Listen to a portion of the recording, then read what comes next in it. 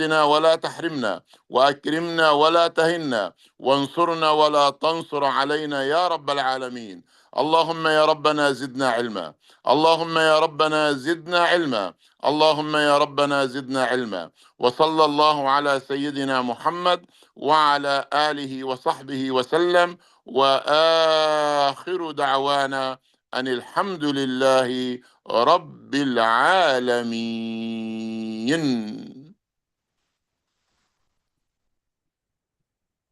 Thank you so much, Imam Shafi, for this very heartfelt dua. We appreciate your presence here, and we appreciate the fact that you took the time out and offered a beautiful dua on the behalf of this ummah and the Prophet, ummah of the Prophet Sallallahu Alaihi Wasallam.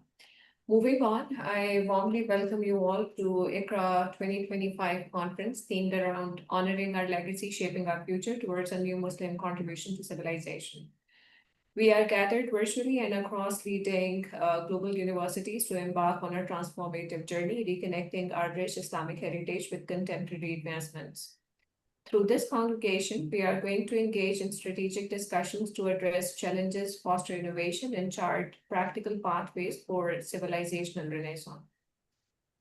As the panel convener for the second day of IQRA 2025 conference on August 23rd, I'm pleased to report that yesterday we focused on foundations for transformation, and our panels, they were hosted by Texas University Dallas, IBM Institute of Business Management Karachi, and the International University of Sarajevo. We kicked off with an opening session featuring His Excellency Dr. Safi Kaskas' introduction, followed by impactful keynote by Dr. Joseph Lombard, Dr. Sharif Akbar, His Excellency Dr. Ahmed Kuwaisa Sengendo, and Dr. Hafiz Edeb Somolo. Our panels on education, science, and economics, they were chaired by Dr. Asad Shehzad and Dr. Aliha, respectively, and we had engaging discussions and question answer sessions after that. And we are greatly indebted to Dr. Sati Kaskas for his extensive efforts to bring together this contribution in the evaluation of this ummah and formulating the right trajectory of actions for all of us. So thank you so much, Dr. Safi, for giving us this opportunity to arrange this beautiful congregation of diverse folks from across the ummah. So a bit of introduction before we commence the panel discussions and before we invite our keynote speaker, a little bit introduction about the conference. This conference is seeking to revive the Muslim heritage of scientific and intellectual achievements by addressing critical contemporary challenges and opportunities that are available at our disposal. And by fostering collaboration among scholars, innovators, and leaders, this event will create actionable framework for education, science, technology, and governance. And we have a particular focus on producing a comprehensive manual for Muslim world leaders. IQRA 2025 aims to inspire global progress and prosperity. So very briefly going through the agenda for today, we have our first keynote speech by Dr. Robert Turner on health in our hands, building resilient and innovative care system for Islamic world. Then we have panel number 4 as a progression of yesterday's program. And the panel number 4 is going to be on social cohesion and leadership, and it will be hosted by Center for Islamic and Global Affairs, focusing on empowering youth, women, and dialogue with question answer sessions proceeding at the end. Then we are expecting the second keynote speech by Muhammad Abbasi on the Quran and Sun Tzu Art of War, Foundations for Success.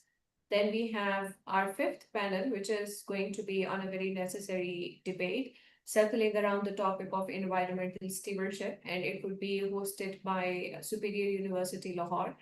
And we would be discussing themes around green technologies and sustainable models with question and answer session nearing the end.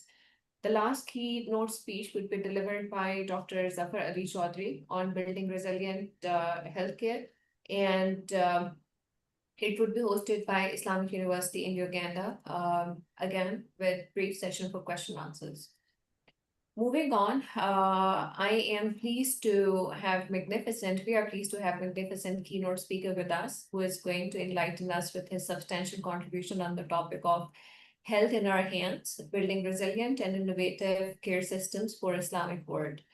Today, the speaker that I have the tremendous honor of inviting is Dr. Robert P. Turner, who is owner of Network of Neurology Health, LLC USA. Dr. Robert Turner is owner of Network Neurology Health LLC and an integrative neurosciences monitoring business based out of Charleston, South Carolina. He also continues to work part-time as a pediatric neurologist and epilepsy specialist.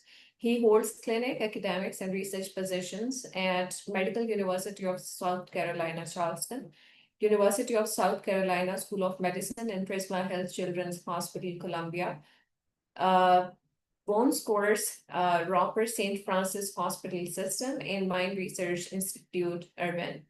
I cordially invite Dr. Turner to grace this session with his opening remark, and we are looking forward to get educated on the subject. Over to you, sir.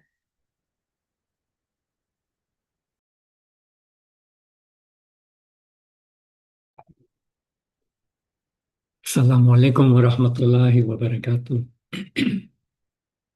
Khudafez. Thank you. Can you hear me okay? Thank you.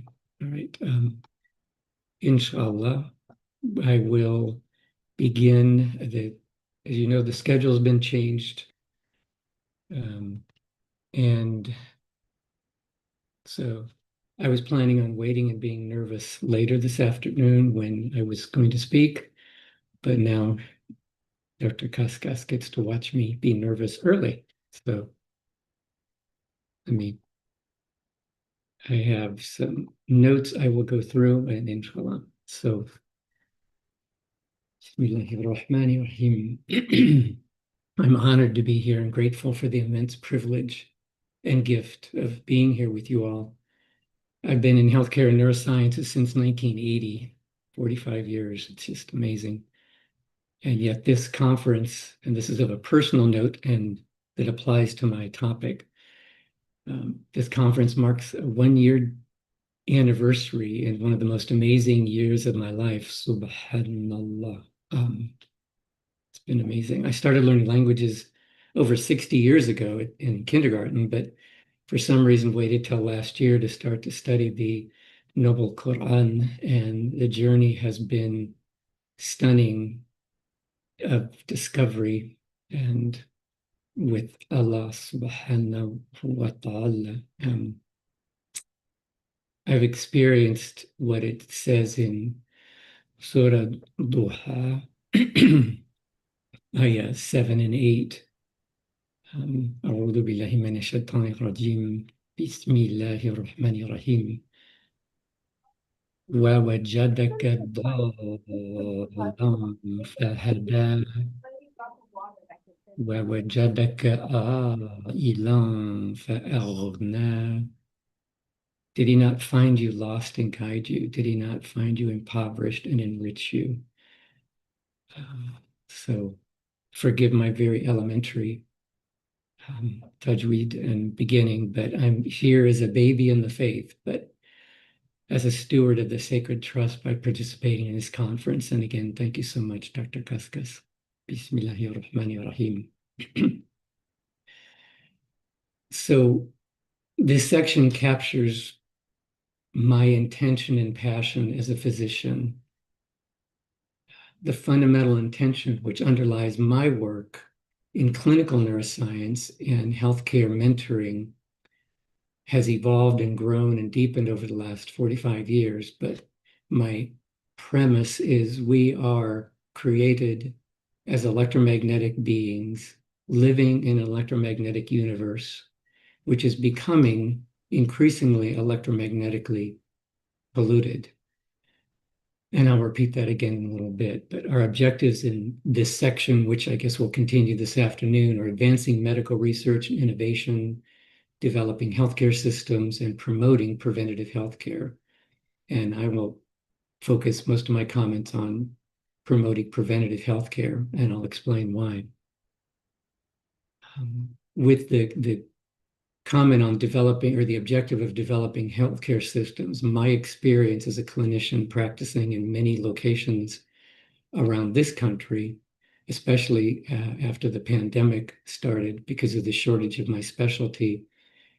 It's this desire for developing more resilient and innovative healthcare systems has to happen, and we need to be practicing more and more what I call true health care, not just disease management. And I'll talk a little bit more about that. So I'll focus my few comments on promoting preventative healthcare, and later on we'll hear the valuable contributions of Dr. Chaudhry and our esteemed colleagues from the Islamic University in Uganda. Now more than ever, there is a need for strengthening resiliency and implementing life-changing innovation. There are two important numbers which keep me focused on brain health and restoration. The two numbers are 52 and 43. 52%. What that reminds me, and it's an estimate, but it's an ever-increasing estimate of the amount of physician and healthcare provider burnout. And that's in the Muslim world and elsewhere. It's catastrophic, and it's increasing, and it's taking a significant toll. And in part, that's because of the non-resilient and sometimes non-innovative systems that we have. But the number 43% is from the World Health Organization Global Burden of Disease Updated Study. 43% of the world population across all borders, all ethnicities, are experiencing nervous system disorders. And that's huge. And that leads cardiovascular disease, cancer. It's skyrocketing. And I believe there's many, many reasons for that. So as a count of all that, hospitals and clinics are overfull with increasingly sicker and sicker people of all ages. And I'm privileged to see people of all ages, from newborn into the older years, which I have now entered. But it's just overwhelming to see this happening in the burnout. In the Muslim world, and in fact, I think everywhere, healthcare providers and caregivers are understandably consumed with putting out the fires. And then what I call disease management. It's kind of all there is time to do. And then that leaves little time or energy left to give to prevention and education. There is well-intentioned lip service to exercise, eat well, don't be on screens too much, don't smoke, sleep well. And we mean well when we give that quick advice, but it's so easy to spend more time and a better investment in looking into that. So I've seen how ineffective this has been throughout the healthcare system. My ever-deepening focus in the neurosciences is healthcare and health restoration.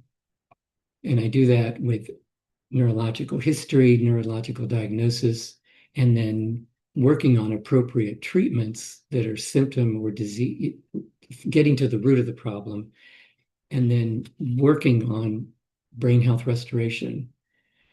So as I said, my fundamental conviction is that we are created as electromagnetic beings. And my journey just this last year in the Quran has been amazing, seeing that just how often this has been. It's just been amazing. So I'll pick up the phone and call Dr. Kaskas, and Dr. Kaskas, I'm like a kid in the candy store, but I'm not having candy now. After electromagnetic beings living in an electromagnetic universe, which is becoming increasingly electromagnetically polluted. So, and as I've been learning more and more, and from the Quran and Islam, that health is not just a biological state. It is not simply an absence of dis-ease. And we are, in fact, multidimensional beings, created spirit, soul, and body. Health is a divine gift and blessing, and our collective responsibility, not just as healthcare providers, but all of us, is to work with Allah subhanahu wa ta'ala to restore health where it's been lost. Health results from relational restoration. Ill health is a manifestation of relational disharmony. both within ourselves and in our relationships. And vibrant health is expressed in the soul, spirit, soul, body, nature of each human being. Health, in its fullest understanding, is multidimensional and dependent upon the integration of our spiritual health, our psychological health, our soul, our nafsi, and our physiological or our bodily health. So 2 topics I'll cover in the next few minutes and then finish. So in addition to the 3 overlapping spheres of health, spiritual, psychological, physiological, there are 4 pillars of physiological health that I've used for years. Many years ago, I called it the MEDS approach, MEDS. Move, eat, disconnect, sleep. I'll talk about that in just a minute. Spiritual health, you must cultivate spiritual health. And in Surah Sad, ayat 72, Surah As-Sajda, and Surah Al-Hijr, we're told that He formed us and breathed His Spirit into us. We must cultivate psychological and mental health. Surah Al-Araf, ayat 189 tells us we're created from one soul, one nafsi. We must continue to cultivate physical health. Surah Yunus, ayat 92, Surah Al-Mu'minin, ayat 12 to 14. We know He's created our bodies. They're not all separate, they're integrated. So the 4 pillars of physiologic health, what I call my MEDS approach. There's nothing copyrightable about it. I make up simple acronyms mainly so I can remember them, but also teach them. Move, eat, disconnect, sleep. And we give lip service to this often in healthcare encounters, but we often don't go further than that. And so moving, eating, disconnecting, sleeping. And it's far more than just eat well, exercise, don't be on your screens too much. Anybody on screens or computers today at all? And then sleep well, without addressing how much people are struggling with that. For movement, in our ever-increasing sedentary society, daily, regular movement and consistent exercise help restore and maintain health and to improve healthy longevity. Phrases like motion is lotion, movement is medicine, use it or lose it, capture some of this wisdom. For the E, eat. One of the most important factors, if not, I think, the most important factor on brain growth, development, and function is the brain-gut connectome, that huge relationship in the way we've been created. In a world with ever-increasing malnutrition, suboptimal nutrition, and environmental toxicants, and quick but illness-promoting processed foods, our nervous systems and our whole beings are suffering. For the disconnect, amidst the gifts of technology, social media, and AI, we've heard so much, we've learned so much, we're growing so much, but we're also learning about the immense damage and dangers they are inflicting across the age span from in utero on, with increasingly pervasive and invasive anthropogenic electromagnetic radiation, different than our natural biosphere. And that's something that I continue to work with. You can measure that on the brain. We've learned much in the world of radiation, and it's not going away. But as we are saturated increasingly in higher giga and terahertz frequencies 24/7, this artificial electromagnetic environment saturates our electromagnetic bodies. Sleep. We are experiencing a tsunami of what I've titled another acronym, CIRS, chronic, inadequate, restorative sleep. Some of you are experiencing that right now, depending what time it is in the middle of the night. Not just not enough sleep, but disruptive sleep in toxic environments, not just emotionally toxic and traumas that we're encountering, but surrounded by electromagnetic technology, which affects us. versus creating a safe and healthy sleep sanctuary for all human beings. I track these systems in my work and their attendant abnormalities with clinical history exam and with a very easily available tool of EEG and quantitative EEG, which I use daily to assess brain health and brain function. Through my career, I've emphasized preventative healthcare for the whole person, spirit, soul, and body. And I found that this is effective for change and long-lasting results. If we are to develop resilient healthcare systems, they must be equipped with the time and energy for. بعد وش واحد يقول هذاك يطلع Okay.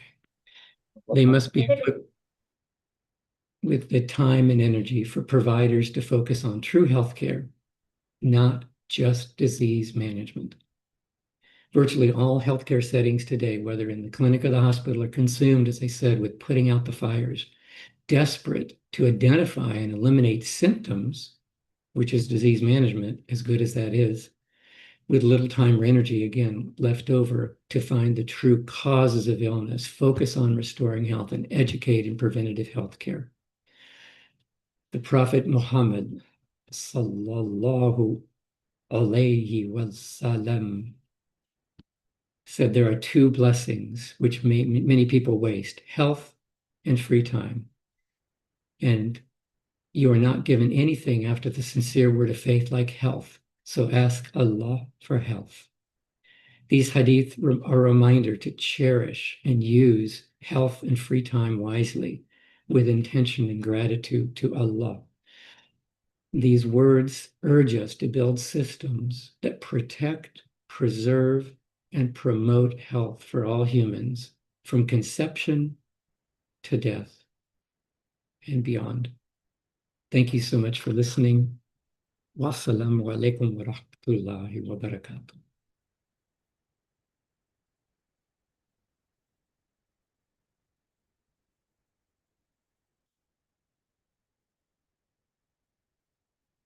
I don't know if I stopped early, but No, you're fine. shukran. The floor is yours, Sister Zanira. Thank you. Yes, Thank you so much.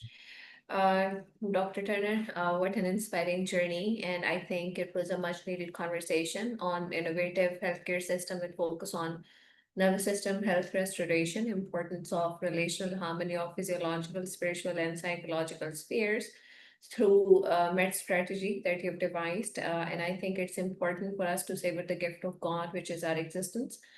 Thank you for delivering an inspiring keynote speech at this forum. Your insightful perspective and compelling vision greatly contributed to the discussion that is pertinent and important for this conference. We deeply appreciate your time and expertise and dedication of advancing the conference mission.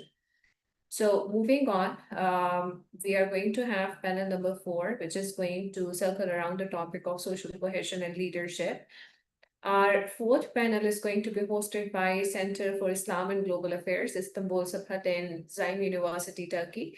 And key themes that would be addressed in this panel would include empowering inclusive leadership, youth, women, and dialogue for a cohesive future. And Dr. Zatari would be gracing this panel as a moderator. So brief introduction of the moderator for today. Dr. Fadi Zatari is an assistant professor of political science and international relations at Istanbul Sabahattin Zaim University and deputy director for the Center of Islam and Global Affairs. Dr. Zatari received his education in Palestine, Germany, and Turkey. In 2021, he received his PhD in civilization study with major in political science from the Alliance Civilization Institute of Ibn Khaldun University, Turkey. And in 2006, he earned his BA in political science from Al-Quds University in Jerusalem. In 2009, he received his first master's degree in international studies from Birzeit University. And in 2013, his second master's degree was in political theory from Goethe University, Frankfurt, and Technical University of Darmstadt, Germany. His academic publications appeared in Journal for Middle Eastern Studies, the American Journal of Islam and Society, Journal of Islamic Ethics, Inside Turkey, Journal of Islamic Thought and Civilization, Divan, Journal of Interdisciplinary Studies, Darul Funun Ilahiyat, Contemporary Review of Middle East. Besides his native Arabic language, he is a polyglot. He's fluent in German, English, and Turkey. His research interests include ethics, politics, political theory, civilizational studies, theory of civilization, Islamic thought, classical Muslim thoughts, and Palestinian studies. It's a tremendous honor to invite Dr. Zatari to take over this panel and initiate the discussion. Dr. Zatari, this panel has an hour and 15 minutes to be convened, and over to you. Assalamu alaikum wa rahmatullahi wa barakatuh. I hope you can listen, right? Okay. It's my pleasure to be moderating this session. I am from Center of Islam and Global Affairs, and we will have 4 speakers. But before we start, I would like to say a kind of personal story with this, because the topic of the whole of the conference. When I used to live in Palestine, I thought to go to Germany to study political theory and to learn from Western perspective and see more like what is the topics. And after studying there, I discovered something that later, of course, I learned more and more, that if we as a Muslims study the West before understanding our heritage, our culture, our civilization, we will be just mainly just imitator of the West. And therefore, I do believe that reading and rereading our Turath, our heritage, our Muslim scholars, will lead us to new way to think. In my field of study, for example, where I focus on ethics, for example, and politics, I could see many problems in a Western context with different theories in IR, how they undermine the role of ethics. And then later I learned how Muslim scholars look at ethics and how they, for example, see the man as an ethical being, not as a rational being. But this is all to say that I am happy to be in this part of this conference, where you're trying to go back to the Turath, to the early contribution of Muslim scholars, and to discuss like Islam from this perspective. We will have 4 speakers for this panel. This is panel number 4, and each will have 10 minutes, maximum 15 minutes. And we will start with Ustaza Zainab Ansari from Tajsir Seminary, the USA, followed by Dr. Aisha Sayed from Ibn Khaldun University here in Istanbul. And then the third speaker will be my colleague Uwais Khan from Center for Islam and Global Affairs from Sabahattin Zain University. And finally, we will have Dr. Mohsen Zahid from Pakistan. So the floor is yours, Dr. Ustaza Zainab Ansari.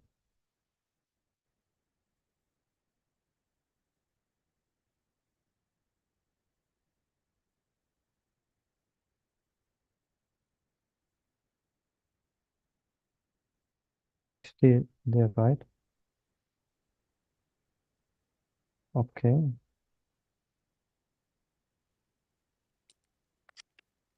Okay. I see that she's here with us. Let's give her Yes. a chance to show up. Yes, she's there. She opened her. Here she is. Wa alaikum وعليكم السلام ورحمة الله وبركاته.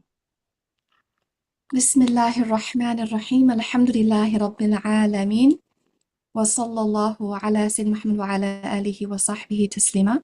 I just want to extend my appreciation to the conference organizers, and it's an honor to join everybody today. And I also want to especially acknowledge Dr.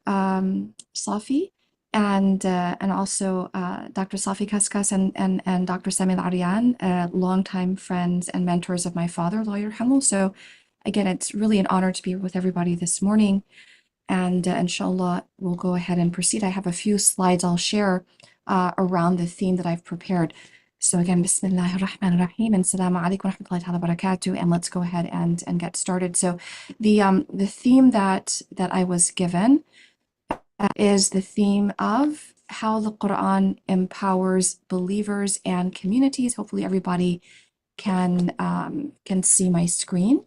So inshallah, let's go ahead and take a look at this. Bismillah ar-Rahman ar-Rahim. So I wanted to really design my portion of this panel around both an ayah from the Quran as well as a hadith of the Prophet sallallahu alaihi wa alihi wa sahbihi wa sallam. And in Zainab, particular, I think this is in your view. It's in the okay, presenter's view. You can change it to the normal slideshow. okay, let's see if I can pull this back up again. Just give me 1 second, inshallah. Is that better? Yes. Just make sure that we have the full screen here. Thank you. So the ayah that I wanted to share is from chapter 24, Surah An-Nur. أعوذ بالله من الشيطان الرجيم بسم الله الرحمن الرحيم إنما كان قول المؤمنين إذا دعوا إلى الله ورسوله ليحكم بينهم أن يقولوا سمعنا وأطعنا وأولئك هم المفلحون. The only response of the true believers when they are called to Allah and His Messenger, so He may judge between them, is to say, we hear and obey, it is they who will truly succeed. Now, the reason why I chose this particular ayah for my reflection today is because in this ayah, even though there is a particular historical context around some of the events that were taking place in Medina at that time, this ayah has, I think, a very clear directive regarding what the sources of true empowerment are for the believers, for that community that is united around the Prophet sallallahu alaihi wasallam, a community that really is witness to the sending down of revelation. And I believe that these themes are especially helpful in light of what the Ummah is facing today. So I will attempt to make some parallels between the themes in this ayah and what we are witnessing today in terms of what is affecting the Muslim Ummah. We know that this is a very difficult time for the Ummah collectively, as well as many parts of the Muslim world, where our Ummah is affected and afflicted by war and genocide and poverty and suffering. So when we look at these enormous issues facing the Ummah of the Prophet sallallahu alaihi wasallam, again, it behooves us to go back to this original source of divine guidance and to understand how this Quranic directive, how it both instructs the believers how to interact with the Prophet sallallahu alaihi wasallam, as well as how to raise and to sort of lend their voices to the solutions that are so necessary. So in this ayah, Allah subhanahu wa ta'ala utilizes the language of, again, as it says, أن يقولوا سمعنا وأطعنا. So that tells us that the crucial factor in the empowerment of the community of the believers is in their ability to form these cohesive ranks around the Prophet sallallahu alaihi wasallam.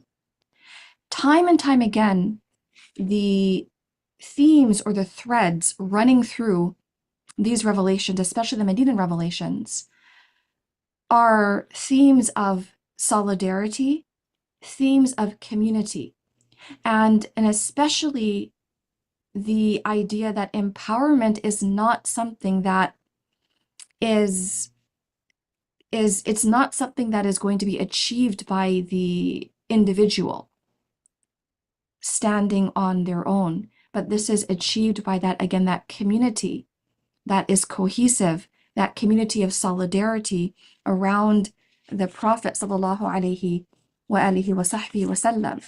And so when we consider both the experience of the Muslims and the believers in Mecca and the believers in Medina, we see that there's a very interesting and a very fascinating transformation that takes place.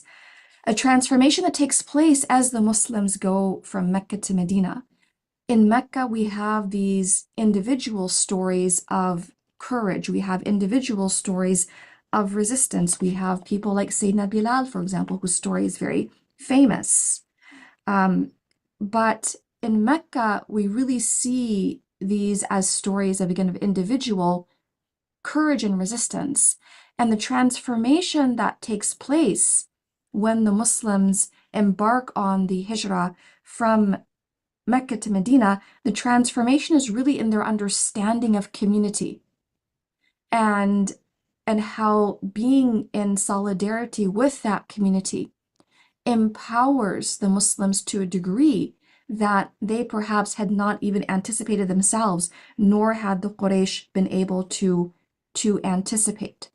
So that's why I wanted to begin my reflection with this ayah from Surat An-Nur, because this concept of سمعنا وأطعنا is animated, as I noted, by both the individual circumstances of the Muslims in Mecca, as well as the solidarity that they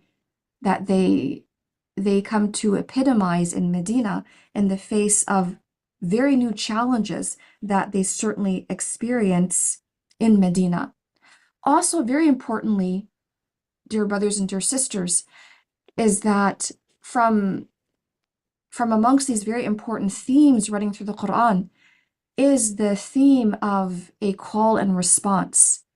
That when Allah subhanahu wa ta'ala reveals these ayahs around sami'na wa ata'na, when Allah subhanahu wa ta'ala reveals verses in the Quran addressing the believers, the ayahs of Ya ayyuha alladhina amanu, whether those ayahs are explicitly addressing the believers or the message is implicit, there is this theme of call and response, meaning that Allah subhanahu wa ta'ala is inviting the believers into a dialogue, in a sense, that Allah subhanahu wa ta'ala is inviting the believers to really sort of reorient our lives, and to really reorient our lives and to redirect our communities in the direction of responding to this call.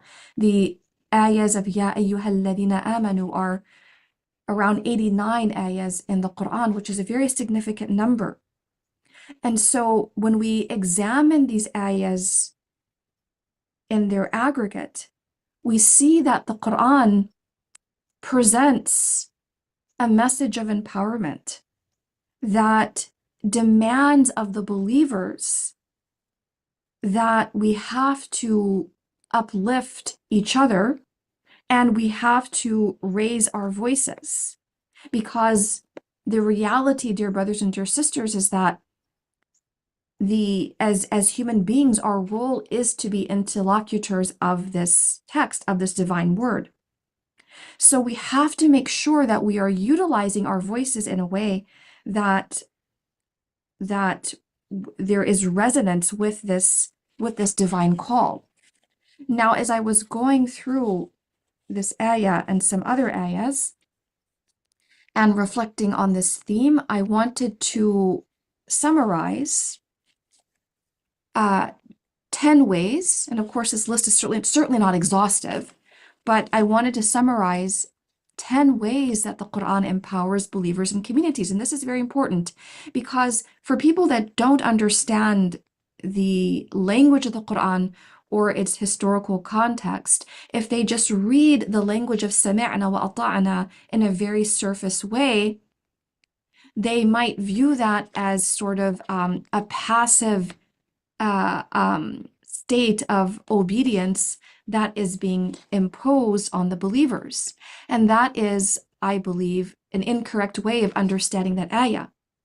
because in obeying Allah subhanahu wa ta'ala and following the Messenger sallallahu alaihi wasallam, then you have numerous examples of people that were able to transcend the most difficult of circumstances. So there's a very intriguing paradox here that actually the path to empowerment and liberation in a way that the Muslims had not thought was possible actually began with that ability to submit their will to the will of Allah subhanahu wa ta'ala and to follow the Prophet sallallahu alaihi wa alihi wa sahbihi wa sallam.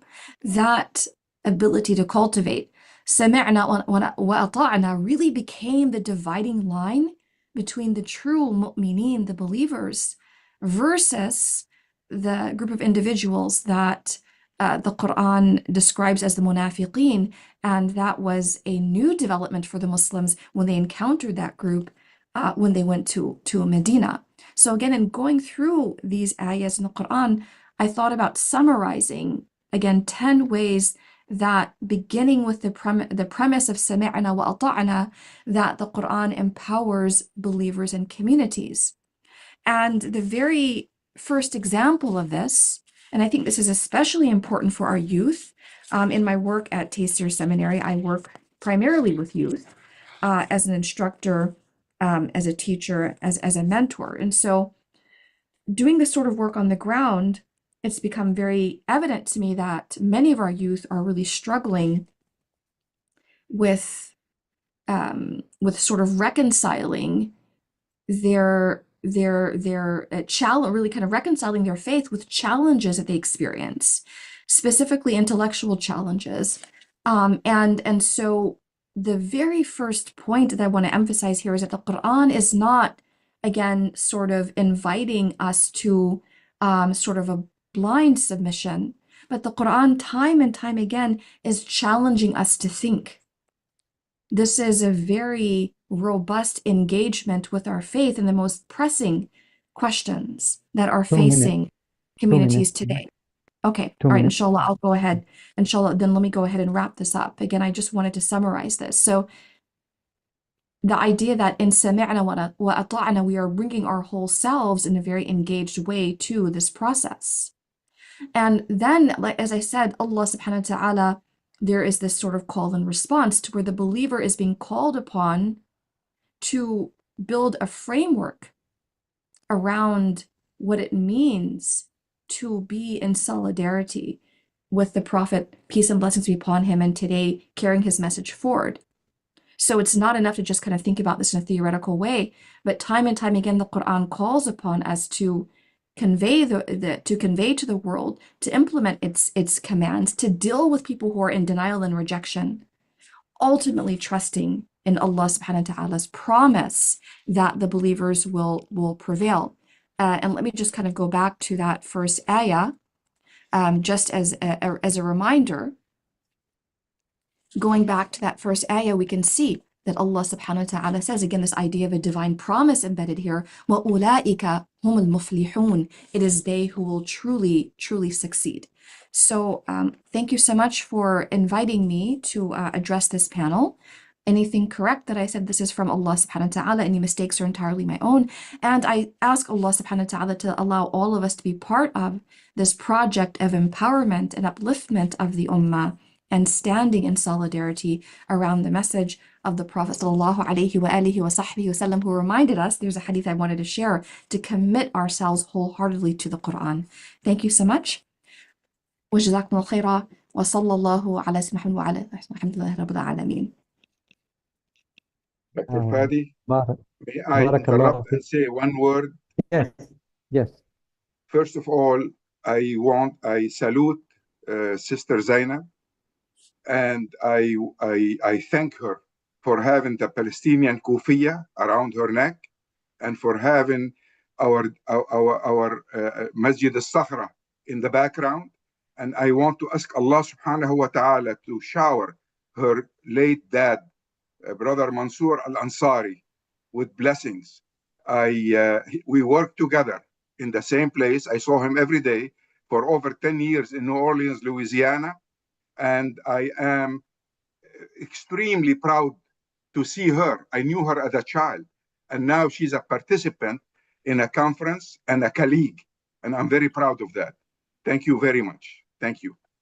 Allahumma barak. We're so grateful to you, Dr. Safi. My father spoke of you so lovingly. I mean, you were his first mentor in Islam. May Allah Ta'ala just increase your reward and multiply it with abundance.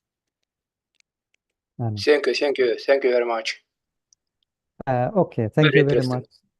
much. I thank you for your personal reflection on the ayah from Surah An-Nur. I personally, before we move to the second speaker, think our understanding for this particular ayah will be more even deepened if we consider two things from Quran, which is Mithaqul Ishhad and Mithaqul Amana. They are also repeated in the Quran several times because that is the story of the humanity from the beginning. The responsibility we as a human being we accept it. Other creator they did not accept it, and the story started from there. And one step later or more that is to be built on from this ayah. Now Sorry, we will. can I ask a short question to Zainab? Very we short. will come to the question. We will come to the question and answer after all the speaker will be finished with their presentations. We will move now to Dr. Aisha Sayed. The floor is yours. 10 minutes or minimum, or 15 as a maximum. Thank you very much.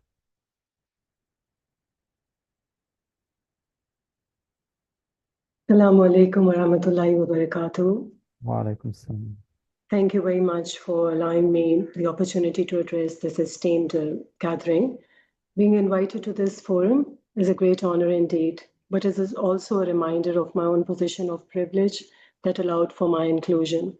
So as I begin with deliberations on the role of women in empowering inclusive leadership, I am reminded of two highly empowered women leaders from recent history, Princess Diana and Prime Minister Benazir Bhutto. Their life stories are testimony enough to the illusion of women empowerment, often celebrated in icons, but undermined by systemic apartheid. If such towering women leaders could not escape the vulnerabilities of their gendered realities, what then of millions of voiceless, marginalized, invisibilized women, unheard and unseen? So today I want to reflect on how women's empowerment, not as token symbolism, but as lived holistic reality, is essential for inclusive leadership within Muslim societies. So let me begin my presentation with a verse from Muhammad Iqbal.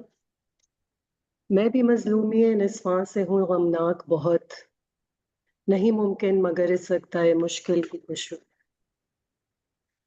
So, talking about women empowerment from token symbolism to lived holistic experience, let us begin with the fact, and this is also just a reminder, of course, this August House knows all these things much more than I do, but I would just like for us to be reminded that women are equal in humanness. What do we mean by that is in their individuality, in their identity, in their agency, in their autonomy, in responsibility and accountability. Then there is a further distinction awarded to or bestowed upon women by nature, which is that of motherhood. So they share the divine attribute of Al-Khaliq in procreation. So women are the guardians of the human civilization in this sense, because they have the wombs that carry forth human existence.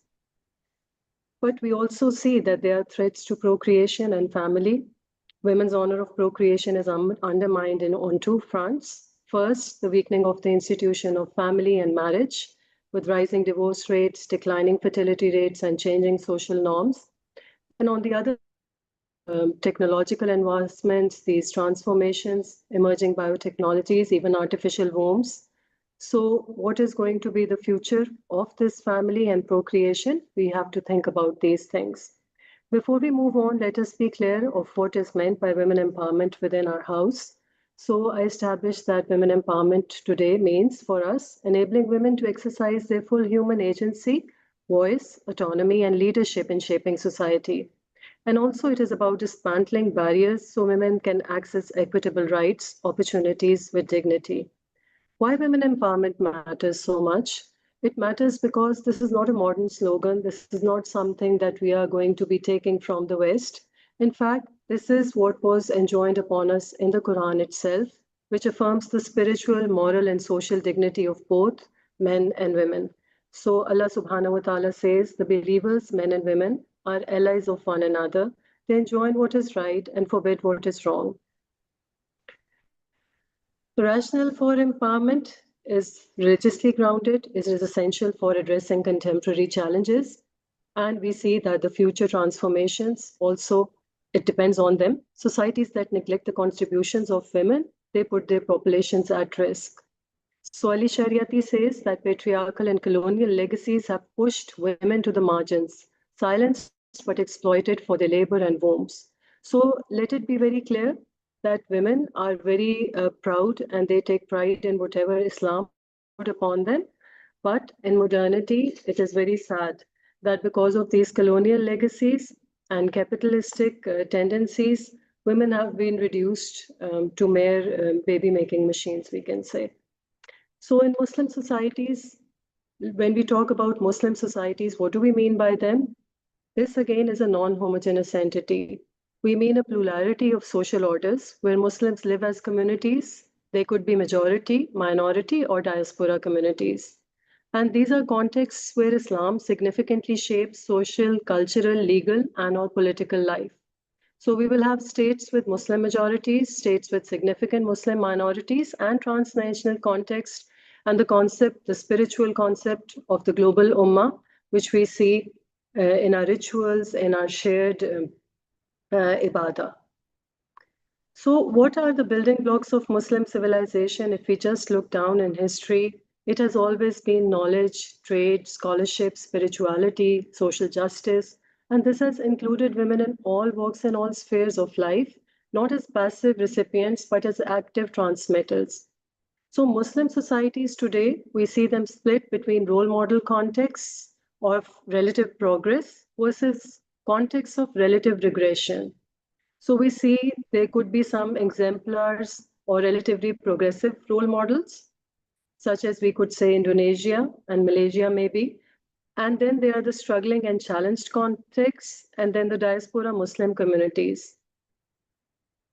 So women empowerment in Muslim societies should be based on meritocracy. And what is meant by meritocracy is what Allah has enjoined upon us in the Quran, that indeed the most notable of you in the sight of Allah subhanahu wa ta'ala is the one who is most righteous amongst you.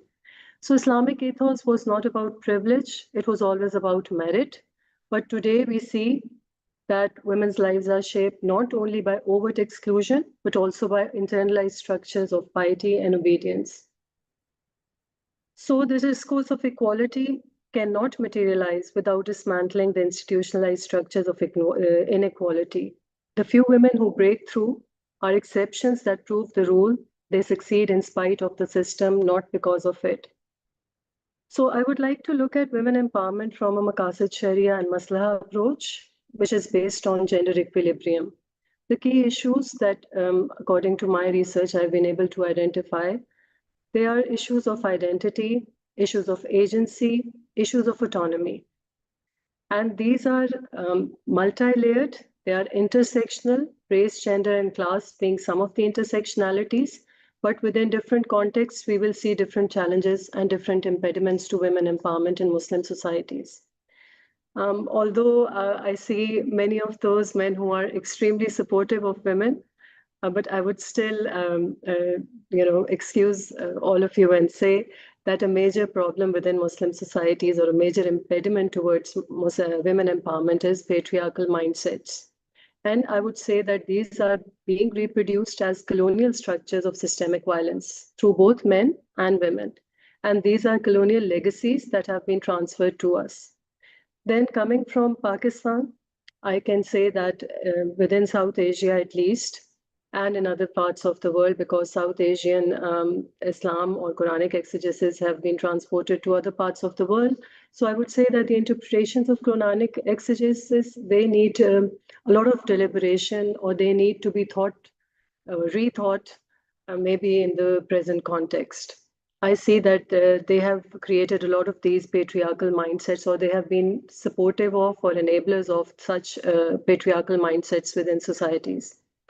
I think there's also focus on quantity and oblivion of quality. So we're very proud of our numbers as Muslim communities, but what is there within these Muslim communities? We hardly ever think of them. For instance, how many of our Muslim communities, including men and women and children, are below the poverty lines?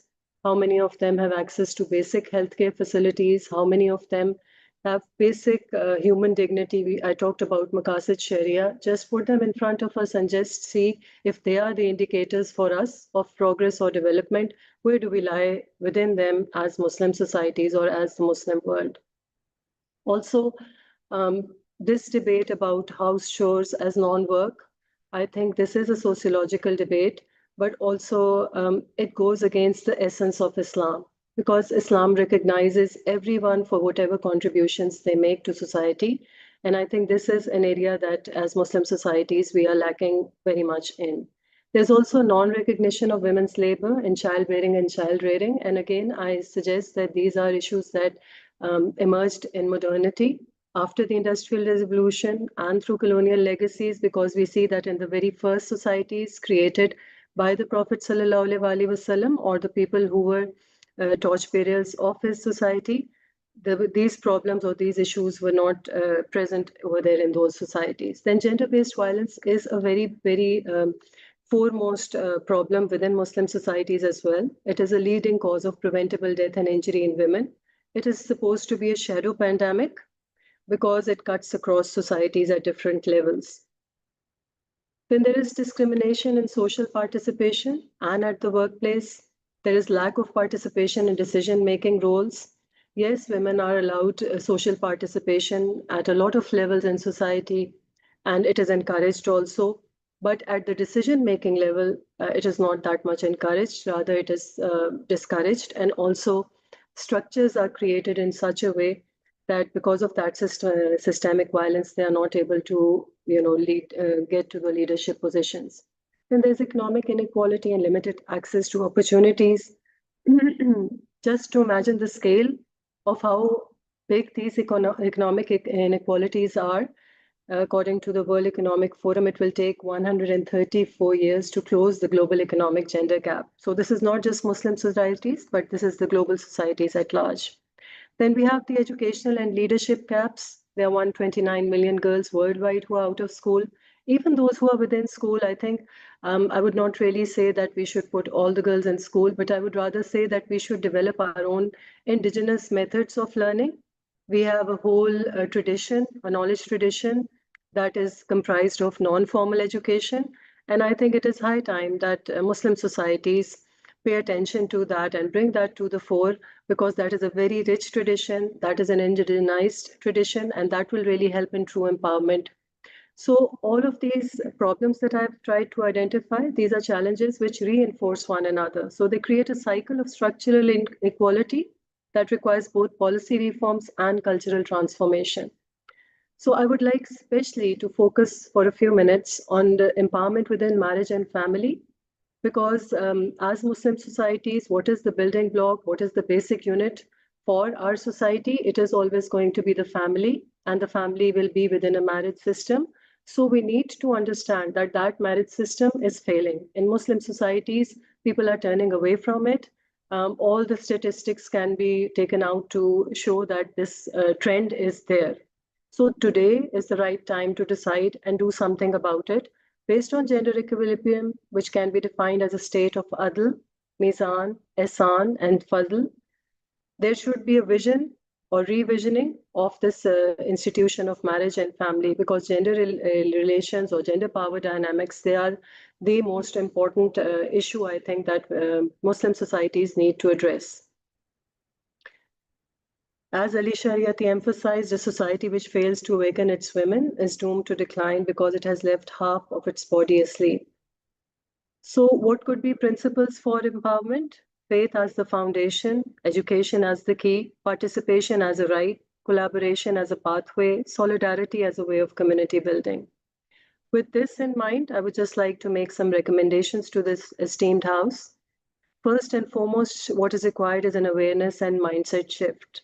So there has to be a conscious effort to building this awareness. It can be done through a lot of other means. And because this forum is an output-oriented forum and SIGA is a policy and research forum, I will share some recommendations or details of these separately at a later stage, inshallah. Secondly, we need to recognize and reinstate the human status. Last 2 minutes, sorry. 2 minutes more. So women are not to be taken as docile bodies, but as full human beings with moral agency and dignity, reclaiming the Quranic declaration of men and women as ontological equals. Then household work as formal labor, it may be recognized as such, recognition of childbearing and child rearing as was done in the earliest Muslim societies. Then I would really recommend a group of scholars to rewrite or rethink Quranic exegesis through an inclusive group. So it should not only be men having their own deliberations on it or women, but it may be a group. Maybe such a project has not been taken upon previously, and this may be a very good project to take up.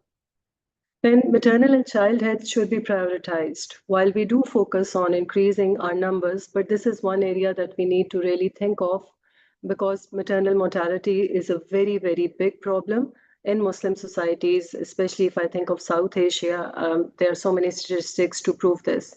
Economic and financial empowerment. Without this, no other empowerment is possible. The systems of dependency, not just mental dependency, but financial dependency, they keep creating these gendered power dynamics. And this has to be addressed. Education as empowerment. And then leadership and decision-making participation, legal and policy safeguards against violence, reframing family and marriage as equilibrium, not hierarchy. So in the concluding remarks, I would just like to say that empowerment of Muslim women in Muslim societies is not about adopting foreign paradigms, but about returning to our Quranic roots. Our challenge is to redefine narratives away from conventional competing patriarchy and feminism and towards gender equilibrium grounded in Adl, Ihsan, and Nisan. Thank you very much. Thank you very much for your presentation. We will move now to Uwais Khan, my colleague from Center for Islam and Global Affairs. Uwais, the floor is yours. Okay. Assalamu alaikum. 15 I'm minutes. really honored.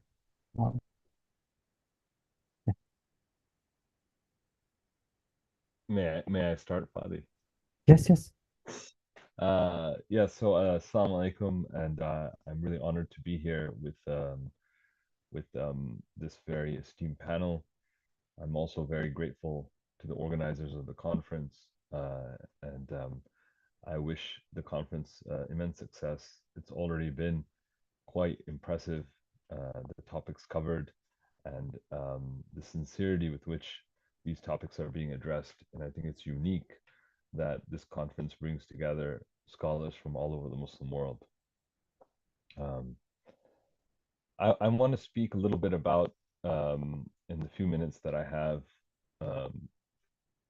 about the kind of work we do at SIGA and how our perspective, and especially that, I mean, my own, which has been shaped through the work that we do, focuses on the Muslim world and you know the global geopolitical of different conflicts that are now enshrouding our beautiful civilization. And what to me seems to be the main conflict of our age, especially of our generation, the generation that watched a genocide happen, is essentially a conflict, what we have come to see in the field as normalization on the one hand, versus resistance on the other. And this conflict emerges as a zero-sum game in our region between actors and interests, which push and pull in two different directions. And so when we talk about leadership and the cultivation of leadership, what we're essentially talking about at this time, at this juncture, is how do we navigate through this essential conflict. But before we can get any grip on how to revive leadership, we must understand the problematic in which we find ourselves. So what do we mean by normalization as a concept within international relations and geopolitics today in Western Asia? What normalization essentially means is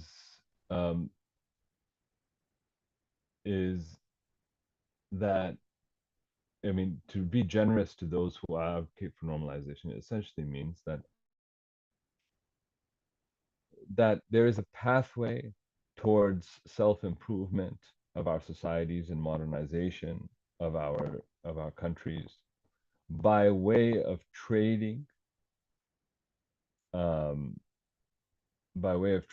our political interests for economical development.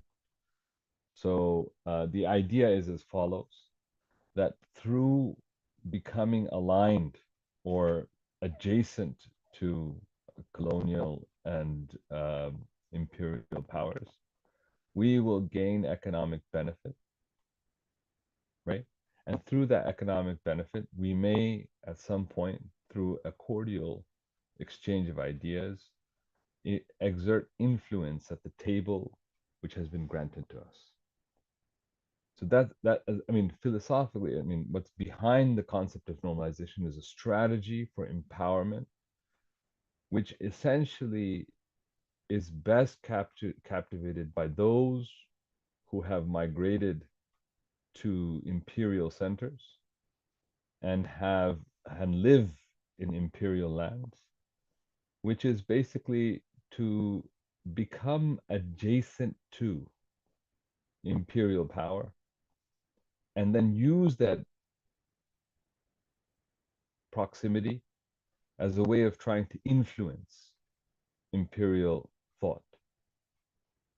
This strategy is advocated mostly by those actors in the Gulf who are known. They don't need to be explicitly mentioned. But it is also embodied in diaspora communities who live in the West, who move to the West, who live and labor in the West, and whose success in the West demonstrates that the idea of normalization has hope.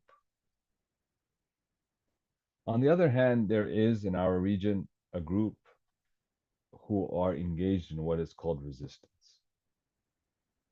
And resistance is a denial of hegemony and the permanence of foreign influence in our region.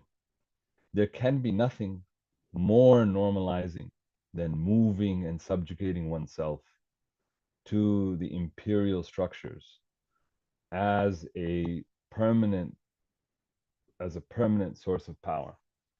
So normalization and resistance, which form the zero-sum position, especially after the commencement of the genocide that has taken place in Palestine, requires a political judgment.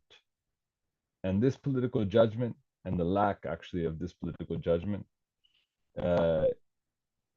is what the youth have seen, and it is a failure of our generation to have not been able to exercise political will and political judgment in this failure, and we have to take stock of that.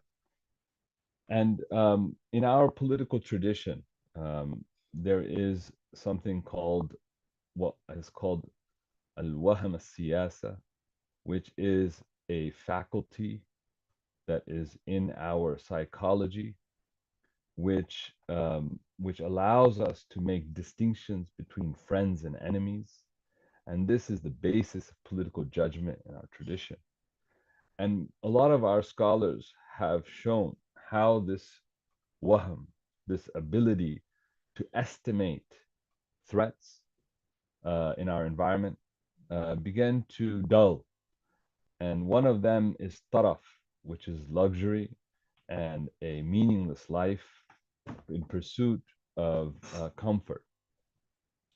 And normalization as a philosophy and a policy in our region is basically a policy of taraf, which is a policy that tells us to trade in our political sovereignty and independence in favor of some comfort and in favor of some security, so that we may exercise influence at the table that has been set for us. So the dulling of political waham in favor of what is thought of, or what I'm calling normalization, is the death of political meaning in Muslim society. And this political nihilism, which now affects all Islamic sects and all leadership, beginning from those who have advocated for normalization by living and laboring in the West, but then extending out as an influence all over the Muslim world. This idea of normalization is what is creating the dullness in our political waham, our ability to make a distinction between enemies and friends, and is dulling our capability of resistance. Now, in response to this condition, Ibn Khaldun has been very clear that dynasties of greatness are made in the desert, and that the Bedouin spirit must once again descend on the Muslim world. And this Bedouin spirit that is so needed at this age requires that we reject normalization and taraf, and we adapt principles of simplicity and nomadic mobility in order to be free to resist in the face of imperial influence in our region.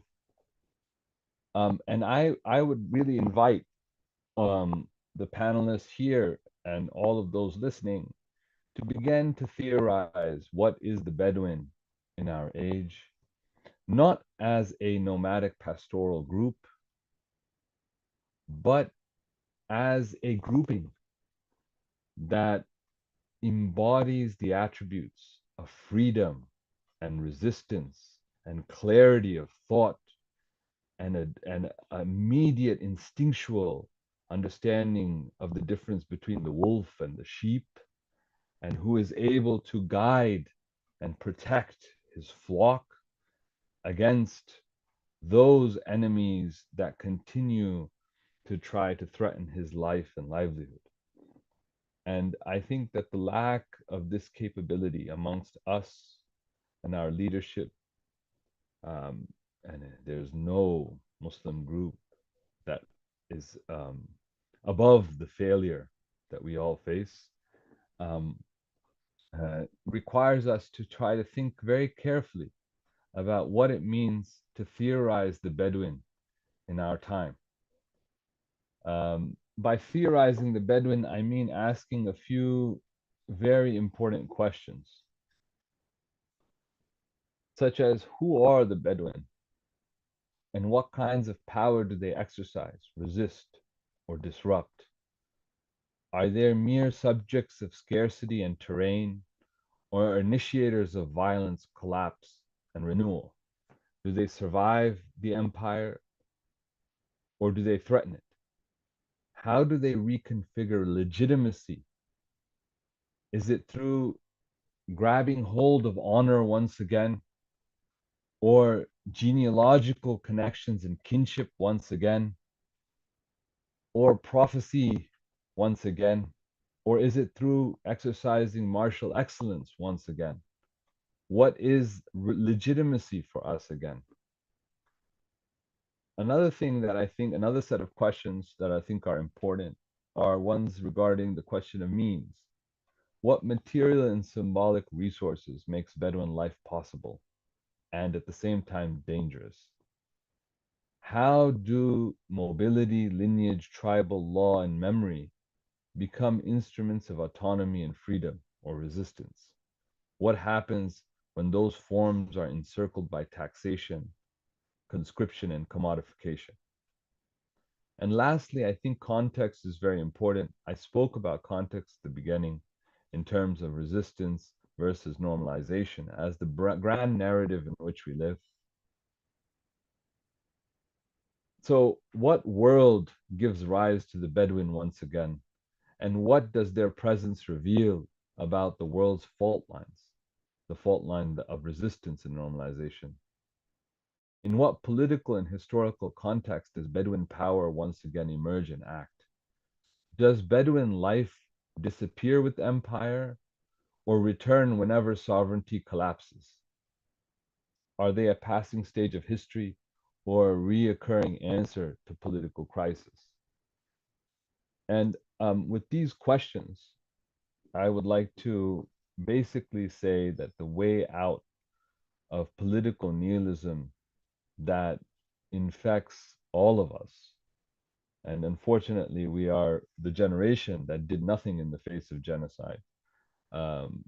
We must take account and stock of how our political wahm, our political judgment, has become so dull, and how normalization as an ideology has infiltrated even our decisions to educate our children, right? How aspirations for sending our children into advanced, educational systems into the West has led to a situation in which we are so entangled that we cannot see the wolf for what he is. So these are the kinds of thoughts that I think leadership in the coming years and decades must answer for youth, or else be seen as being irrelevant. And I must add that this AI and technology and all these things are important. However, these are not going to excite the youth. They are a generation who grew up in technology. Technology is not something that excites them, it's something they expect. And so we need to think outside of the box, and we need to start asking from our youth how a life of purpose can be reformed after genocide, and we have to admit to them, which is hard to do, that we failed due to the fact that we were embroiled into normalization and taraf, and we lost our political waham, and we need to raise a generation that has that sharpness of thought. And without this kind of discussion, we will be in a situation of immense loss for the next decades or so. That's it. Thank you. Okay, thank you very much, Wais. This is a lot of insights to think about. This is also what Carl Schmitt saying, politics is to be able to distinguish between your enemy and your friend. I think Tufan al-Aqsa force us to rethink many things, especially about sovereignty, for example, and distinguish between the external and internal sovereignty. We can see that these Muslim majority countries, or many, or all of them, they have internal sovereignty, but in the sense of external sovereignty, Tufan al-Aqsa making us reconsidering all this reality. Thank you very much again for so much insight to think about them. Now we will move to the last presentation, Dr. Mohsen Zahid. Thank you very much, Jazakallah, Dr. Fadi. I'm really honored to be here among these esteemed and intellectual people. Let me share the screen, please. Yes.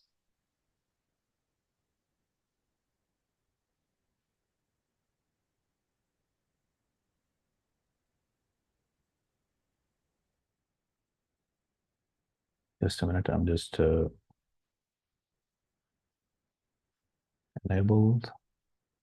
Use password. I'll have to restart it if you just allow me for a minute, right? Is that okay? Yes, sure.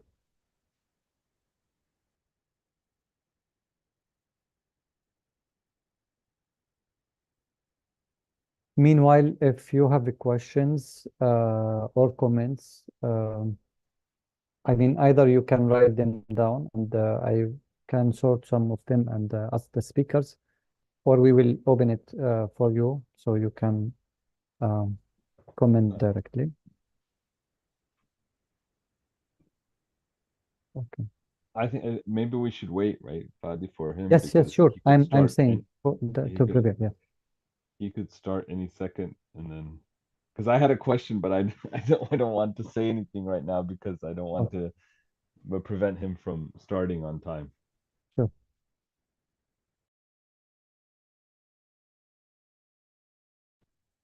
Sorry, my apologies. It was actually in a new system, so it needed permission, so I had to restart this application. So my topic is, I hope you can see my screen for now. Yes, we can see it. Okay, great.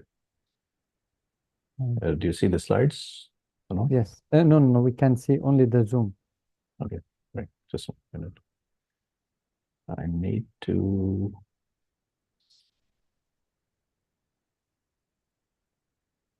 back to meeting, stop sharing. Okay, share. Yeah, here it is. What about now? Yes, great. All right, Yes. great. Jazakallah. Sorry for the trouble. So we'll talk about the role of technology in empowering Muslim communities. I'm sure you must have seen. Let me give you a bad news first. We're actually living in an anomaly, and I will tell you what does that mean. You must have seen this map.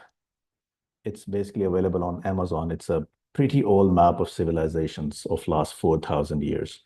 So this basically entails how many years one civilization, in which year it started and then collapsed ultimately. It raises a question in my mind that what about the Muslim civilization? So I mapped through the help of AI all the civilizations of the Muslim of the last 1,400 years, and I map all this. Then I was astonished to know that 85% of the time of the last 1,400 years, Muslim civilization has been in a global or regional power situation. That's like some statistics claim it to be 91.9%, which is about like 92%. But let's be a bit conservative, and 85% is a pretty good number for a civilization which has like 1,400 years. So interestingly, we are in that 15%. So that's an anomaly, right? And from that 85%, 37% of the time we were the global power, not just the regional power. So that's like the top of the line superpower. So it means it's not something new for the Muslims to be on the power ladder. So interestingly, then I decided what is the contribution of the knowledge by each century by the Muslim. And as you can see, the blue one is the Muslims and the orange one is the Western world. The 37%, when we were the global power, our contribution to the knowledge was the top of the line. Gradually, we declined in the knowledge contribution, and our role in the society, in the world, gradually collapsed as well. So, which basically means if we take the correlation, it will be a very strong correlation between the knowledge contribution, which translates to technology, and being the superpower. So that was the past. Let me share something about the present. Presently, we have 2 billion Muslims. We crossed that limit in 2023, and 1/3 of that 2 million lives in 3 countries: Indonesia, Pakistan, and India. From technology perspective, the internet penetration in OIC member is 45%, which is far less than the global average of 66%. There are 2.7 billion people in the world which are still offline, not connected to the internet, and 20 millions are the Muslim, which again, it's a major portion of the population which comprises of the Muslim majority countries. And considering the population, we are 2 billion, right? We should be dominating the social media. We should be dominating the narrative, but we're not, right? For example, after October 7, the anti-Muslim YouTube comments on the YouTube spiked like 4,300%. So it basically shows our effectiveness as a large number on the social media is not that powerful enough. And the world has 270 million children out of school, whereas 180 million are from the Muslim majority countries. That is basically the present situation. But we're not focused about the problem. We are more focused about the solution, what we can do, right? Let me give you a very interesting stat. When airline was invented, it took 64 years for them to hit 50 million users. Automobiles took 62 years, telephone 50 years, electricity 46 years, credit cards 28 years, television 22 years, ATMs 18 years, computers 14 years, mobile phones 12 years, internet 7 years, Facebook 4 years, WeChat 1 year, TikTok less than 9 months. And can you imagine an app, it's a simple app, which hit 50 million users in just 19 days. That's Pokemon Go. So what we're seeing here is you can see the trend.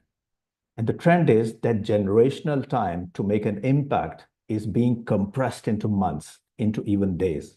So that is a message for us that if we want to create an impact, which earlier took, let's say, 3 generations of 64 years, now we can do it in days, in months. Of course, it's super ideal, but there's no limitation to how we can create that impact. So opportunity for us is that if we have an idea, if we have the potential to create a global impact, we can do it. We are 2 billion, right? We need just the right strategy. We need just the planning and the right resources and the right execution. So let me give you another interesting thing. There are 2 components of power. And one is the hard power for being a factor, for being on the top stage of the world. The hard power includes technology, which is the topic of this discussion, the infrastructure and the resources. And the second one, which is really important, is which basically fuels the hard power. And that is the soft power, which are human resources and the public perception. And this is once in a century opportunity for Muslims, that this is the first time that the hard power and the soft power are in the favor of the Muslims. The public perception is, after especially this Palestinian genocide, is in favor of the Muslim for the first time in the last 50 years, right? We cannot debate this, whether it was, it's not my area to talk about it, whether it was, manufactured or not manufactured, but you know the arguments, right? But the thing is, this is the first time that the hard power and the soft power are aligning in the favor of the Muslims. If we don't use this opportunity, all the sacrifices of the Palestinian will go in vain. And that's really troubling me. We need to capitalize on this opportunity. Why hard power is the at the right stage? Let me show you. So the future is Muslim fintech has cumulative growth of 13%, which basically outpaces the general growth.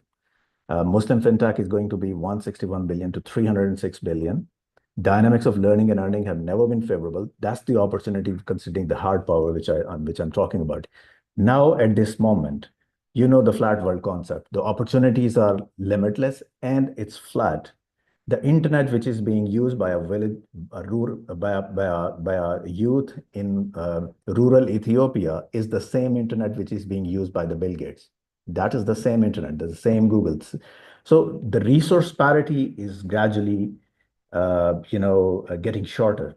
So the opportunity for the Muslims is that this flat world concept, if we don't use it now, we will lose this opportunity. We just need one brain. We just need a laptop and just the internet connection. That's it. You can serve the London market, you can serve the New York, Washington market from any rural Pakistani village. You can serve from any Indonesian. You just name anything and you'll have this. So now the opportunity is that the future billionaires are now possible based only on a single person companies. Now the concept is you don't need bigger companies. You just need one single person with the right tools, with the right internet connection, with the right technology, and he can create an impact which is like equal to hundreds and thousands of people, which were earlier. So another opportunity for us is the halal market is going to be $3 trillion. It's amazing by 2028. And of course, everything needs to be halal for us. And social media is not halal so far, right?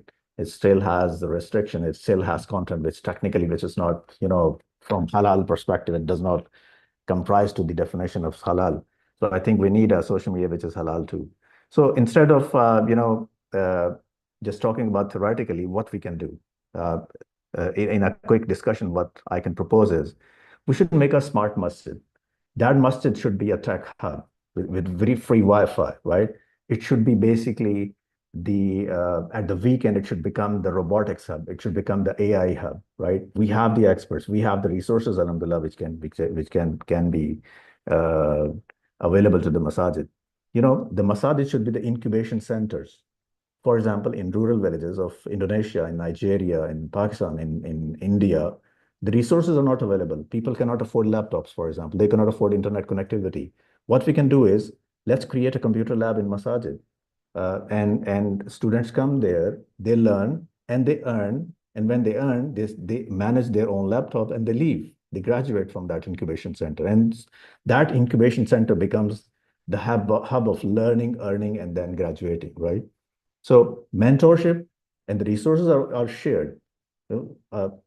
Establishing a computer lab in a masjid, I think it's not an issue. If masjid can be established, let's say by $200,000, a lab only needs probably $5,000, just like 2-3% of the whole masjid.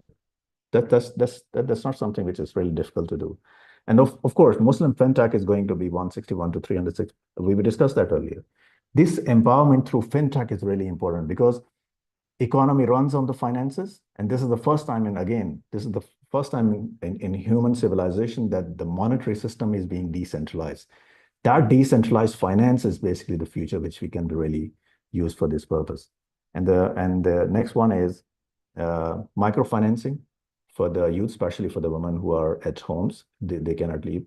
For example, we are running a platform for the women who work from home, and we arrange their we arrange them their products, their marketing. We do almost everything. They just manage from their homes. They don't need to have some, hijab issues or niqab issues or the social stigma and taboos and all that.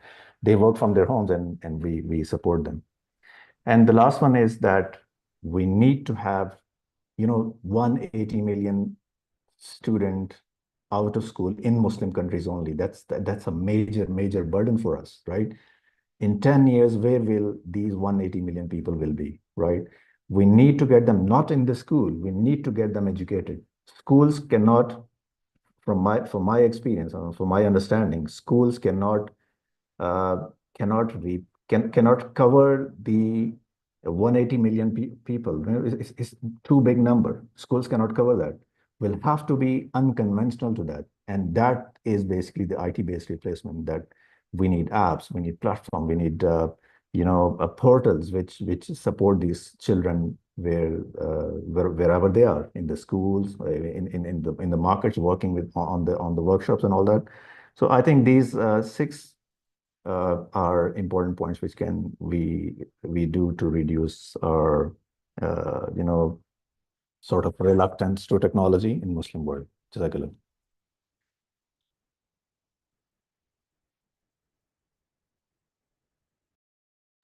Thank you very much. This is great because you, despite the fact of being a little bit starting with the problems, but you finish on the time. That is great. So we did not lose time in this sense. I will open the floor to anyone from the participant here to comment or to ask a question or to say something related to the topics. We will start with Awais, I think. Yeah, I wanted to jump in, Sadi, and really, I really enjoyed my co-panelists and their presentations. But I wanted to ask Aisha, Dr. Aisha and Dr. Zahid a few questions. For Dr. Aisha's presentation, usually, I feel very insecure in responding to presentations about gender and women's issues, but I think that you, because I know you very well, you actually invite engagement. So I I will ask you a few questions that are on my mind. Number one is, how do we deal with the fact that we are now living through almost a century of women's empowerment, right? I mean, not all. I mean, let's just be straight. Okay, it hasn't penetrated Muslim society fully and deeply as it should have. There's still lack of education and opportunity for many women in Muslim world. However, a lot of them do have opportunity and privilege and education. I mean, population-wise, we have a large number of educated women. And as you rightly pointed out, we also had women leaders, for example, in Bangladesh, in Pakistan, and other places in the Muslim world. I don't know if I'm a pessimism or if it's the mood of the age, but I don't really see this going anywhere. Like, okay, keep aside the lack of penetration, keep aside those millions of women who haven't had the opportunities that the privileged few have had, but the privileged few have been terrible, because they have been a parcel of the dysfunctional and oppressive societies that we experience today. The elite women who are educated in our societies participate in the genocide that we are all a part of. So I don't understand how getting more elite women is going to alleviate our problem. Giving them more education is just going to turn more genocidal monsters, for example. I know it sounds weird, but that's the situation we live in now. So I don't see how all this women's education has created a more peaceful world.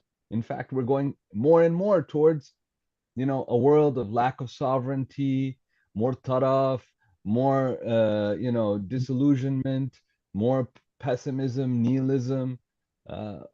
So where's the solution there? So that's number one. All the statistics that you mentioned, by the way, Aisha, I mean, I want to acknowledge the fact that you mentioned the family life is falling apart, fertility is falling, etc., etc. So that's one issue. I just don't see logically how by giving more women education, we're going to have stronger families. I just don't see how that's going to happen. So number two, Dr. Zahid, I'm excited, so don't take my excitement as any kind of aggression or certain. But the same concern goes for Dr. Zahid. Like, okay, yes, we don't have internet penetration for over 50% of the population. Okay, yes, we don't have access to technology and but what has the little internet penetration done for us anyways? Like, I don't see how the 20% of penetration, which is, by the way, because we have 2 billion people, it's millions of people who have access to the internet, who have access to technology, who have access to education. I just don't see how that's benefiting anybody. So if we take on and we give, like, instead of 40% of the Muslim world, we give 60% or 80% of the Muslim world technology, it's just going to be a whole bunch of Uber apps and a whole bunch of nonsense. I mean, that's what I see coming out of it. I don't see anybody. I mean, we've got people who are educated, who are doing this work. They're not doing anything. So why is giving the rest of the people? I mean, we had Kareem out of Pakistan. Like, really? Like, that was the greatest invention? You know what I mean? Fintech, by the way, I don't know. Is it a source of economic liberation for us? It kind of seems like a gimmick to make us more capitalistic, to be honest with you. So Okay, right. I have a concern about this idea of modernization and penetration in both the arguments that were put by Aisha and Dr. Zaid, and I would like to hear their response to that. Okay, we will collect more question. I just need to read one question for Zainab Ansari that came from YouTube, that in the time the Prophet Muhammad, when the Wahy was revealed, the Prophet Muhammad was there to make a context, to interpret the Quran. So, and that is easy to say, yes, we heard and we obey. But who can do this rule in the modern time nowadays? Okay, we will go to the next question. Dr. Safi, yes, please. This is basically to respond to Dr. Uwais and to his question, what would that do? Well, look, he did this for me. He asked me to distinguish between the sheep and the wolf, and I did. I took a position. So just because you're not aware of who's going to listen and who's going to react positively, that doesn't mean it's not happening. It is happening, and I'm the proof right there in front of you. Thank you very much. Okay, thank you very much. Next question or comments? Okay, then we can start with Sister Ansari. Yes, Assalamu alaikum. So I think my understanding of the question is that what would be the criteria for our implementation of this particular ayah that I mentioned from Surah An-Nur. So I think a couple of things I want to say here. First of all, going back to the Asbab al-Nuzul, going back to the occasions of revelation around that particular ayah, I think might be helpful in understanding the question or answering the question. So in particular, there are a couple of things that were stated about why this ayah was revealed. In one case, there was perhaps a dispute between a companion and someone who maybe was from the munafiqeen, or another in another version of this, of the occasions of revelation, it was mentioned that perhaps there was a dispute between two individuals. Maybe I think one was a Muslim and the other was a member of the Jewish community of Medina. It's interesting. I think in both cases, one of the individuals was very confident about going to the Prophet, peace and blessings be upon him, to actually have that dispute adjudicated. Whereas the other individual, this was really one of the munafiqeen, their reaction was, why should we go to the Prophet, peace be upon him, he's not going to judge between us fairly. So that is the immediate historical context. Now, to answer the question, I think the advice of the companion Ubadah ibn al-Samit, I think, is helpful here in understanding what does this mean, sami'na wa ata'na, within our context. And so this is narrated from Ubadah ibn al-Samit when he was passing away, that he said about what does this mean, listening and obeying. He said, listen and obey. What it means is when times are easy and when they are hard. So listen and obey when times are easy and they are hard. When you feel like doing it, when you feel the motivation, and when you don't. You train your tongue to speak the truth, and do not go against those in authority unless they openly command you to commit acts of disobedience to God. Now, the idea of kind of obedience to authority, I think, is kind of a different conversation. I'm not necessarily kind of talking about quietism here. That, again, that's something that kind of requires elaboration. But the main thing here is that we are talking about obedience to a just authority. But there is no obedience to human authority that entails disobeying God. And then Ubadah ibn al-Samit, whenever he went on to say, whenever you are commanded to do something that goes against the book of God, follow the book of God. So hopefully that's a little bit that's helpful in understanding what hearing and obeying might mean in our context. Again, that was from Ubadah ibn al-Samit. Yeah, thank you very much. Anyway, this topic is very complicated, and sometimes when we think about the practical examples, we will be confused, especially when we have, for example, two sheikhs with big authorities in Islam and knowledge, You can think about some from, for example, from Azhar ulama when they giving like statements. So we ask who can claim the truth about this. But yeah, thank you very much for these insights. We will move to Dr. Aisha to respond to Uwais. Yes. Thank you so much. So how do we deal with the fact that we are living with almost a century of women empowerment? Like I said, we are living with the illusion of women empowerment, and we are not living with true women empowerment. So how are structures built to favor male dominance to the disadvantage of women? One example can be taken from our very own forum, where Dr. Fadi gave you 15 minutes and he gave us 10 minutes. So this is how structures favor men to the disadvantage of women. And on a serious note, you can see why you never hear about Sheikha ul-Islam or Sheikha al-Hadith.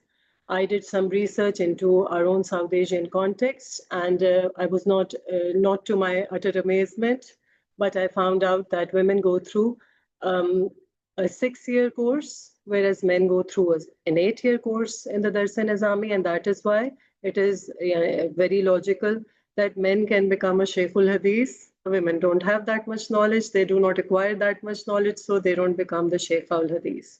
So there can be many examples of, that's why I said systemic apartheid. It's a very strong term to use, and I understand that not all structures are built in that way. But yes, we may acknowledge that structures are built in ways that favor men over women, male dominance over females. So how does giving more education solve problems of family life? I would say that there's something very much wrong with the education that we are imparting. That's why I said we may revert to indigenous models of education. We may revert to non-formal models of education. I would just like to, because I'm working in the field of curriculum as an educational consultant for an education institution, and we are developing social sciences curriculum. And I would just like to ask, every Muslim society is built upon the premise that the basic unit of our society is the household or the family unit. So how many courses do we ever study, or have any of us ever studied in school, college, university, which deal with family and how our roles and responsibilities are supposed to be within that family? What are the challenges that are going to be there within changing times? What are our indigenized solutions for those challenges? So I would like to submit a course that I designed on premarital counseling. I've been working on it, on awareness for this for so many years, that if you want to resort to solutions, homegrown solutions, one big thing is you never taught or you never educated your people on what they are supposed to do in the family life. So everybody is making their own experiences, their own hit and try, trial and error. We are all learning through that, even so much so that we within our own children are just experiencing the same trial and error method, starting from the eldest to the youngest. We learn over time. So this is not the way we are supposed to do these things. There are so many, that's why I said intersectional problems that are there, which we need to identify. You said something about disillusioned generations. I also wanted to link it with all the trauma that is there in the world. So I would also say the generations of our times, at least the 3 generations that are witness to this present time, they will be generations of trauma. People who are witnessing trauma directly, indirectly, and they are being affected by this trauma.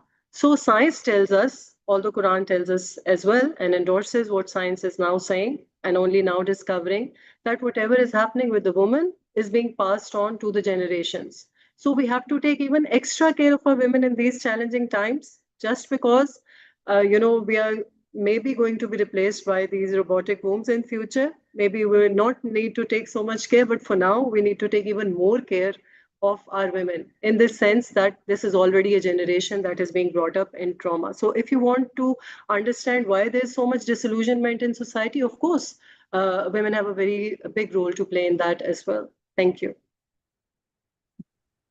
Thank you very much. I gave you the time you wished, so there is no structure any discrimination here. Okay.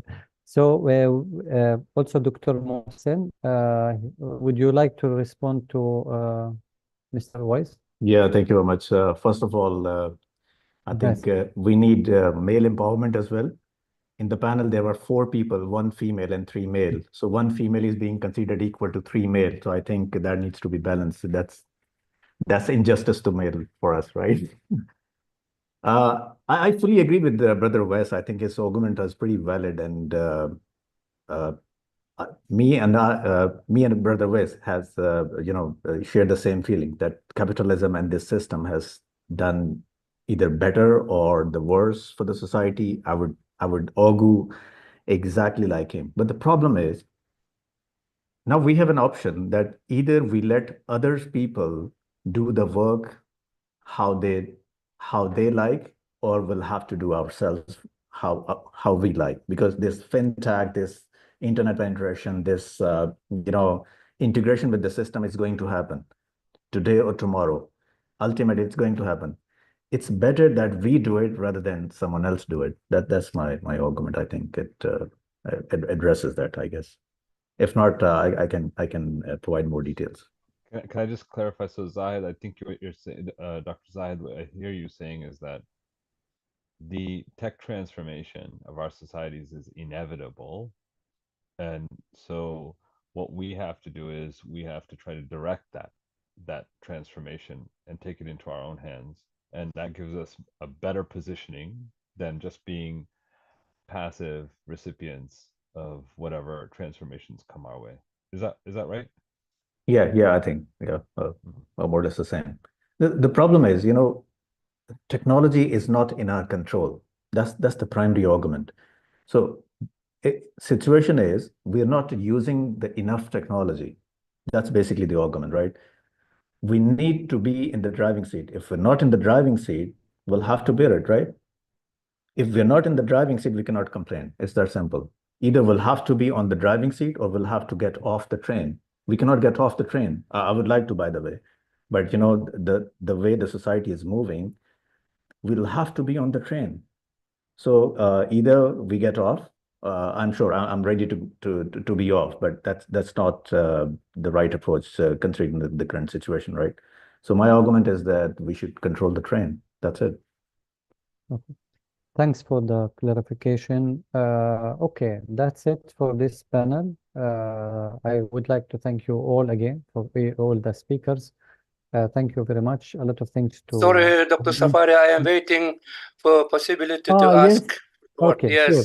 I will accept. Yes, Assalamu sure. alaikum to Wa everybody. alaikum assalam. Okay. No short question. I'm sorry that I cannot switch my video because I am on business trip from Germany to Central Asia, to Tashkent, Almaty, Bukhara, and Bishkek. Now the conference is very interesting. I have enjoyed to hear your very interesting presentation. Assalamu alaikum, Safi Kafkas. Many thanks. And a short question is to Sister Zainab. Your presentation was about the Surah 24, Ayah 51. And the name of Surah was how, Sister Zainab? Surah An-Nur. Yes, that Surah An-Nur. Yes, chapter 24. Nur. Yes, Alhamdulillah. But in your presentation was the light. And is the light the same? No. Why did you write the light? The translation. Oh. Yes, to make sure I understand. No translation, original too. Yes, please. Yes. So is your question about the slide where it said the light on the slides? No, because maybe to everybody, not only for you, is the word nur the same as light? Is the word nur the same as light? That's the standard translation that is used for the word nur. Perhaps those more knowledgeable might have a better Thank you. I will thank you. Sorry for interrupting. I will because I will spare your time. Then other question: can we translate Windows or Mercedes or Audi into Turkey or Arab. The Okay, so words okay. Windows, Okay, thank you. the Okay, Windows, Mercedes or Audi. okay, thank you very much. So We question, cannot, sorry. We should write the word Nur. Nur is as astrophysics. That is the deeply meaning. Okay. When the next question for maybe idea for all very competently colleagues here, since the Quran is the final message of Allah to mankind, it infinitely contains insights across all fields of sciences, like history, cosmology, philosophy, astrophysics, physics, and more. Yeah. okay, thank you very much. So the question. Second. Just as each subject in formal education requires its own textbook, how you can understand and read without textbook on the Quran? That was my idea and question. Maybe you will think about this. Thank you very much. Assalamu alaikum. Okay, thank you very much. I appreciate your feedback. I think the question was about philosophically, is it appropriate to translate concepts like an-nur? I appreciate the feedback. Okay, so it's by chance I am reading a book by Imam Ghazali. It's called Mishkatul Anwar, which is it's a book written only to clarify the ayah in Allahu Nuru Samawati wal Ard. It's like several hundred pages only about the word Nur, which is really amazing. But yeah, the question was about translating the words. So he suggests to keep it in Arabic language. You should not translate Nur. Nur is Nur. There is no Nur is Nur. That is no light. Yes. Okay. All right. I appreciate that. Thank you. Yes. Okay, Dr. Safi. As a Quran translator who worked very diligently on the difference between Daw and Nur. By the way, in English, the two are confused together. Daw is physical. You can bend it. You can measure its speed. That's Daw. Nur is enlightenment in the Quran. That's my observation, and I'm not saying it's the only translation. It's my translation based on years of research. So Daw is one thing, and Nur is another. Nur is always enlightenment. Daw is something else. Daw is physical. Nur is not. Thank you. Thank you very much. Thank you very much, Dr. Safi. Always we have this kind of debate and consideration when we think about Arabic words. For example, the word adab. This word was basically a major concept in my PhD thesis, and I was always thinking how to translate it. In the beginning, I thought ethics, morality. Later, it could be discipline. A little bit later, I discovered maybe one of the way to keep it as adab, but also to give a meaning for it like a normative ethics, because it's about the normative aspect of how things ought to be or how things ought not to be. So translating always some of the concept is could be always sensitive, problematic. I understand the comments, and of course I understand the response, because some people, they don't understand the word nur in Arabic. So that's why we need to say this is enlightening or the light, etc. Thank you very much, all of you. It was a lot of insight in this panel, and see you in the next panel. Thank you. Wassalamu alaikum wa rahmatullahi wa barakatuh. Thank you, Dr. Zatari, for the clarification near the end of this session. So recapping the main discussion of the panel, the conversation addressed creating cohesive societies according to Quran, finding common groundings and becoming a part of integrated Muslim Ummah. True inclusion of women in empowerment leadership beyond tokenism and foreign paradigms. Then we had a very insightful discussion by Dr. Uwais on normalization of geopolitical conflicts in the Muslim region, which can be resisted by reviving Bedouin spirit and shun away political nihilism. And then we had a discussion by Dr. Mohsen on role of technology in Muslim community and its usage in empowerment of Muslim communities, along with mobilization of resources in Muslim fintech. So I thank Dr. Zatari for his expertise and skillful facilitation on the discussion in this panel. We deeply appreciate your contribution, sir. Moving on, now we have our keynote speaker. And our second keynote speech is on the topic of the Quran and Sun Tzu, Art of War, Foundation for Success. So giving a brief introduction of our next speaker, who is Muhammad Abbasi. Mr. Muhammad Abbasi is a co-director of Association of British Muslim and coach on mindful mapping, Sun Tzu and using ancient philosophies for the modern world.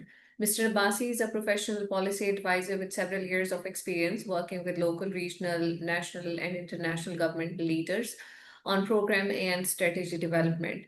He has a strong background in advocacy and engagement to better outcomes for those who are disadvantaged or have not received equal access to opportunities. Demonstrable experience.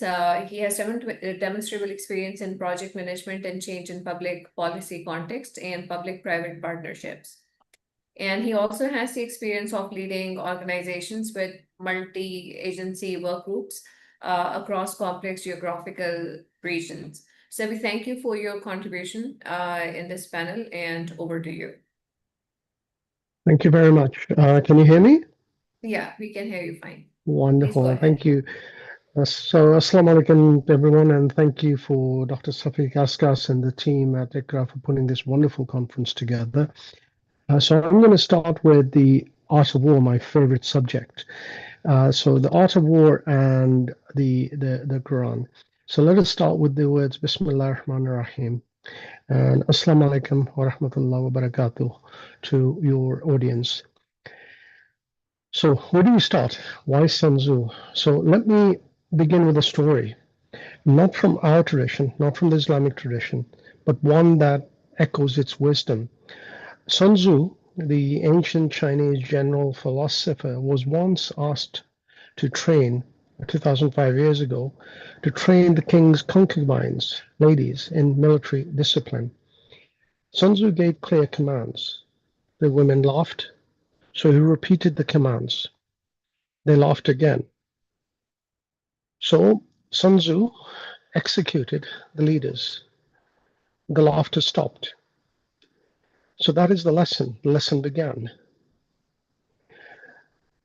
And they were expertly marched. But this is not to glorify severity. I'm here to highlight clarity, because leadership without consequence is just theater, and strategy without discipline is just noise. Sun Tzu understood something we often forget. If you want to change behavior, you must first change belief about yourself. And belief is not built through slogans. It's built through systems. So some Muslims fear ideas that come from outside of our Islamic traditions, Islamic history. Some scholars, may Allah guide us all, have taught us to be suspicious of knowledge that wears a foreign robe. But the Quran begins with one word, Iqra, recite or read. It doesn't begin with reject. It doesn't begin with retreat. It begins with read, recite. Sun Tzu is not our enemy. Sun Tzu is a mirror to us. And if the reflection teaches us something true, then truth is ours to claim. Let me say this clearly. We must stop outsourcing our intellectual courage. We must stop apologizing for being Muslim and for being curious, because curiosity is not kufr. Curiosity is the beginning of conviction. So let me share a tale. It's a Zen tale, again, from outside our tradition. So a monk and his young student came upon a beautiful lady unable to cross a river. The elder monk carried her across. Hours later, in the evening, the student said, "Master, we are not supposed to look at women. We're not supposed to touch women. Why did he carry her?" The monk's response was, "Young brother, I left her at the river. Why are you still carrying her?" So we carried burdens that were never ours. We debate over details whilst destiny awaits us. We must release what weighs us down and walk forward with courage. A philosopher once asked his student, if a tree falls in the forest and no one hears it, does it make a sound? The student replied, if no one hears it, who cares?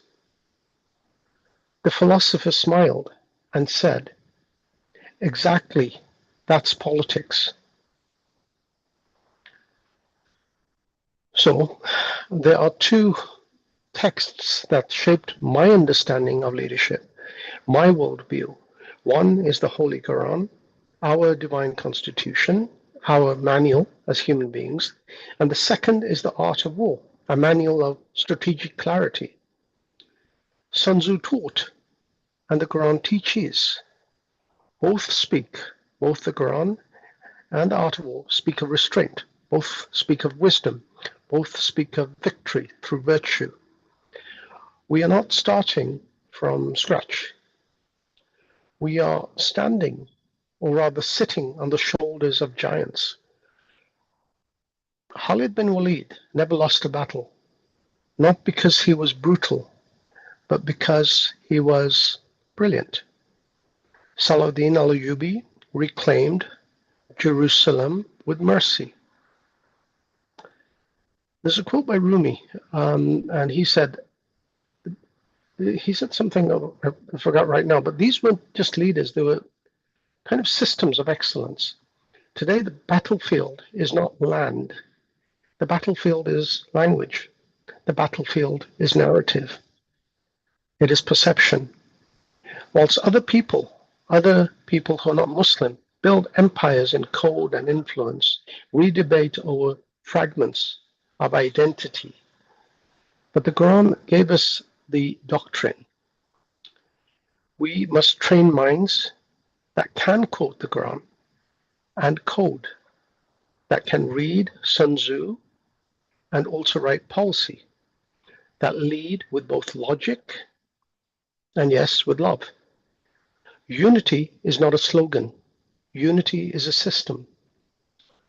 The Quran says something, and we must look at it with new eyes. It's a tactical doctrine. We must build coalitions across disciplines.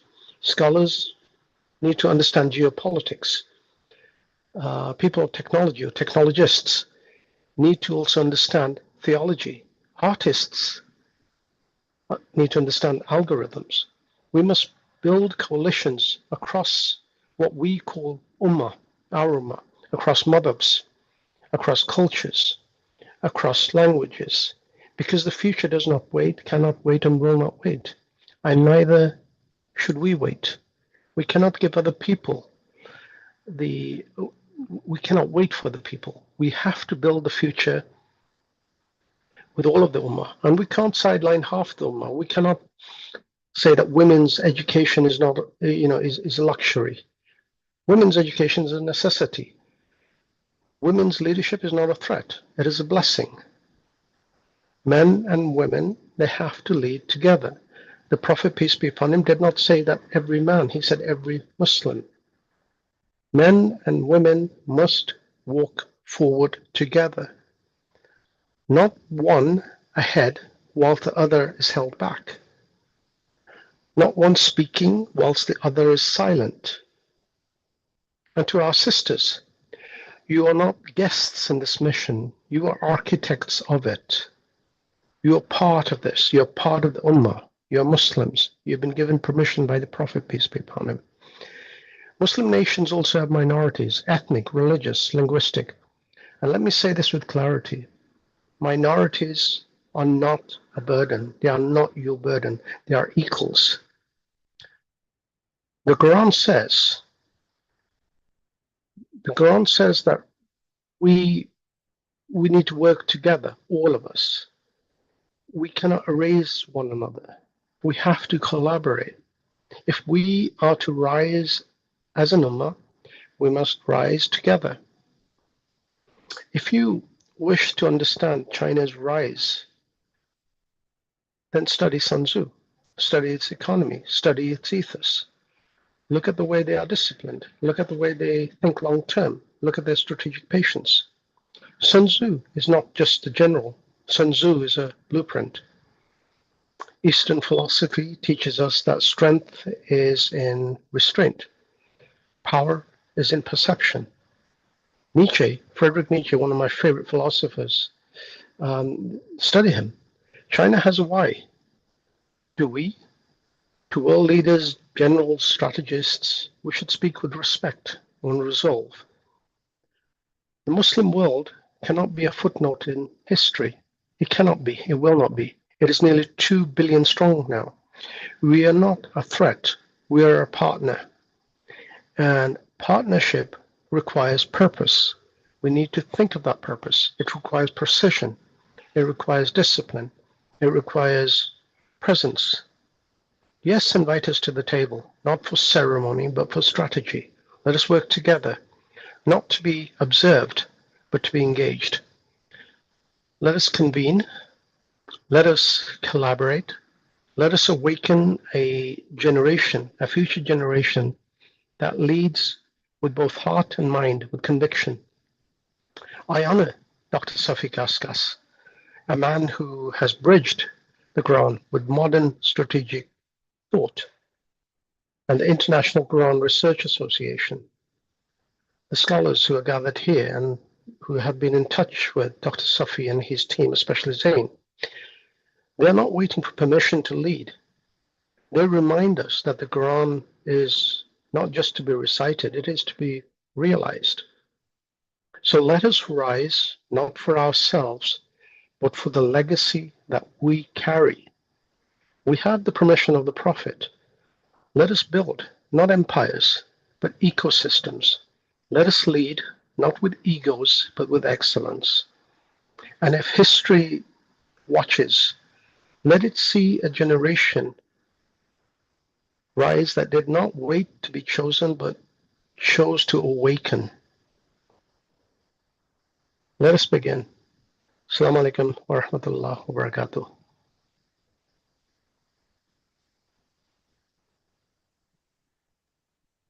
Thank you so much, Mr. Abbasi, for your insightful discussion on the fusion of Quranic wisdom with Sun Tzu's strategic teaching. It was very captivating because this is something that I was not aware of. So I think your conversation, it circled around encouraging healthy curiosity, exuding wisdom endowed by divine, identifying the dynamics of battlefield, and training our minds by doctrines of Quran, which are embedded in logic and love. And it's about creating a melange of world ancient philosophies to imbue the desired goal of Muslim Ummah. Your Absolutely. dedication and expertise, this signify and enriched our collective vision for a modern Muslim civilization. So we thank you for your valuable perspectives that were very inspiring for all of us. So moving on, we are going to start our discussion with panel number 5, which is about environmental stewardship. Our fifth panel on environmental stewardship is hosted by Chaudhry Abdul Khalik, Center for Contemporary Islamic Sciences, Superior University, Lahore, Pakistan. And the key themes that are going to be addressed in this panel include innovating for impact, green technologies, and sustainable models in the Muslim world. And our honorable panelist, Dr. Ali Mohsen Naqvi, he would be gracing this panel as a moderator. Dr. Naqvi is a director of Chaudhry Abdul Khalik Center for Contemporary Islamic Sciences, Superior University, Pakistan. He's the chairman of Huda Institute of Quranic Sciences. Dr. Naqvi has acquired his MBA from University of Wales and his PhD in Islamic Economics from Al Mustafa International University, Qom, Iran. Dr. Naqvi has been part of many national and international cohorts working in the field of contemporary sciences and Islam, bridging the two together for the prosperity of Muslim scholarship. So now I would like to invite Dr. Naqvi to take over this panel and initiate the discussion. So you have an hour provided for this panel discussion. So the floor is open for you. Thank you so much. Thank you very much. Bismillah ar-Rahman ar-Rahim. Assalamu alaikum wa rahmatullahi wa barakatuh. Obviously, this panel was given to the CACSUS, which is Chaudhry Abdul Khaliq Center for Contemporary Islamic Sciences. I'm thankful to Dr. Safi Kaskas, but obviously I will be participating in this panel as a panelist, but our moderator is Dr. Khurram Nasir. He is a senior lecturer from the Department of AHS, Faculty of Allied Health Sciences, Superior University, Lahore. So I think I should open this panel for Dr. Khurram Nasir. Dr. Khurram Nasir, over to you, please. Bismillahir Rahmanir Rahim. Assalamu alaikum wa rahmatullahi wa barakatuh. It gives me immense pleasure to welcome you all to today's session, which is Environmental Stewardship, a Quranic Perspective. In the Quran, Allah reminds us that human beings are created as Khalifa, the stewards on this earth, entrusted with the responsibility to protect, preserve, and utilize resources wisely. In today's world, where climate change, resource depletion, and ecological imbalance threaten humanity, so it becomes crucial to reconnect with our faith-based principles for environmental care. So today, we have distinguished speakers who will enlighten us from multiple perspectives like Islam, academic, and practicals on how we can develop sustainable models and adopt green technologies to fulfill this sacred responsibility. So our first distinguished speaker is Dr. Syed Ali Mohsin Naqvi. He is our first speaker. So he is the chairman of Al Huda Institute of Quranic Sciences, and he is director of Chaudhry Abdul Khaliq Center for Contemporary Islamic Sciences, Superior University, Lahore, Pakistan. He will guide us on how we can develop Islamic perspectives on environmental protection, highlighting the Quranic injunctions and prophetic traditions that encourage conservation and sustainability. And our second distinguished speaker is Dr. Nurul Sayala Binte Abdul Latif. She is the Dean of Faculty of Engineering and Built Environment at University Saint Islam, Malaysia. She will share insights on creating sustainable development models that integrate faith, science, and technology to address today's global environmental challenges. And last but not the least, our third speaker is Ms. Rida Ashraf, a passionate advocate for SDGs, Sustainable Development Goals, and climate action, a published author and a movers in wire. She is also the founder of Takallum, and Takallum is a platform that promotes environmental awareness and solutions. She will discuss the practical implementation of green technologies and how communities can adopt them for a sustainable future. So before we explore the scientific and practical dimensions of sustainability, it is important to begin with the foundation that guides us as a Muslims, the Quran and the Sunnah. Our faith teaches us the concept of Khalifa, the stewardship, and Mizan, the balance in the nature. So to elaborate on this, I invite Dr. Syed Ali Mohsin Naqvi. Sir, could you please share how the Quran defines our responsibility as Khalifa on this earth and why the idea of balance, Mizan, is so central to the environmental stewardship? Sir, over to you, please. Thank you, Dr. Khurram. I think if I'm allowed to share my screen, I will share some slides which I have prepared, which you all can see, inshallah. Basically, the environmental stewardship, when we talk about it from the Quranic perspective and developing the Islamic perspective on environmental protection, what I found in the Quran, basically, because we're talking about the Quranic perspective, from two dimensions, I'm going to talk about it. One is the general foundations, which is built in the Quran by Allah subhanahu wa ta'ala. And then we have specific foundations, which talk about a specific area. And when we were trying to find out the specific foundations, we found 30 different, we can say, foundations, specific foundations on which Allah subhanahu wa ta'ala has emphasized on the protection of the environment and the environmental stewardship. So when we talk about the general foundation, the very first thing which we see in the Quran is order and purpose in creation. The creation is not just been created to just live for a time and to end. There was the purpose. There is a purpose behind it. And Allah subhanahu wa ta'ala has used the word hada in the Quran. So when we look at the word hada, which means, like, general translation that we do is guidance, or he guided it, although I know some people, they don't like to translate the Arabic terminologies into the English, but here we need to do it for the English speakers so they understand what we are talking about.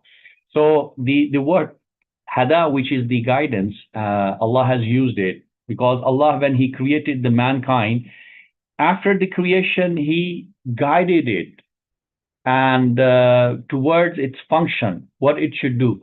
So we see in the creation that all the creatures, they know what they do, what they need to do. And for the human beings, because they were the intellectuals, this is a special creature. That's why Allah subhanahu wa ta'ala has sent a different kind of guidance for us. So at the moment when we talk about the environment, so we see that everything is being guided towards its function. So this is the first foundation, and we have different verses on it. For example, chapter Taha, verse 50. قَالَ رَبُّنَا الَّذِي أَعْطَى كُلَّ شَيْءٍ خَلْقَهُ ثُمَّ هَدَى. So this hada is over there, this guidance is over there. The second general foundation is creation as a divine trust, the amana, which you obviously have referred to that as the Khalifa or vicegerent. But before that, we need to see that everything here is the amana from Allah subhanahu wa ta'ala. Because Allah says, آمَنُوا بِاللَّهِ وَرَسُولِهِ وَأَنفِقُوا مِمَّا جَعَلَكُمْ مُسْتَخْلِفِينَ فِيهِ. So here the word mustakhlifin is used in chapter Hadith, verse number 7, which goes back to the same point which you raised, that we are the Khalifa fil ard. So Allah has given us this word, this environment, this word as an amana. It's a trust from Allah subhanahu wa ta'ala. So how we need to use it, obviously there are the specific guidance about that. The third general foundation is, it is a shared rights of humanity. In chapter Baqarah, if you see the verse, it says that the earth and the heaven are created for all people collectively. It is for all. So this shows the abundance mindset. In economics, we generally discuss about the scarcity of the resources and everything. But Allah subhanahu wa ta'ala has created it for everyone. There is enough for everyone, and obviously this earth or heavens, this should be looked at as an abundance mindset, not as a scarcity. So Allah subhanahu wa ta'ala has created it for all the mankind, and the environment, whatever you want to use, you can use it. And there is another word which is used in the Quran, that is sakhara or musakhar. So this sakhara or musakhar means that we can use from what Allah has made for us. So it goes back to the second and the third both, that it is an amana from Allah subhanahu wa ta'ala, and we need to use it in a correct way. The fourth foundation, the Quranic general foundation, which we could emphasize on, is the need of competent and trustworthy leadership. When Hazrat Yusuf alayhi salam was the Aziz of the Misr, he said, like, you need to give me the resources and I will manage everything. Why? Because I have the knowledge of this. So this competency is not only enough for the environmental stewardship, or saving the land, or taking it as amana. There is another shart, or there is another condition, which is being trustworthy as well. Because Yusuf alayhi salam was the Nabi, and he was the representative of Allah subhanahu wa ta'ala, and he was the leader or the guide of that time. So along with the competency, the trustworthiness is also very important in the leadership. Today, if we see the problems in the world, it's because people might be competent, but they're not trustworthy. They're after shortcomings. short incomes, and the idea that they don't look at all the aspects of that. So this was the general foundation. After this, we have 30 almost specific. Number one is preservation of natural pathways. So this is in the Quran, that protecting land, water, and ecosystem. It is necessary upon the mankind to preserve the natural pathways. And this is the orders of Allah subhanahu wa ta'ala, that الَّذِي جَعَلَ لَكُمُ الْأَرْضَ مَهْدًا وَسَلَكَ لَكُمْ فِيهَا. So mahd is he had made this land a protecting land where you can live, and salaka lakum, and obviously he had made pathways. So there are natural pathways. If I can refer to what happened in the world in the previous years, we can see, like when Corona came, there was a flood all around the world. The water path, which was closed for many years, it was realized. And those people, those countries who made societies on those pathways of water, they have obviously faced the damages of the lives and the assets as well. So it is very necessary that the pathways which were made, we need to protect them. Yes, human intellect is there, human is intelligent, but obviously there are some things which are related to the nature, and we need to respect that. And with the laws that today we see that there are many countries who are making these, the laws of ecosystem, like not to, disturb the agricultural lands and all those. So this is important that we give importance, and this guidance was given by Allah subhanahu wa ta'ala from before. So the first specific foundation is preservation of natural pathway. The second we see in the Quran, you can see in chapter Baqarah and Al-Isra, we have many other verses also on this, that Allah said consumption of lawful and pure, tayyib things. This is important, that today if we see there are many problems, it's because we are not lawfully consuming things, and the things that people generally in the world are consuming, they are not pure or tayyib. Whereas Quran or Allah subhanahu wa ta'ala has emphasized on the lawful consumption of the things and the tayyib. The tayyib is very important, the point, because kulu mimma fil ardi halalan tayyiban. Halal is the lawful and tayyiban is pure. So we need to go for the halal and tayyib. The third specific foundation is regarding the beneficial use of natural resources. So recognizing them as a sign of reflection, obviously. And this is very important, that whatever Allah has sent down from the sky or from the earth, whatever we take it, this rizq is for us. And Allah says, وَسَخَّرَ لَكُمْ الْفُلْكِ الْتَجْرِي, and He has made the pathways of the waters and all those, so you can use it. You can use the natural resources that you have. So we should benefit, we can benefit. So this is the Quranic perspective. The fourth is cultivation and development of the earth, building purposeful societies through agriculture and habituation, which is the chapter Hud. We have the next verse from chapter Hud. And then we have prohibition of agricultural destruction. This is important, that when we have the agricultural land, specifically if I talk about my own country where I live in Pakistan, we have seen that there are many societies which are developed newly, and they are destroying the agricultural lands. And by destroying agricultural land, we can see the harm or the damage.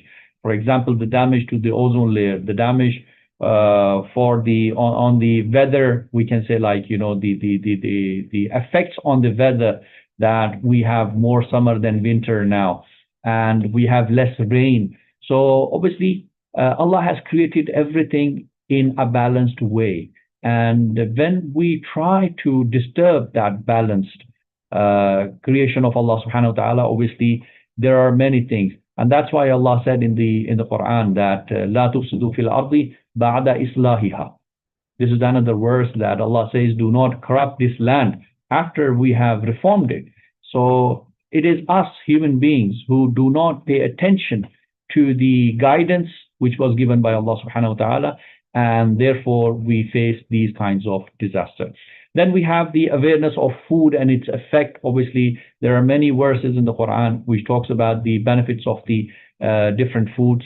And even in animals, when the halal animals are specified in the Quran through the religions, and if we look at the Abrahamic religion, in all those Abrahamic religions, we find the same, the categories of animals which were the halal for all those Abrahamic, we can say, religion followers. So there are other things also in the world, but the purpose is different. So we need to look at this as well. And then we have interconnectedness of the agricultural lands, recognizing diversity and complementarity in cultivation. Then another specific foundation is gratitude for agriculture and animal produce. So let me just quickly go through the list that I have at the moment over here. So avoidance of waste and extravagance. Obviously, israf is being prohibited in the Quran, and Allah said in the Quran, "La yuhibbul musrifin." So He does not like the musrif, who is the we can say who wastes. And ensuring security and prosperity of land, as reflected in the Prophet Ibrahim's alayhi salam's prayer in Mecca, that he has prayed for the land when he went there. Then we have the blessing through faith and piety. Then we have knowledge of reasons. Even in the blessing through faith and piety, we have that if Ahlul Qura repent to Allah subhanahu wa ta'ala truly, and they perform the good deeds, and they avoid the sins, Allah will send barakat on the Ahlul Qura, on the people of a specific town or the society. So this can be applied to a town, to a society, or to a country. That if the people of a country, because the word Ahlul Qura is used over there, but here we can obviously take it to different, apply it on different levels of the societies. Then knowledge of seasons is very important, that today we see that in many universities they have the agricultural departments, but if you ask them what is the fruit of this season, the people, they don't know. So this is important to know about that, and the planning the agricultural cycle according to the seasons. Then obviously the heavens and the earth as adornments. Obviously, just looking at the good buildings is not, good. Sometimes we need time. We go to the natural places, for example, a hilly area, a mountain area. Sometimes we visit the sea. Sometimes we travel through the cities and we feel fresh. So this is also over there from the specific foundations. Then variation in nutritional values, and there is a diversity in the crops. So then we have transportation system for agriculture. When we talk about the agriculture, one thing I need to clarify over here is by the agriculture, we do not mean just the crops. We mean livestock as well. We mean the seafood as well. And it's been used as a whole, because this is part of a paper that I'm working on it. So here I'm using this word agriculture as a whole. Food and human salvation consumption influences moral and spiritual success. The luqma, or the food that we eat, obviously, it has its own impact on us. So we need to look at that. And natural appeal of agriculture and livestock. So we need to recognize as adornments of worldly life as well. Then we have irrigation of barren lands, utilizing all animals products, obviously from meat to wool and skin. For those animals which are halal for us, Allah has allowed us to use every single part of it and to avoid waste. And similarly, from here, we can refer to the circular agriculture as well. Obviously, we have circular economy, the concept of circular economy. But recently, there is a discussion on circular agriculture as well, that everything that we use, obviously, there is a wastage, how to use it or reproduce new things out of it. So it takes us to there because it is all about developing the environmental stewardship. And the Quranic dietary products, we should emphasize on these. Specifically, even Quran is emphasizing and talking about some specific dietary products. We should give more importance to that. Although in the Muslim countries, yes, people, they do give importance because it has come in the Quran. So, but when Allah is also talking about these things, there is something special in it.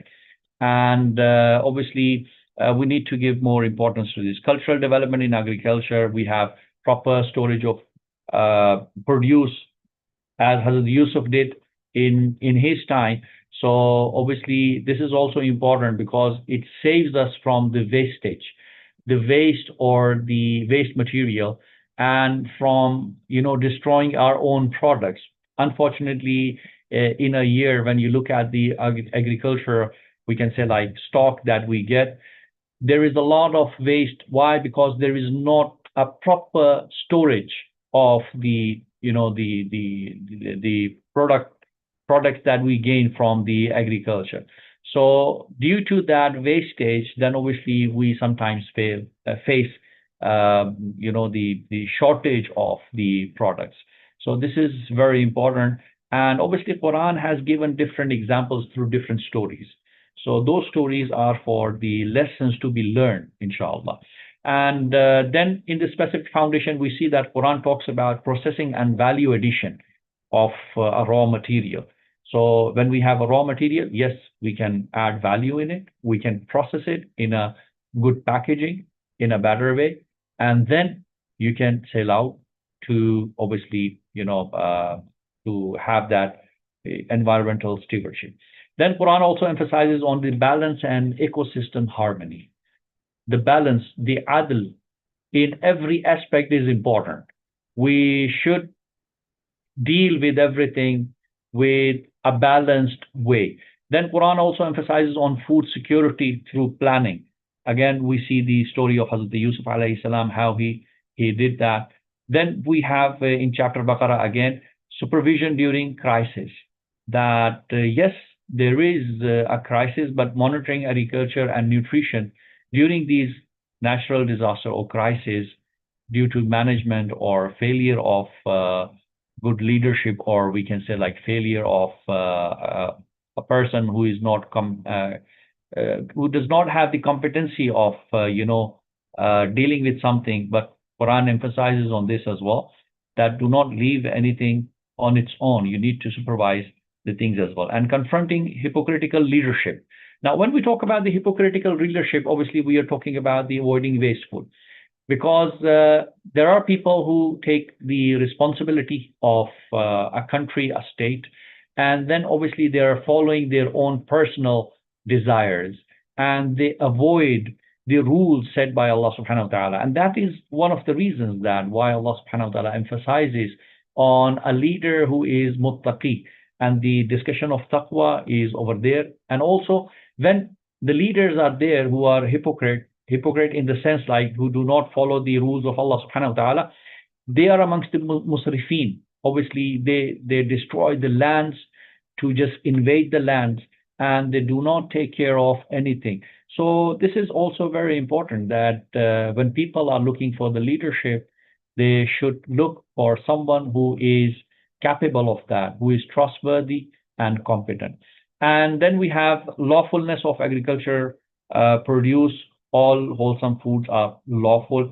And the last thing that I can say in this slide is the beautification of the environment, which we obviously talked about it, but planting trees is very important. Allah has emphasized on it. And even in the seerah, we see that obviously the planting the fruit trees especially is being emphasized and it's been said. So these were the overall picture of the foundations, Quranic foundation, because when we talk about the foundations, the Quranic foundation, so we have 30 specific foundations, and then there were 4, we can say, general foundations regarding the developing Islamic perspective on environmental protection.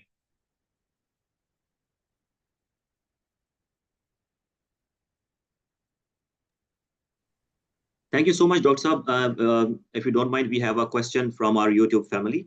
And the question is, you quote very beautiful Quranic verses, surely, but we have a question that how Quran describe responsibilities as Khalifa. This is a question from our YouTube family, please. Over to you. Okay. Well, when we talk about the Khalifa, Khalifa is the vicegerent. Obviously, Khalifa represents the one who appointed him. So he should have all the characteristics which the appointer has. So he should show that. And obviously, there are different ways which are said in the Quran as well. Obviously, Quran talks about the mankind that inna khalaqnakum min dhakarin wa unsa wa ja'alnakum shu'uban wa qabaila lita'arafu inna akramakum indallahi atqakum. So the criteria is the atqakum, the taqwa. So we should avoid disobedience of Allah subhanahu wa ta'ala. We should not disobey Allah subhanahu wa ta'ala. So when we say do not disobey Allah subhanahu wa ta'ala, it's in a wider way. It's in all aspects. So when you look at these aspects, obviously you should be just. You should be, dealing with everyone in an empathic way. You should be demonstrating the best character in you. And even when you are dealing with the environment, because our topic is on environment, when you're dealing with the environment, you do not waste the environment, you do not destroy the environment, and you protect it. So this is our responsibility. For example, a general example for the students to understand is, when we throw garbage, especially if I talk about my country or the countries nearby my country. So in the Asian country, we easily throw garbage on the streets. We go for outing to the natural resorts and we, just throw the waste over there and come back without protecting, without looking at the effect of it on that environment. And obviously, when we are the vicegerents, we need to first know what are the responsibilities of the vicegerent. Unfortunately, without reading the Quran, even for once, not even the translation of the Quran, and without knowing the Islamic, the guidance which are being given by the Prophet, we try to, pretend to be the best man on the world, right? So yes, we can be the best person in the world using our intellect, but obviously this intellect has been created by someone and he has given a guidance, a book of guidance, that how you need to use your intellect in the right way, because obviously it can go astray as well. And there were many people, many intellectuals who went astray. So sticking to the base, sticking to the main source, this is very important. And once we know the main source, then yes, we can demonstrate it by practicing it. Thank you so much, sir. You beautifully reminding us of our divine responsibility as the caretakers of this earth. And this brings us to a very important question. Once we understand these values, how do we embed them into a real system and structures of the society? And for this, I turn to our next speaker, Associate Professor Dr. Nurul Sayala binti Abdul Latif. Dr. Nurul, in your experience, how can universities and research institutions integrate Islamic values with a scientific innovation to develop sustainable development models that address global environmental challenges? Dr. Nurul, please, over to you, if you can hear me. Yes, can you hear me? Yeah, sure, we can hear you. Thank you very much, Dr. Kuram. Assalamu alaikum wa rahmatullahi wa barakatuh. I'm very honored to be here today with all the distinguished, I would say, scholars. So I would like to share, let me share my slides. Looking at a sustainable model, we have been researching about it based on Surah 7, Ayah 85 in the Quran. And we actually redefine the sustainable development model that is already available by the United Nations. So this is what I'm going to share with you all today. Can you see the slide? Yes, we can see. Yes, okay. Please go ahead. All right. First of all, let me just give a brief introduction. For millennia, our human societies and the environment has had a complex history with pervasive and profound alteration of Earth system. That is what we have been doing in this Earth, taking place over the last 2 centuries. These concepts were compiled in a groundbreaking report released by the Club of Rome in 1972, entitled The Limits to Growth. That was as much as earlier where people start to talk about sustainable development. But at that time, the word sustainable development was not being used yet. It was only being used or popularized in the 1987 Brundtland Report, also known as Our Common Future, released by the Brundtland Commission. So the definition of the sustainable development, which is well known throughout the world nowadays, is a development which meets the needs of the present without compromising the ability of the future generation to meet their own needs.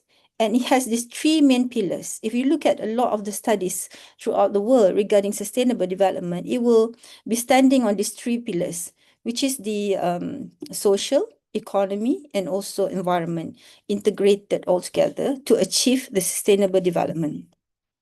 However, we have to look into all these 3 pillars, and you can see this is the timeline where people start to talk about sustainable development. Starting from 1972, there's so many discussion and summits being organized throughout the years, throughout the world, in fact. And we have recently have the plastic treaty negotiation very recently in Geneva, where it was a failure because so many countries do not agree on having this plastic treaty. And we can see the trend of sustainable development throughout the world with all this effort being done. You can see it's not getting better. The world is actually going worse. And the situation in this world is getting worse. So you can see what is wrong with the current sustainable development pillars that we have nowadays. With the 2030 sustainable you can see that we have the 2030 agenda with the 17 goals. 2030 is not far away, it's just another 5 years to go. But if you look at what we are practicing nowadays, a lot of this, though we have these 3 pillars, these 3 pillars, if you look at the way that we do our model, it doesn't have any boundary. So you can go, the economy can go as far as big as it wants, and the environment can go as big as one. But if you look at this, usually what happens is that the economy, the pillar of the economy actually cover is the dominant pillar compared to the others, and it actually destroy the environment and also the aspect of social. So if you look at what we have now, the 3 domain or the 3 pillars overlook a number of crucial factors such as the interclass and international inequality, values embedded in different cultures, tradition, and also spiritual values. So let's look at Surah Ar-Rum, ayat 30, with the translation of "Then set your face upright for religion in the right state." So if we look at what has been discussed throughout the world, we as Muslim has to come back to the religion in the right state. And the source of religion is actually the Quran. And this is where we have to stop and pause and look at what the Quran says about this model, or what does Quran says about sustainable development, because all this while it has not been successful. What's wrong with the current model? So if you look at, we continue, in Surah Ar-Rahman, verse 1 to 2, Bismillahirrahmanirrahim, Ar-Rahman, Allama al-Quran, the most merciful who taught the Quran.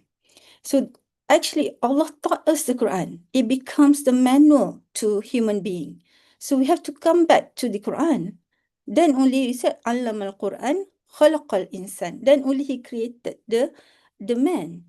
So the manual is so important for the man to actually function in this world. So whatever happens to him and his surrounding, we have to come back to the Quran for the solution. So in Surah Hud, verse 1, Alif Lam Ra, the translation. This is a book whose verses are perfected and then presented in detail. So that means from one who is wise and acquainted.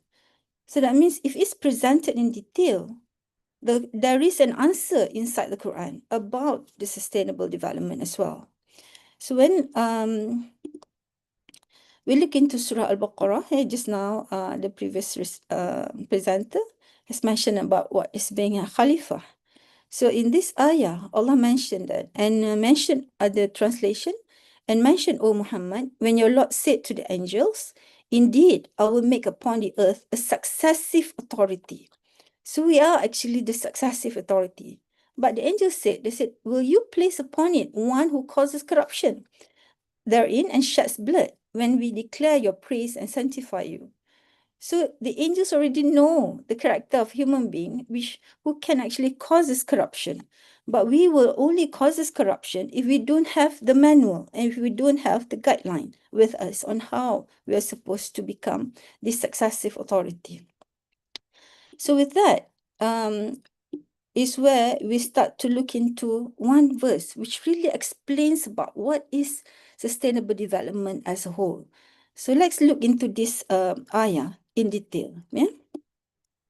Okay. I will look into the translation of it.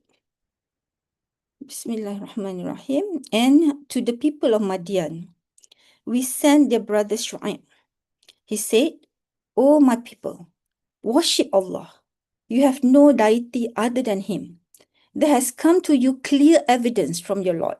So fulfill the measure and wait, and do not deprive people of their due, and cause not corruption upon the earth after its reformation. So that is better for you if you should be believers. So let's look into this slowly, part by part. So, and to the people of Madian. So for this ayah, for this part of the ayah, Allah called to the people of a place.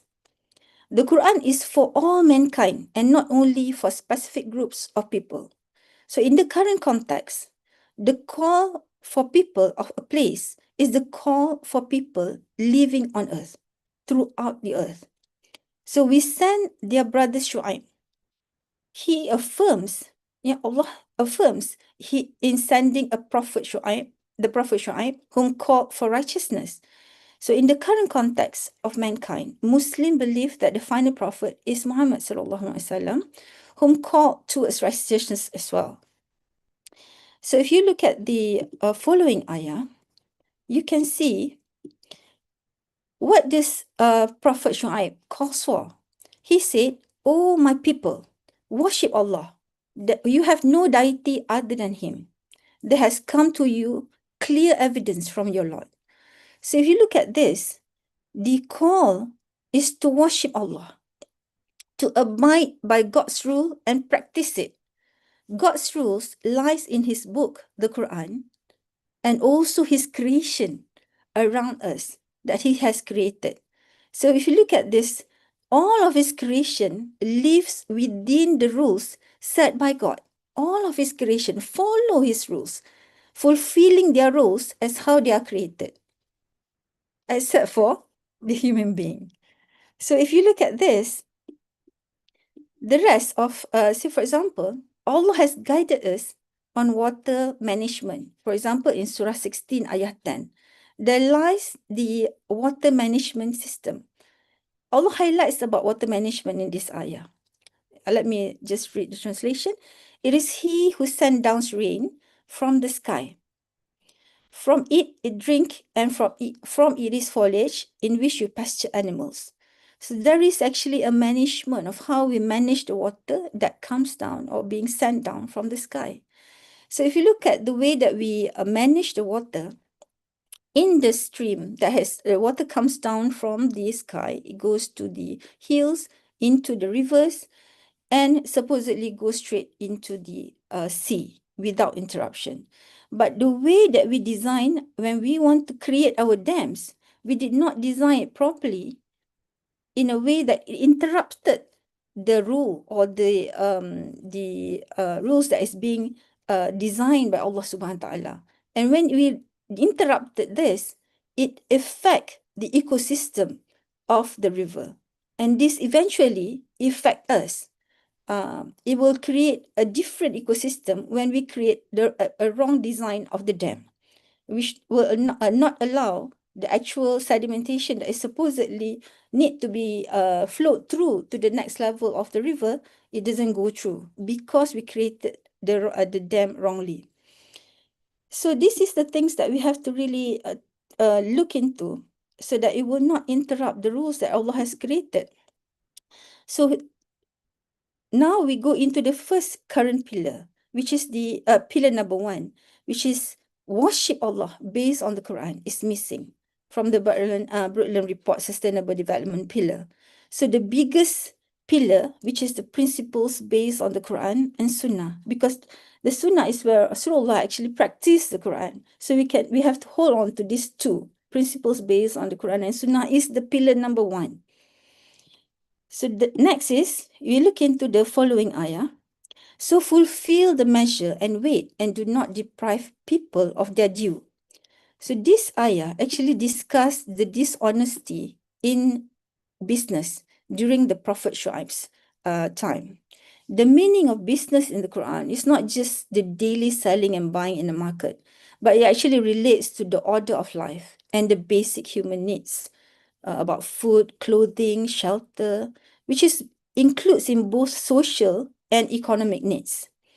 So studies have shown that there is a clear correlation between hunger, a deprivation of food, with low social behavior, and that may lead to low education and crime. And these findings directly related to the root problem, which is the economy. So actually, the social and economy ties together under the measurement of human needs. So if you look at this is where the pillars number 2 comes in, where you look at the UN model, demonstrated that the social and economy are 2 separate pillars. Whereas based on Surah 7, Ayah 85, these 2 pillars is actually combined together under the measurement of human needs.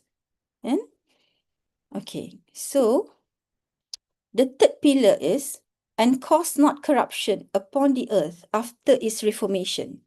That is better for you if you should be believers.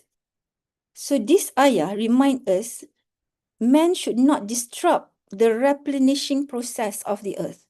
Thus, man must be educated on how the ecosystem works, so that any of his action to acquire his need in social and economic do not interrupt this process and to maintain the balance of ecosystem. We have to realize as human beings, we are actually part of this whole ecological network. But we didn't realize that we are actually part of this whole ecological network. So if you look at this, the rest of the creation by Allah subhanahu wa ta'ala follows his rule, except for us. If we don't have the Quran, we will interrupt the chain. We will make the damage in the ecosystem. We will contribute to that, as how has been mentioned in Surah Al-Baqarah ayah 30 just now. So,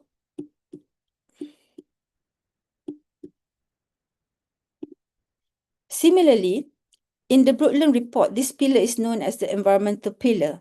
However, in Surah 7, Ayah 85, specifies explicitly to fulfill the measurement of human needs, we must maintain the balance of the ecosystem by not causing corruption upon the earth after its reformation. So meaning, the measurement of human needs has certain boundaries. For us to be able to fulfill the measurement of human needs, we cannot go beyond the balance of ecosystem. We shouldn't be interrupting the balance of ecosystem. So in the end, we have the whole model of the sustainable development based on Surah 7, Ayah 85, which is different from what is promoted by the Brundtland Commission. So you can see on the right side is where the measurement of human needs cannot be beyond the balance of ecosystem. And for us to be able to control the balance of ecosystem, we need to have the principles based on the Quran and Sunnah. So this is where the definition of sustainable development should be revised to the development which meets the needs of the present without compromising the ability of the future generation to meet their own needs within the balance of ecosystem based on the principles of the Quran. So there is an addition. So what we have done in University Science Islam Malaysia is that the model that we have designed just now, which is based on 7 ayat 85, becomes the basis of the whole curriculum in the Department of Architecture. So if you look at the way that we design the whole curriculum, the first in the first year, where the concentration is actually on communication and the aspect of cultural context has been introduced, and where the technology and environment is being introduced to the students, this comes together and brings into each and every cluster of communication, culture, and technology will be tied to sustainable development. So this will be the main basis throughout the whole year when they are in their studies. So when it gets to the second year, we will increase the knowledge of cultural context and also technology and environment. And it goes into the management and practice and law will be introduced in the third year. So all this will bring into how they actually design their buildings. The way that they design their buildings throughout the years will be whole on by the model that we have just now. So you look at the model, the yellow part is where the principles of the Quran is being taught to them. In the early part is still small, the knowledge is still small, but it starts to grow throughout the years and it starts to become bigger and the knowledge got better. Same goes to the rest. And the design will go through with the integration of Naqli and Aqli throughout the syllabus. And it will not just stop within the university, but we hope they will carry through when they go out of the university. So with that, with this model, it becomes the base when we want to teach all the subjects that is included in all these clusters. So in a conclusion, I would say that the Brundtland report has underlined 3 important pillars for sustainable development, which is the social, economy, and environment. Nonetheless, it is clear that in the last 3 decades of efforts invested in achieving it has not been successful, but deteriorating. The situation will not be corrected if man continues to be on the same path, which has been taken for more than 30 years, based on these 3 pillars. So after 1,400 years ago, the Creator has stressed that as man, is created by him.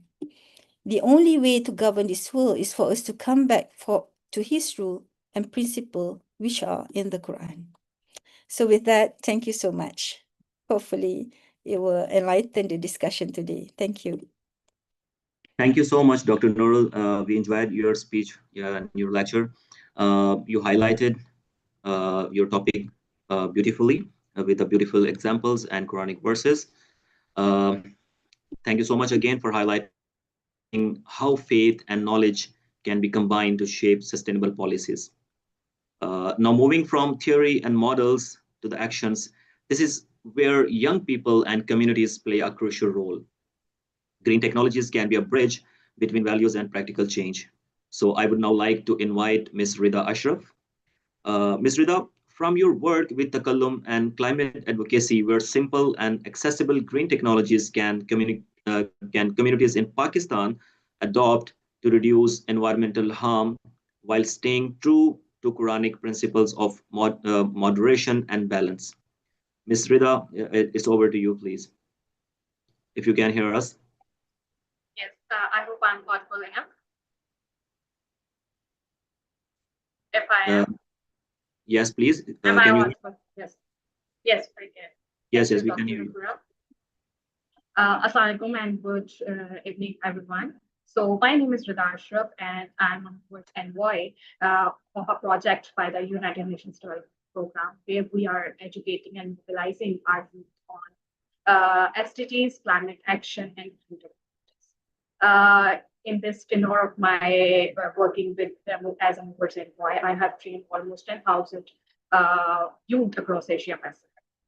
And here I would really like to appreciate one thing to I'm very much honored that I am speaking here among those people who have a very high and very deep knowledge on Islamic teachings, and they are literally working how to connect with UN sustainable development. And I honestly amazed by the flow of this panel discussion, because I was unaware that from addressing through the Quranic verses, we will align it with sustainable development goals, as Ms. Saila did. And now I'm going further, taking a step further in adding more information. So it is like really a very beautiful discussion going here. And I really amazed at how Allah planned it for us. So as Dr. Qurra mentioned that I am a ST7 I really would like to add one thing here, that people think that this is something, a new concept in the world introduced by the United Nations Development. But in my core, in my heart, I believe that this is always a very still and built-in thing in our Islamic and Muslim culture. If we see it as how environmental stewardship in Islam and sustainable development are aligned with, we can see that SDGs number 7, that is affordable and clean energy, is very much and highly interlinked. Because it is teaching us, and our Prophet Muhammad sallallahu alaihi wasallam encouraged the moderation in consumption of firewood and oil. And we have seen so many examples in our system as well in the earlier Islamic era. Then if we see for the SDGs number 9, industry and infrastructure, is also something that is very much aligned with our Islamic principles. The biggest example, we can see that at the time of the Umar bin Khattab, he was one who was working for the innovation, who was working on the canals, rails, and so many other things. And he even mentioned that do not cross the limit in using the land and resources. And he also introduced some policies back then. Then we see that SDGs number 17, that is sustainable cities and communities. This is very much aligned with the time of the Prophet Muhammad sallallahu alaihi wasallam when he established the city of Medina. That was, I would say, a model of sustainable living, because they were planting trees, creating market with fair practices. They ensured that the rates, even the behaviors of the sellers are meeting all the standards. They introduced some system for them to protect the zones of the natural lands as well. So we can see that the sustainable cities and communities, the example was at the time of Medina. When we come to the SDGs number 12, responsible consumption and production, we have seen that our Prophet Muhammad sallallahu alaihi wasallam said that do not waste water even if you are at a flowing pool.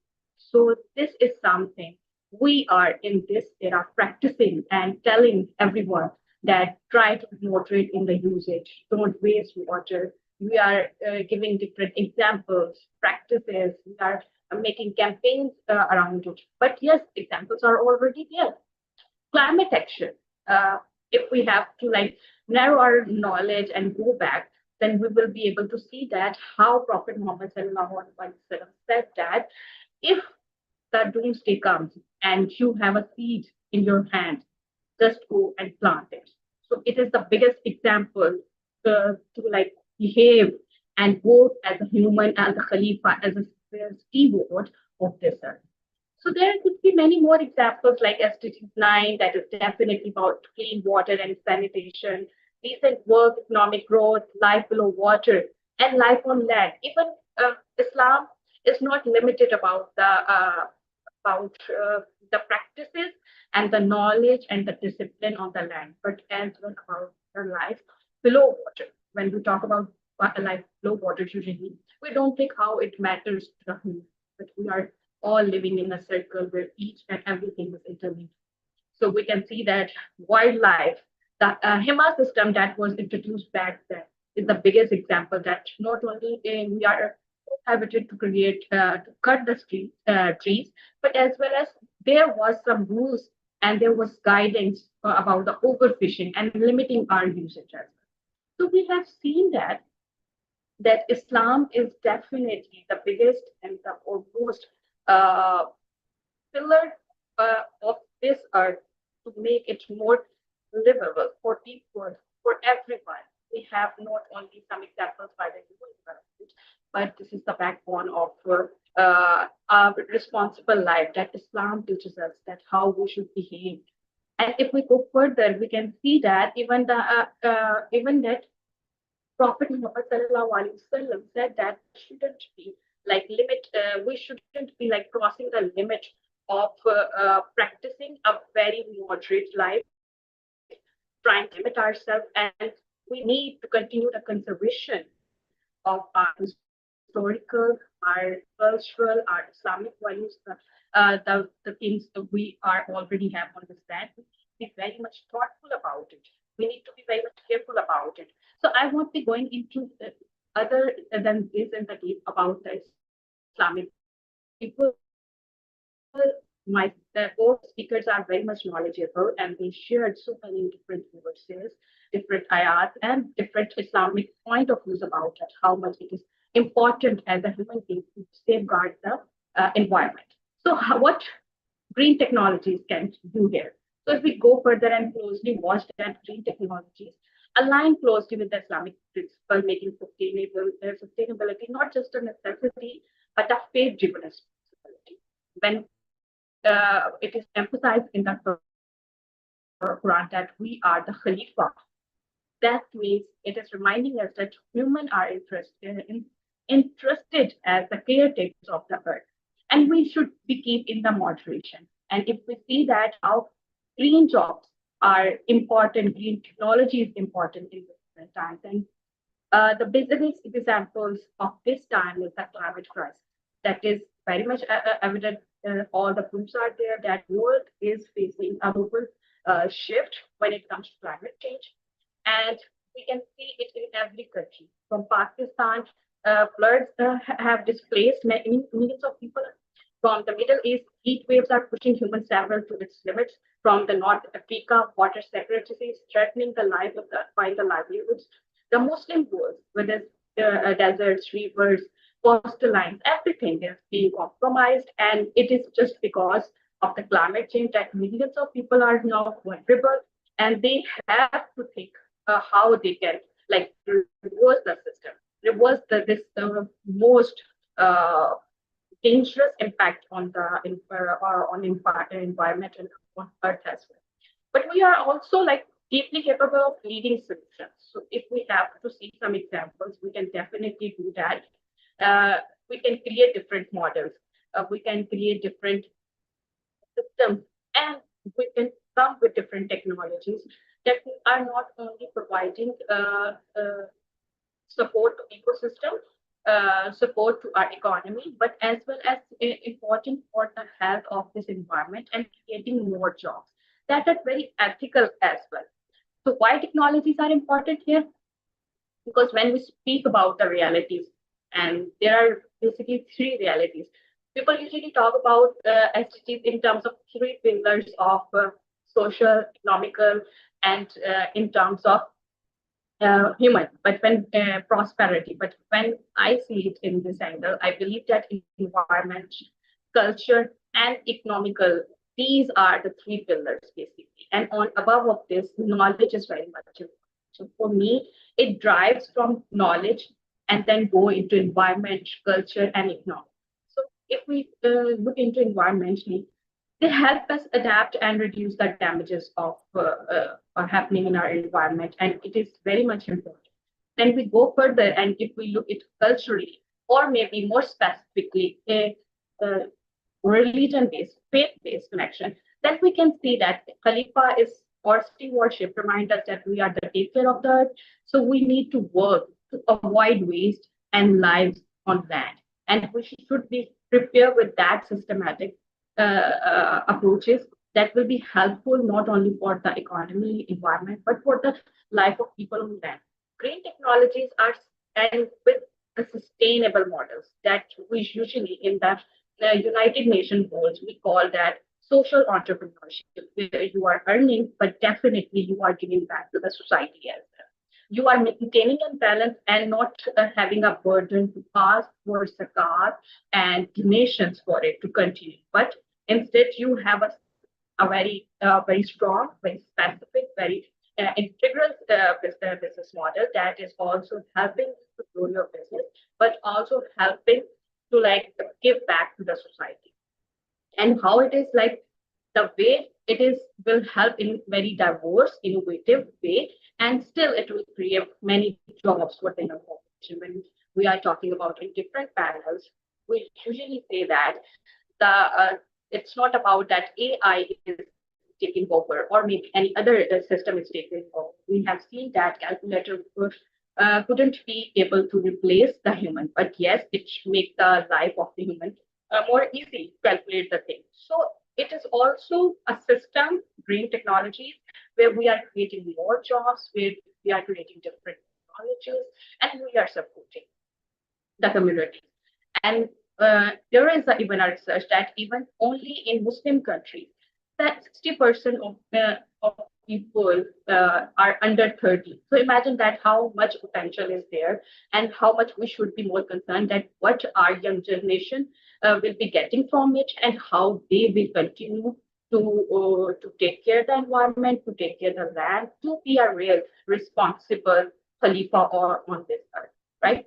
So we have seen some, and I will be able to like share some examples around the board where we are using different technologies to support the system, as well as we are creating jobs. So if there are mostly we call that there are three different pathways when we talk about the transition from jobs to green jobs. One is greening your job, one and other is green entrepreneurship, and the third one is in the green field. So the difference between these three categories are, in one, you are already working in some place where you are aligned with all those best practices that are supporting the environmental system. Maybe you are working in an NGO who is supporting and working for the environment also. Or maybe you are working somewhere that is aligned with the WWF and their practices, or maybe directly into WWF. So this is just an example, right? So they are working to support the environment, economy, air, wildlife, everything.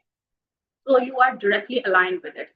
But when it comes to another stage of greening your job, means that you are working in somewhere where you have not, the organization, or maybe you can say the company is not following the core value of business or social enterprises.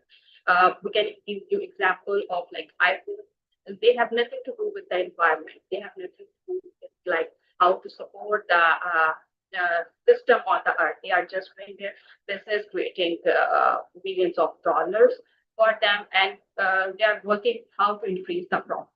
But one day, as we know that there is a Paris Agreement, they thought about let's have someone who can help us to align our values, our goals with the UN SDGs, or maybe somewhere we can help to reduce our impact or emissions to help the environment. So what they introduced, they called for a sustainable officer.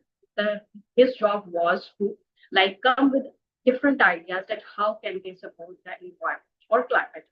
So what the sustainable officer did that he gave an advice that stop making new entries, airports, or in that you can ask people if they have a damaged piece, they can definitely come to us, we will repair it, or we can give one in exchange of the damaged one. So what they are doing, they are recycling and also collecting the waste material, right? So this person, simply by giving one advice, not only help the organization to reduce its manufacturing cost of creating, of developing and designing new airports or airports, they just came with an idea that we can offer you a replacement or you can go for that side. So this is something greening your job, right? And when we talk about the green entrepreneurship, so this is something that highly aligned with how you are coming with a very unique, yet a very practical idea that how we can help the environment. So maybe someone who is working on an app that informs an individual or organization about its carbon footprint, right? So that how much they are emissions they are producing, and maybe it can give you advice on that how you can like limit your supply chain. So these are different ways uh, in which you can help people and the environment as well come forward and work together. These are the examples. Now we can see that these practical examples happening around in the world. So the good news is that already there are many countries who are working on this pitch. If we have to go for Pakistan example, that Qaeda-Azam solar park is one of the biggest examples that the whole park is converted to the solar system. And there are also many other projects, hybrid renewable energy projects that are working in Punjab and Sindh across Asia Pacific as well. And even in the Egypt, the solar park is also introduced over there. The Saudi Arabia working is Dumat Al Jandal wind farm that is going to like help create clean energy for around 70,000 households. And if we go further, Turkey is also working on waste to energy plant processes. So these ideas of green technologies, bringing your job, green entrepreneurship, is not only helping the environment, but they are also creating jobs. Even we talk about just waste to energy plant resources, and 1.4 million people already got the benefits from this project because they are learning how to like assemble the solar panels, how to maintain them, how to recycle them, and so many other things. And we can see that with this concept, we are creating more jobs. We have seen that this is not a culture in the West world where they like they go for the maintenance or they go for to reset any product. They just use it. If it is not working, they just dump it into dustbins. But yes, in Asian countries, we are more I would say mature, and we live with some practical examples as well because it is something rooted in our belief and religion as well. We don't just dump the things after using one time. So this concept is also going into these countries where they are also going for the recycling and repurposing the product as well. So these are some examples that we can see that how it is helping the people and the livelihood. And also we can see that renewable energy sector already gives so many people the jobs in worldwide. Solar panel energy is providing 5 million people jobs, right? So the point is having an emphasis on that the green technologies are the basic and most important terminology, concept, and need of the time, because it is not only helping us to like create jobs, or it is not only help us to create like more opportunities, but it's highly aligned that as the steward of this earth, it doesn't matter you are Muslim, you are non-Muslim, you belong to any Abrahamic religion, you are Hindu, whatever you are. So everyone is now responsible to help the environment to reverse the impact of climate crisis currently. So this system is highly aligned with our like sustainable agriculture system, our circular economy, our clean and energy projects, are the startups who are working, the passionate people who are coming with different ideas. And this is my belief, as I'm also working on the UN Sustainable Development Goals and its link with the Islamic beliefs. I came with a hypothesis that it is always knowledge. The one point where we should start working is knowledge, and we go further. So as a Muslim, it's our belief that we should work what is beneficial for the earth, and we should work on those things that truly shows that we are advocate of this earth and this planet. So there are maybe so many people around us who are still bound to utilize the benefits of the fossil fuels, but we need to come with more policies. We need to come with more technology-based database backed solution that will help us to shift our system, shift our practices from one place to another. Just we call this the green transition. So the green technologies is something that can truly help us, and nobody will be like compromising livelihood on. Thank you so much. I hope I made some points clear here that how green technologies are helping our environment and how much it is for everyone.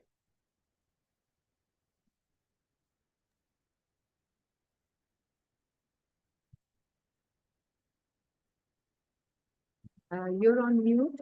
Please, can you unmute yourself? Dr. Faram?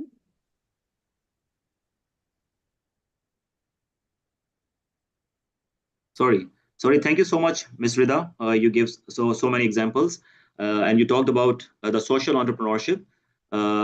Yes, as humans, we are having so many blessings from the environment, from the nature, and it's our prime responsibility to pay back.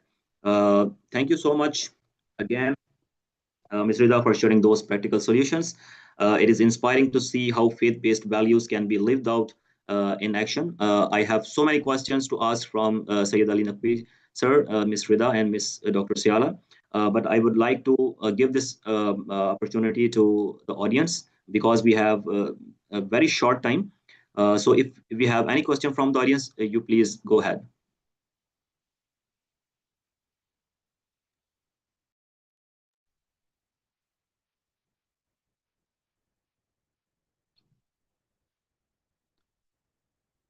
Otherwise, I would love to go for the closing words. I think we don't have any questions from the audience. So as we conclude, I would like to thank our esteemed speakers for their thought-provoking insights. We have seen how Quranic perspectives provide a spiritual foundation for environmental care, how sustainable development models can translate these values into policies, and how green technologies can make these practices a reality. The Quran reminds us, do not cause corruption on the earth after it has been set in order. This verse alone is a timeless reminder for our responsibility as stewards of this planet. I encourage all of us to reflect on today's discussion and take small but consistent steps towards living sustainability. Jazakallah khair for joining us. Thank you so much, speakers and audience. Thank you very much, Dr. Khurram. It was a nice panel. Obviously, I think I need to take it over from you, and we will proceed with the conference. We have our next keynote speaker, Professor Dr. Zafar Ali Chaudhry. He's a distinguished surgeon and medical education leader with over 3 decades of experience in Pakistan and abroad. He is serving as a Vice Chancellor of Faisalabad Medical University, and he has received the Tamgha Imtiaz in 2018 and the Lifetime Achievement Award by the Surgical Oncology Society of Pakistan. He has pioneered surgical innovations, authored numerous research publications, and played a pivotal role in establishing and reforming multiple medical institutions in Punjab. I would like to offer the speech as a keynote speaker to Professor Dr. Zafar Ali Chaudhry. Sir, Bismillah. Video audio. A'udhu billahi minash shaitanir rajeem. Bismillahir rahmanir rahim. First of all, I'm very thankful for giving me this opportunity to talk on this important topic. And I'm really delighted to be part of this IQRA 2025, which is a global conference. And it's based on the theme that we need to honor our legacy, shape our future, especially in the context of Muslim world, and to see that how Muslims now can contribute to the civilization, what they have already been doing.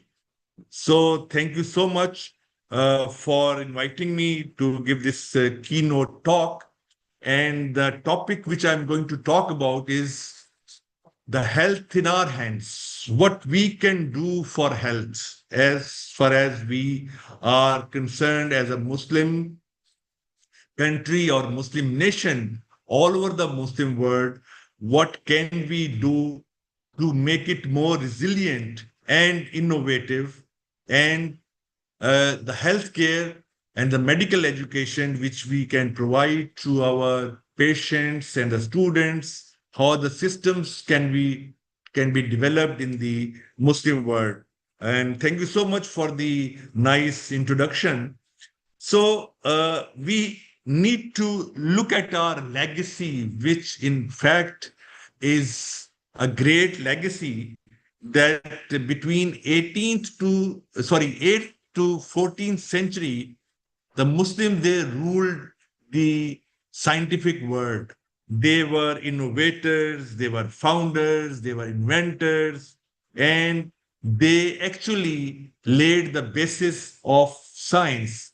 If we look at the medical sciences, especially surgery, pediatrics, medicine, or other fields like ophthalmology, we have great names like Al-Zaharwi, Al-Razi, Avicenna, and Ibn al-Nafis. So these are the pillars who actually built the medical science. And talk about other sciences as well, maybe physics, chemistry, algebra. So everything was owned by Muslims, and it happened between the 8th and 14th century. So what happened after that, that we need to see to that, and also look into the factors which led to our downfall. And we have a great poet, Bal, who said that this science was basically the property of Muslims, but we lost it. That is why we have been thrown from the sky onto the earth. So now we have to regain this position and regain this legacy and work for the future and create new world so that the Muslims, they can rise again and contribute to the science in general and the medical science in particular.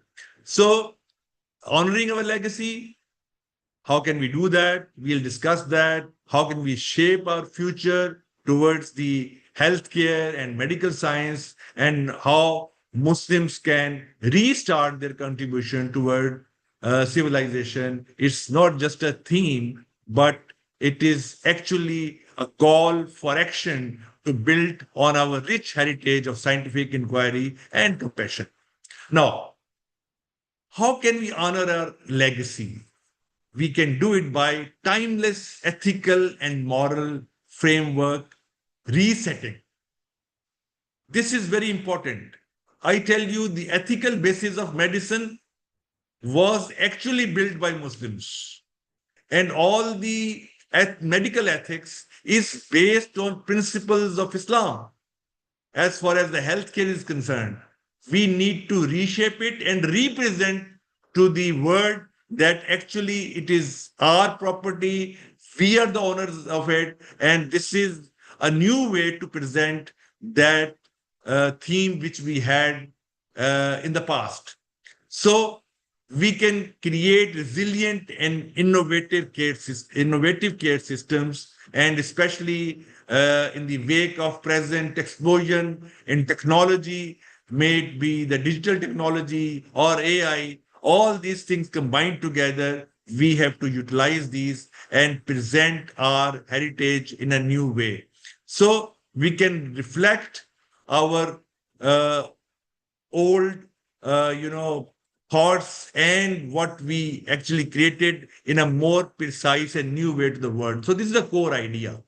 So the issue is that what are the challenges that we are facing at present moment? You all know that there is a diverse landscape. There are Muslim countries which are developed and there are countries which are underdeveloped. So there is a disparity.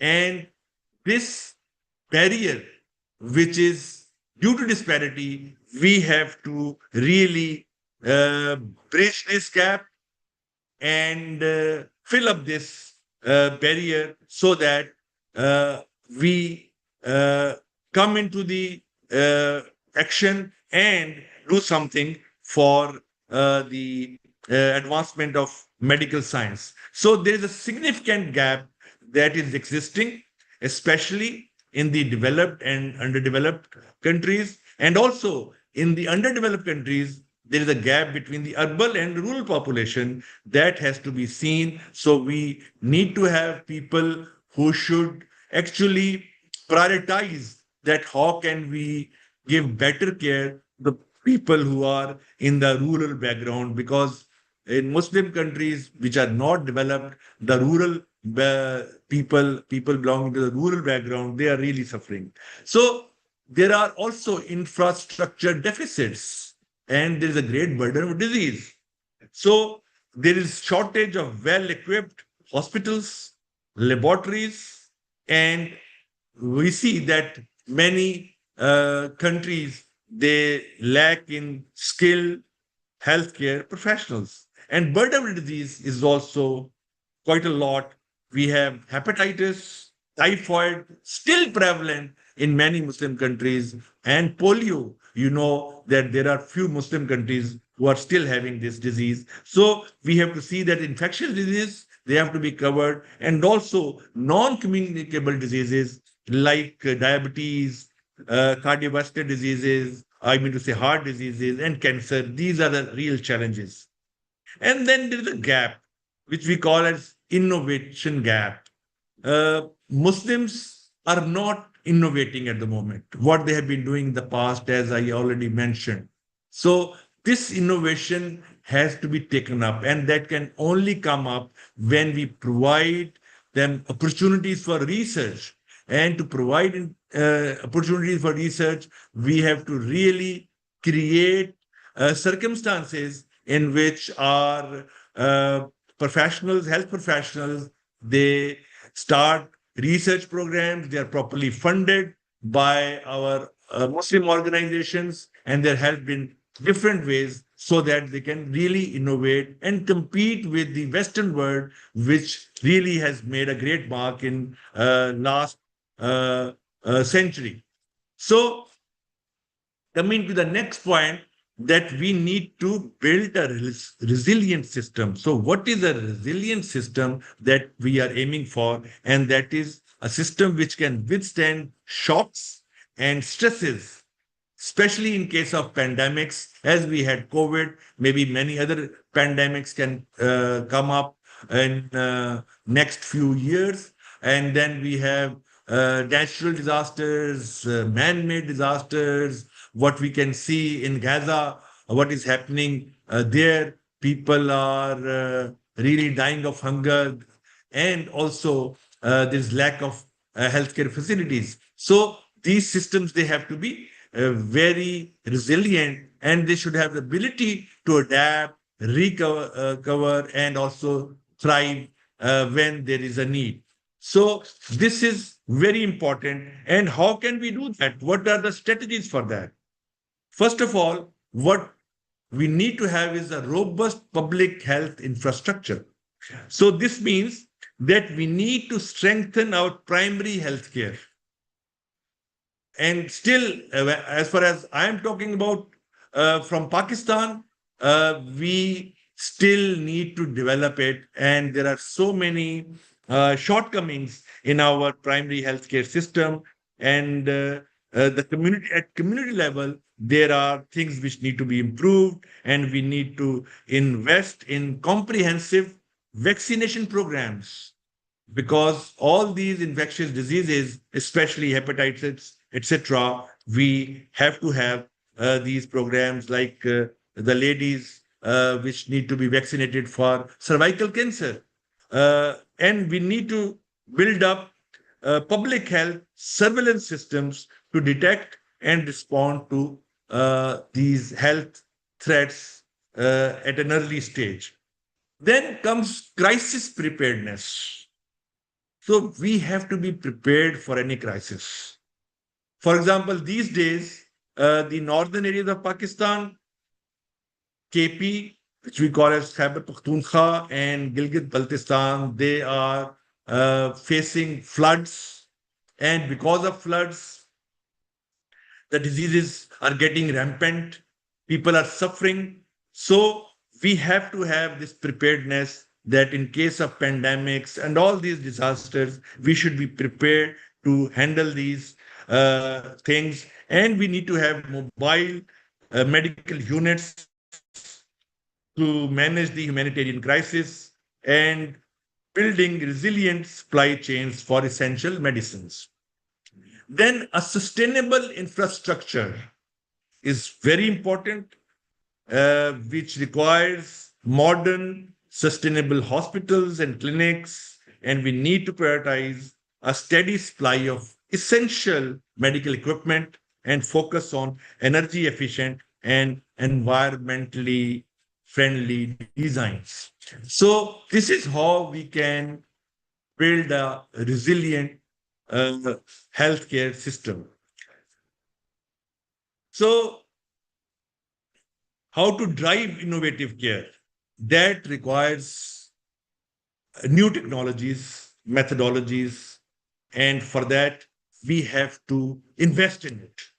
So our big organizations, I mean to say those which are in the Muslim countries, they have to sit and see that how we can improve these health outcomes by investing in acquiring technology and then designing new methodology to enhance efficiency and expand the accessibility to the common people.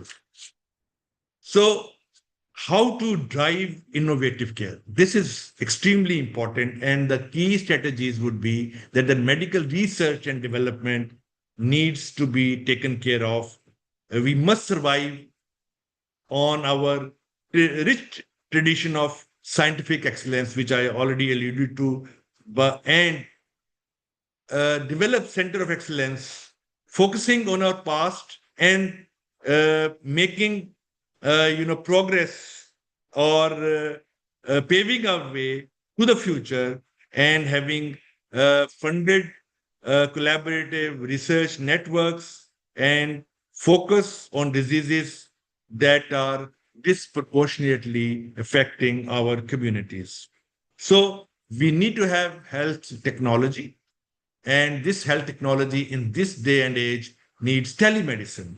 So those countries, especially developed Muslim countries, they need to have a network in which the underdeveloped Muslim countries should take advantage of their progress and their strengths in the medical field, that they have telecommunications with the underdeveloped countries in different medical fields so that people can benefit by their innovations and their expertise. So AI and data analysis is extremely important because still I find that the Muslim countries are not really making any effort to acquire this AI technology, while China and other non-Muslim countries are really moving at a very fast speed to acquire this because this is the future. So we need to have these centers where AI should be really taken care of, and we need to disseminate the techniques to acquire artificial intelligence for our young generation so that they can work on it. So mobile health, again, it's part of the telemedicine, which needs to be developed, like reminders through SMS about various diseases. So these can be developed locally in all our countries. So this is what we can do in terms of research, training, and also the treatment. The most important thing which is always neglected, and that is that we need to promote preventive healthcare, because our focus is on the treatment, the therapeutics, which requires a lot of diagnostic services. They require a lot of funding on the treatment in terms of the medicines and the operations, procedures, and all that. So we need to take care of the preventive aspects of the diseases. So preventive medicine has to be really looked into, which I've already talked about the vaccination. So prevent these diseases, create awareness in the public about the health, that they should have healthy lifestyle, they should exercise, they should avoid eating junk food, take proper nutrition, and all these things which are actually mentioned in our Tibbi Nabawi. And the Islam lays a lot of stress on cleanliness, diet, that when you take food, you should not make your stomach full. Rather, keep your hunger there and eat a bit less. And that is what Holy Prophet, peace be upon him, stressed upon, which will keep you healthy. So these Tibbi Nabawi has to be taught to our people, and instead of talking about different other techniques, like we have intermittent fasting, for that matter, which has its own drawbacks. We should concentrate on our Islamic principles of nutrition, and also how can we keep a balanced diet for us. Then we need to promote this further. And as I already told you, education at all levels, starting from the primary class. We need to have a subject of health awareness, and everything which includes the hygiene and basics of nutrition, how the lifestyle, this need to be taught at the primary level, and gradually the things which are needed at the adult life, they also are to be taught to our students. So then we need to have some community-based initiatives where we can use mosques, where we can tell them how to take good care of their health, community centers, and the local leaders can also take part in health education and awareness. Ethical framework, it has to be brought into, as I already talked about, that our religion talks about ethics. And when we come to the medical ethics, I tell you, more than 90% of medical ethics is based on the principle of Islam. So we should take its ownership back and build our own ethical systems, and they should be taught to our health professionals and public as well. So the way forward, we need to have a collaborative approach. We need to develop an ecosystem. The challenges are too great for any single entity to solve. So we need to make progress, and this progress requires a multi-stakeholder ecosystem of collaborators. And this particular forum should invite all the medical universities in the the Muslim world, that they should collaborate with each other, and they should utilize the strengths of each other, knowledge sharing, research sharing, human resource sharing, all should be done if we have a consortium of the medical universities of Muslim world. This can really build up this collaborative approach. So intra-Islamic cooperation, very important.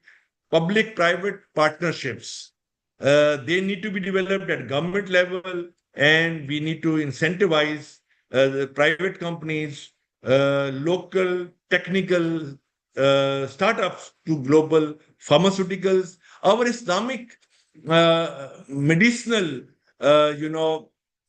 systems in which the herbal is very important.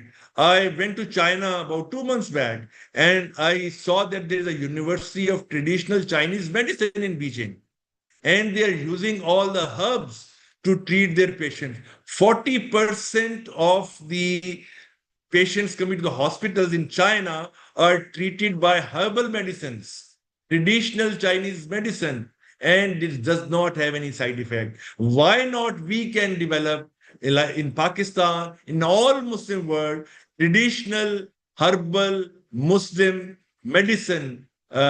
We can have a consortium on it, and we can really develop this particular field in which the people will get benefit by having treatment which has less side effects. So we need to globally engage the people and have these talks. Today we are having a journal overview in this IQRA conference, which has so many topics to be discussed. But I would call that we need to have the medical scientists coming up on a separate forum and discuss all these things to have a global engagement, which means Muslim global engagement to solve the health issues of Muslim world. So there is a need to call to action and share responsibilities, right? And that can only happen if we join hands.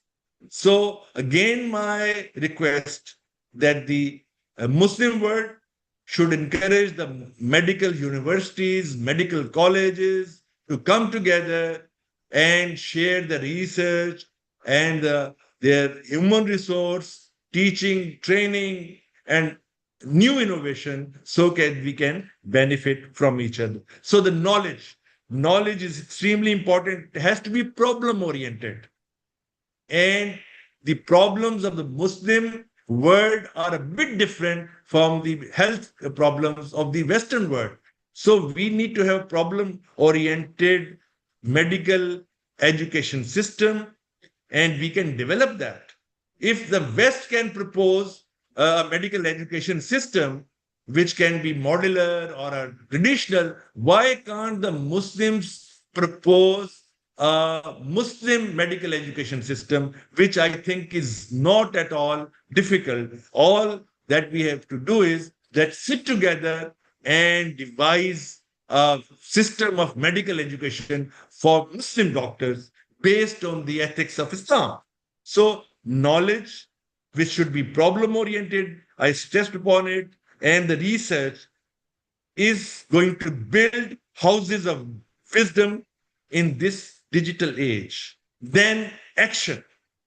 Action speaks louder than words. So we need to come into action, transform this dialogue into tangible results, and we should move from theory into practice. And again, we need to sit together and devise strategies for this action. Lastly, unity. Again, the same thing which I've been talking all over in my presentation, that we need to unite together, form a consortium of the Muslim medical scientists in terms of education, in terms of treatment, and in terms of research, and then compete with the Western world. So we should have our own standpoint, our own research, and then we should argue with them, then we should compete with them, and of course, learn from them as well, and they should learn from us. So we should also become leaders rather than followers and following the leaders of the West. So this is what I had to say about this particular topic, which is health in our hands and health in the hands of Muslim world. And we need to build resilient and innovative care systems for Muslim world in terms of medical education, research, and training. So if we do this, I think this will be a game changer.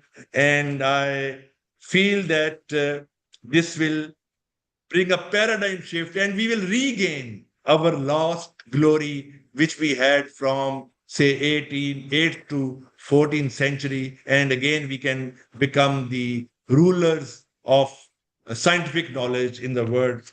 So with these few remarks, I am so thankful to you again for providing me this opportunity on this International Muslim Forum. And I'm really so delighted to see all of you who have presented their talks and who are participating in this conference. Thank you so much from Faisalabad, Pakistan. Any questions? I'm ready to take.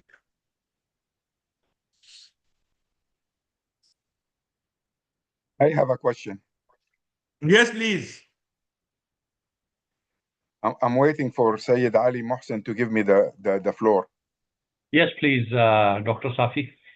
Yes, Dr. Chaudhry, we have this conference so we can hear initiative just like the one you just launched. And I want to let you know that I already instructed Brother Zain, who is the Secretary General of IQRA, to contact you so we can take steps, practical steps, toward holding that consortium. Actually, you are in big trouble because not only that we're listening and we are responding, but we're going to work hard and we're going to push for the establishment of this consortium, and we're going to take you all over with us to medical schools around the Muslim world, telling them this is what we need to do and this is the man with the plan. Thank you very much. Thank you very much for the comments, and thank you, Dr. Obviously, this is the need of the time, and let me just conclude that, inshallah, as Dr. Safi also has said, that this mission will be gone throughout the countries, and you need to lead this. It's not just the matter of, obviously presenting something, but we all are here at this platform, which was provided by Dr. Safi Kaskas, that we need to lead, and especially this is the time when the world has no answer to the questions, but Islam has given the answers 1400 years ago. And then unfortunately, we went back, we did not follow the real instructions which was given by Allah subhanahu wa ta'ala. And now when we are obviously focusing back on our origin, we need to take the lead, inshallah. Thank you very much. We have our next panel discussion, which is the sixth panel discussion of this conference, that is on healthcare and well-being. It is being hosted by Islamic University of Uganda on the theme of smart health, shaping tomorrow's care through research, system, and prevention. Let me introduce the moderator of this session. Ladies and gentlemen, it is my honor to introduce Dr. Abdus Samad Gayajanda, a distinguished scholar of education and Islamic studies from Uganda. He holds PhD in curriculum and instructions from the Islamic University in Uganda. He is currently doing his postdoctorate fellowship from International Islamic University of Malaysia.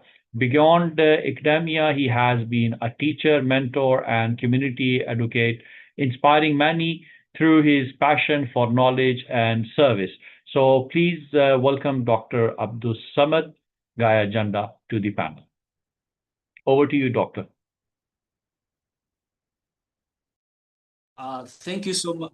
Thank you so much, Dr. Said, for that wonderful introduction, and for your kind words.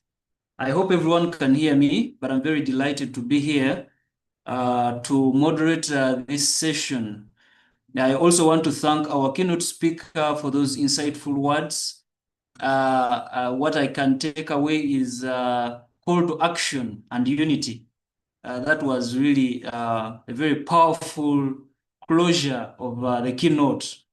So we are going to have three presenters from Islamic University in Uganda, not of Uganda. That word has serious implications. The university is Islamic University in Uganda, not of Uganda, because it is a university that belongs to OIC. It is not a Ugandan government. It is not a Ugandan university. Uganda is just a host, but the university belongs to OIC. So if I let that slide, our bosses may jump on our necks and say, "Why did you let that slide?" That's why I had to correct that. And I'm not going to give the background of the university, but Alhamdulillah, I am so happy to meet everyone, and I'm still excited to meet Dr. Safi Kaskas. There is still a lot to share. I'm so delighted to be part of this community of very brilliant minds and very powerful scholars from all over the world, and listening to your presentations. This is very powerful. I really want to thank IQRA for this arrangement, and we look forward to future collaborations, inshallah. With that brief preamble, I will straight away go to our first presenter on the panel, who is none other than Dr. Karim Mwebaza Muluya, who is going to be our first presenter. Dr. Muluya is a seasoned public health expert with a PhD in public health management, master's in health service management, dual bachelor's degree in population and environmental health science, and a diploma in public health dentistry. With over 15 years of experience, Dr. Karim has made significant contributions in and health systems, community involvement, sexual reproductive, maternal, newborn child and adolescent health and nutrition, HIV and AIDS, occupational health, and quality assurance. He has taught in Busoga University in Uganda and also currently works at the Islamic University in Uganda. His work spans research, curriculum development, health program implementation, and multi-sectoral collaboration with partners including USAID, UNICEF, and World Health Organization. Dr. Karim is widely published, an active conference presenter, and an advisor in the health service delivery, capacity building, and health systems strengthening with passion for community engagement and improving health care outcomes. The theme is smart health, shaping tomorrow's care through research systems and prevention. And his presentation is about overlooked magic for healthcare and well-being in Uganda. Ladies and gentlemen, dear scholars, join me to welcome Dr. Karim Mwebaza Muluya. You're most welcome to this session on this panel of scholars. You're most welcome, Dr. Muluya, to give your presentation. You have 10 minutes.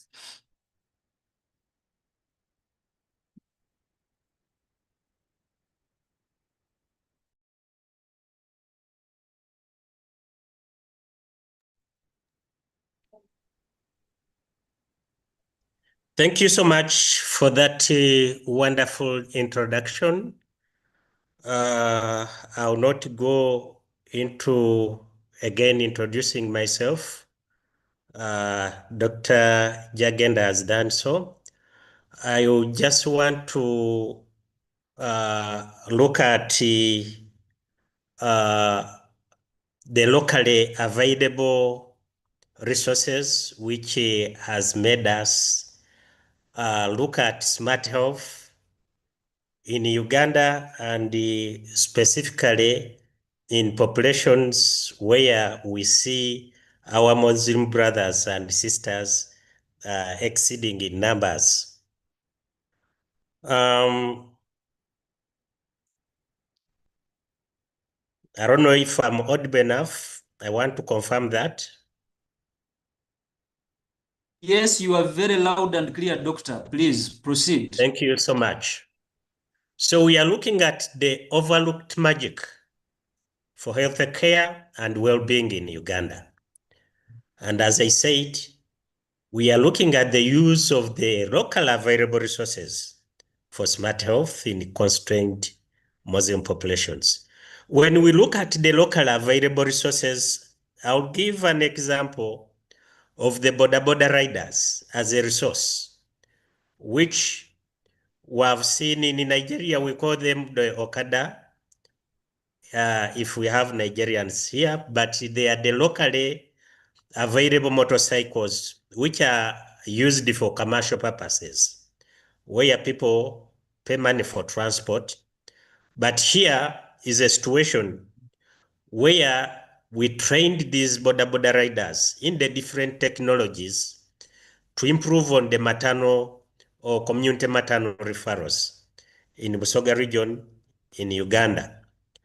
We have also another local available resource, which is the District Health Information System, call it DHIS2, which is accessed by everyone who is working in health, even those who are not working in health sector. And we have seen that with our studies, where we saw that this information is important in the development of worker plans, which has greatly improved the service delivery in Uganda.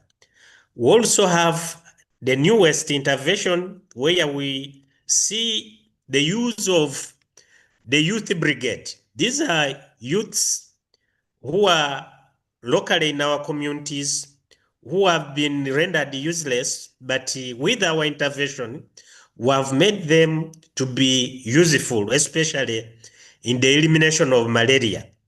With the locally available structures in governance, which have been also been redundant, but they have proved to be useful, especially in the elimination of malaria, according to our pilot study. We have also trained the local available health unit management committees in the improvement of service delivery in our health facilities, and it has also given results. Now, I may not take much time looking at the indicators in Uganda. Uganda is a highly populated country, which is around 45.9 million people, but it has around 13.2 million Muslims in this country. That contributes highly to a big population. But specifically looking at the Busoga region, we are 5 million people, but if you look at the different indicators listed there, its performance is not good compared to the national performance. But I don't want to go much in the details of this performance since I have only 10 minutes to present. I want to look at the first study where we were looking at the community-based maternal referral. We trained mothers and border riders in the innovation, the communication, and technology, which basically looked at the closed caller user group. This is a locally designed communication app, which helped in the coordination of mothers and the border riders to make sure that they reach health facilities in time to deliver, but also when they had complications, and it gave a positive results. We have many publications in that area, but it didn't only look at the training in the technology, even in the management of the fleet. And we have also made publications in that area. We also looked at the prevention and the basic management of emergencies, which was clearly communicated to these border riders and many other things. But what is so important in this training is the innovation, communication, and technology, which the theme is basically focusing on. Then another study was looking at the use of the district health information system, where we saw that initially people were coming up with the worker plans, but without evidence. But this time around, we made sure that we use the development of these worker plans based on the information which is in the DHIS2, and the result showed that it's important to have this, it's important to utilize data in the development of worker plans, and we came up with different factors which can enable the developing of these worker plans based on data. Now, looking at the eradication of malaria, this has been based on the local available resources, as we are saying, because this theme is looking at research, system, and prevention. And here we are so much interested in the prevention of malaria within our Muslim community, where we have based on the strengthening of or empowering the youth brigade and the local structures in governance. We have looked at the the mass spraying, which is indoor and outdoor, and we have also looked at the modified mass testing and treatment. So those are the 4 pillars which we based on in this study. It's a pilot study, and I must assure you that it has already proven to be a good one in terms of reducing the mosquito population, in terms of reducing the malaria cases, and many other things, mortalities and morbidities. It has made wonders. And lastly, we have also tried to train the Health Unit Management Committee members. These are locally available coordinators of community and health facilities, but with the training which we made with them in terms of empowering them to supervise facilities, to monitor facilities, to be accountable in terms of planning for these facilities, it has also greatly improved service delivery. And many publications have been made into that. So I didn't want to show many pictures, but these are some of the pictures. One for when we were training border riders. Here when we were engaging community, especially the youths and the local available leadership to make sure that we eliminate malaria and we reduce on maternal mortality and increase deliveries. Now, our conclusion. Wherever we see disease prevention, testing and treatment for malaria, engaging communities, and the mass testing and the treatment, surely it gives results because we have proven that. Community referrals, it has been proven and it gives results. Equally, when it comes to the use of data in decision making, it has given results, and the training of community health unit management committees, it has given results. Thank you so much. Let me assume I've effectively utilized the 10 minutes. Back to you, Chair. Thank you so much, Dr. Muluya, for that electrifying presentation. Thank you so much.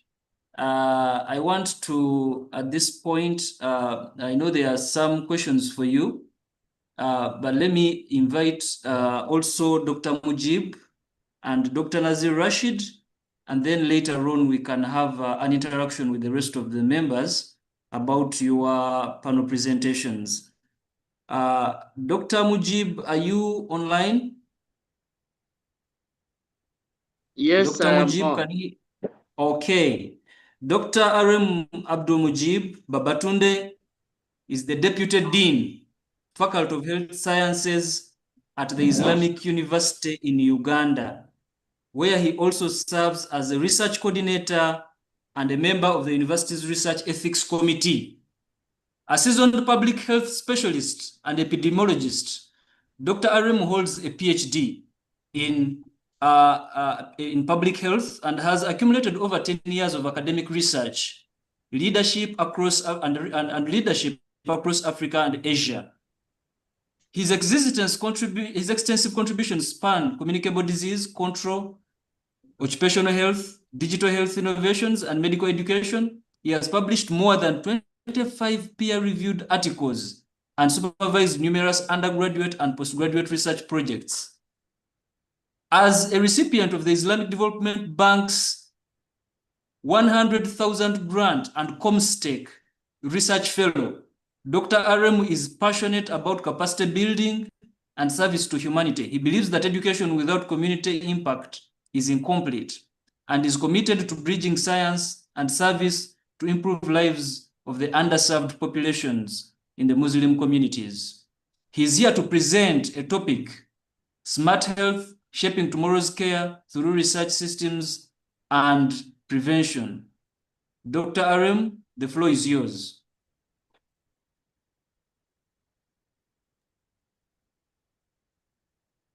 Assalamu alaikum wa rahmatullahi wa barakatuh. Wa alaikum assalam wa rahmatullahi wa barakatuh. I hope I'm clear and audible. Loud and clear. It's a pleasure to be here today. I also want to stand on the shoulder of a sistering giant in this conference today. I want to concretize what Dr. Karim has presented relating to low and middle income country. So I'm looking at the smart health, shaping tomorrow's care through research, system, and prevention. Just a brief preamble before I go into my topic. Looking at the a bigger theme of this presentation, which is talking about ecology and ecosystem. Just a reminder from the Quran, where Allah said, وَلَا تُفْسِدُوا فِي الْأَرْضِ بَعْدَ إِصْلَاحِهَا. Don't cause a lot of transgression or destruction on earth after Allah has already made it clean. When you look at the Quranic verses, Quranic is also telling us about making our ecosystem user-friendly. This also leads us to an innovation on this smart health. When we talk about smart, how does it lead to our future, like tomorrow? When we talk about it tomorrow, we mean tomorrow through these three pillars, which I'm going to extensively talk about. Here with me, I have what is a smart health. This is the use of new generation information technologies, computing to create interconnected intelligence and personalized healthcare system. Historically, when you look from time immemorial, there has been a lot of significant lag between clinical research breakthrough and their adoption in clinical practice. Is this a problem that actually lead to the advent of these smart health tools, which currently help us in bridging this gap by rapidly disseminating and applying evidence-based insight in our society? If I may digress a bit, the smart health we are talking about, it has actually reached our doorstep. What do I mean by that? We have smart tools everywhere in our life now. On our laptop, there's a smart tools. On our phone, there's a smart tools. And what are these, the use of these smart tools? How do they add on to our health? How do they shape our tomorrow? It's a move from reactive, which is a disease-centered care, to proactive, that is patient health management. This is a key shift in the smart health. There are a lot of smart health that we use nowadays, preferably, most importantly, the sensors and the wearables. Just like I've put in this image, it's become easier for clinicians to monitor some of the physiological data, such as the heart rate, blood pressure, and glucose level. Some other connectivities like Internet of Things, like patient and healthcare provider for easy flow of data. Look at what happened in the olden days. You go to a hospital, you go to a data unit, you have a lot of book where people keep a lot of information. But nowadays, this information can move seamlessly. Also, some big data use of AI can use to analyze amount of health information to gain insight and predict future outcome. And lastly, on this shift, when we talk about the smart health, there's streamlining administrative and clinical process to improve efficiency in management of patient safety. Considering the tomorrow's care, or shaping tomorrow, the smart health is fundamentally built on three pillars, which are the research, which is the driving innovation through data and discovery. Like I said, I'm standing on the existing protocol from what people have been presenting. The first presenter extensively talked about research, which I really don't need to dwell much on this, but driving innovation through data and discoveries, also systems. When we talk about the system, we refer to healthcare system. And that's why I come with the first, the ayah of the Quran, where I was talking about issue of the ecosystem. And the system where we are referring to building an intelligent, integrated healthcare ecosystem that is user-friendly. Regardless of the literacy level, anybody can easily operate this. Then the last part of this, which is related to the topic, is prevention. How do we empower human being or individual to manage their own health? As a concept in public health, one of the basic concepts of public health is to empower every human being so that at the end of the day, You get to know about your own health and you know how to prevent yourself from it.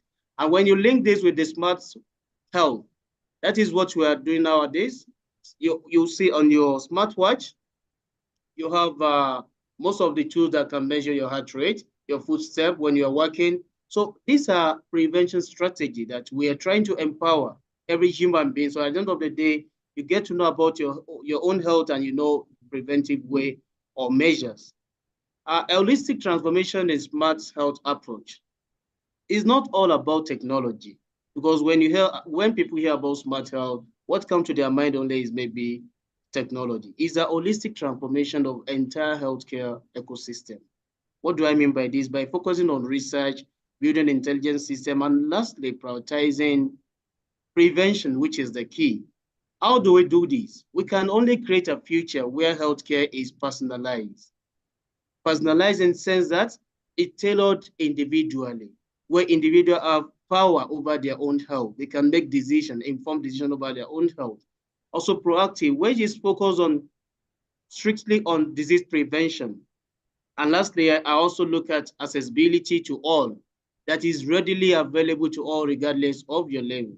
Like when the previous speaker was talking about our locality here, we can relate this to the level of literacy in the low and middle income country. So I believe that this paradigm shift promises to improve the health outcome and also increase its efficiency and also reduce overall burden on the healthcare system.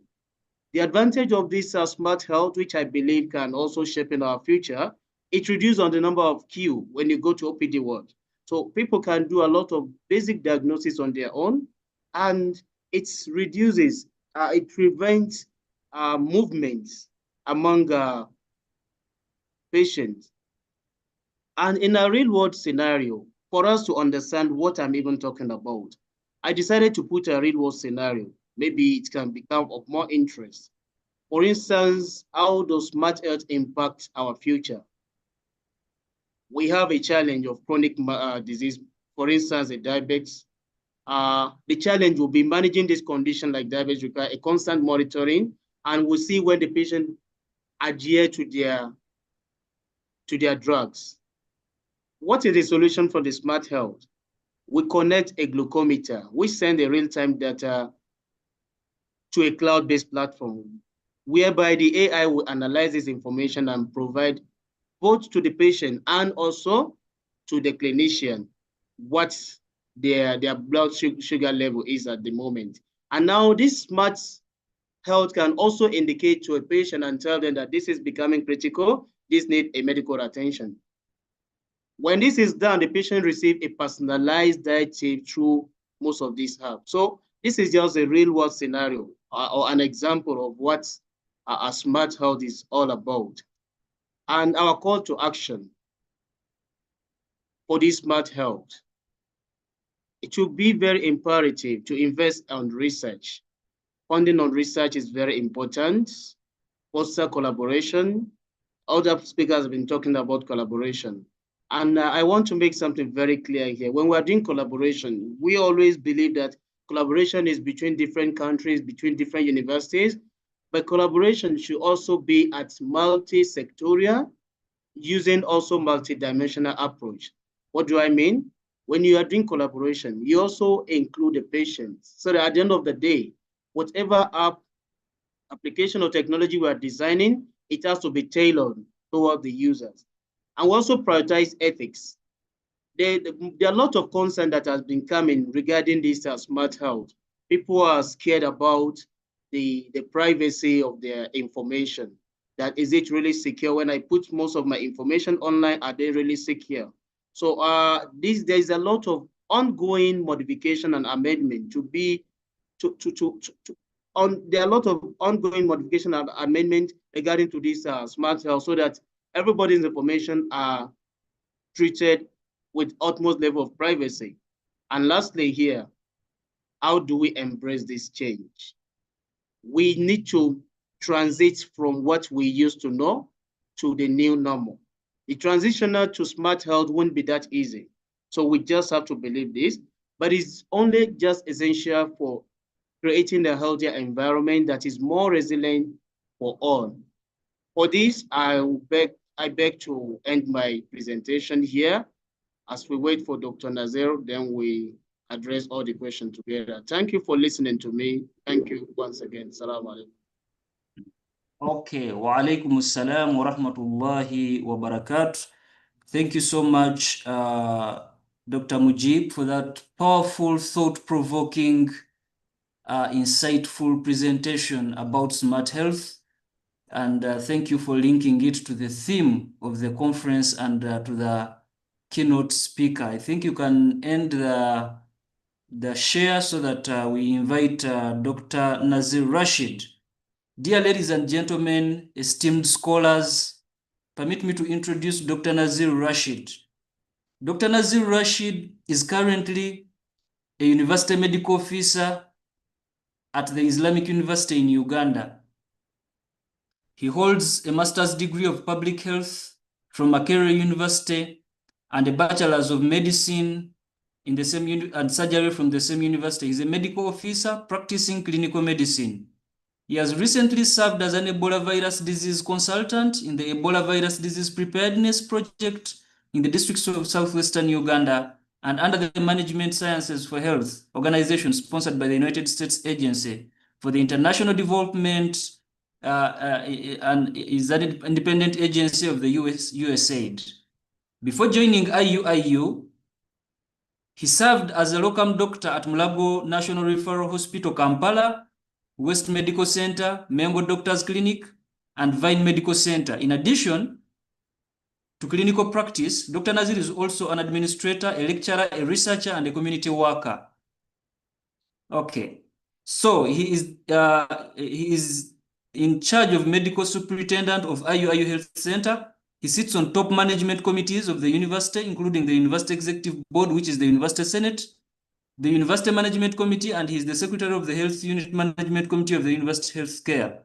He is a part-time lecturer at the Faculty of Health Sciences in the Department of Public Health and the Faculty of Management Studies, specializing in epidemiology. Specializing in epidemiology, infectious diseases, and health service management.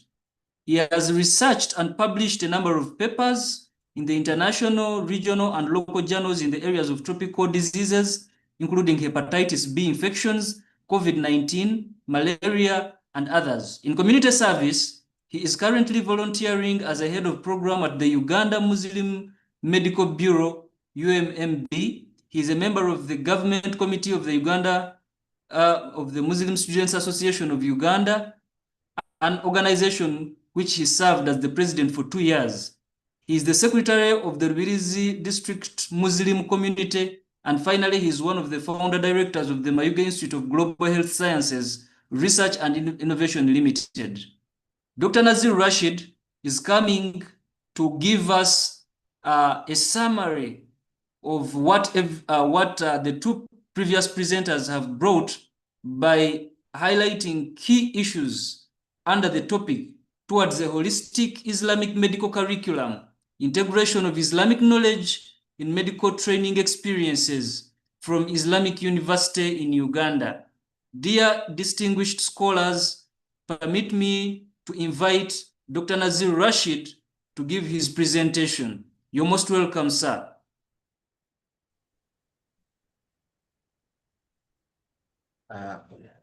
Thank you very much for that wonderful introduction. I hope members can hear me. Alhamdulillah Rabbil Alamin. Loud and clear. Wassalatu wassalam ala Rasulillah sallallahu alayhi wasallam wa ba'd. Rabbi shrah li sadri wa yassir li amri wa akhlul uqdata min lisan yafqahu qawli. Assalamu alaikum wa rahmatullahi wa barakatuh. I would like to thank the organizers of the conference for this wonderful opportunity to share experiences from all over the world. My topic is in line with the theme of the conference, and I'm going to, in summary, to share something very important for us under the topic towards holistic medical curriculum, integration of Islamic knowledge in medical training sharing experiences from Islamic University in Uganda.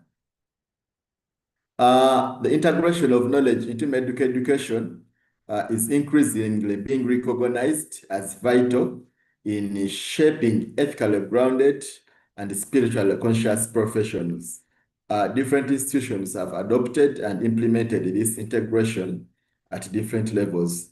Institutions in Muslim minority countries like Uganda still face a number of challenges and limitations in achieving this. This presentation, therefore, will explore the integration of knowledge at IUIU and also share experiences from Muslim majority countries and make suggestions for inclusions in the holistic curriculum. In the Islamic worldview, the practice of medicine is not merely a technical or a scientific endeavor, but we all believe that it is a moral and a spiritual responsibility. Therefore, it is essential that future Muslim doctors are nurtured with a mindset that reflects this perspective. So medical practice should not be viewed as only as an act of treating, but also as an act of worship, which is ibadah, and therefore should be carried out with sincerity, compassion, and a sense of accountability to both the creator and the society. And this foundational approach provides a holistic framework for medical education, which blends in scientific excellence with spiritual integrity. A number of Sharia-compliant and Ibadah-friendly hospitals have been set up in different parts of the world, and this therefore creates demand for healthcare professionals who are well-versed, not only with medical knowledge and skills, but also with the application of Islamic principles in offering medical care. Attempts have been made to address this challenge. In 1995, Professor Umar Kasule proposed an Islamic input in a medical curriculum, and this has been adopted and implemented by a number of Muslim medical colleges.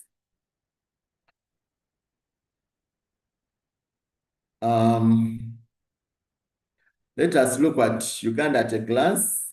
They've already been talked about Uganda, but my interest here, our population is 45.9 with 13.2% Muslims.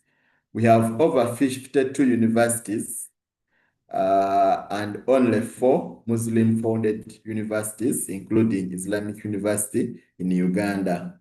The background of IUIU, our moderator hinted on it. I will not repeat it. We have a faculty of health science that teaches several programs, including a Master's of Public Health, Medicine and Surgery, Bachelor's, Biomedical Sciences, Bachelor's of Public Health, Diploma and certificates in nursing and midwifery courses, among others. Let us look at an overview of the input of the Islamic knowledge into the medical curriculum.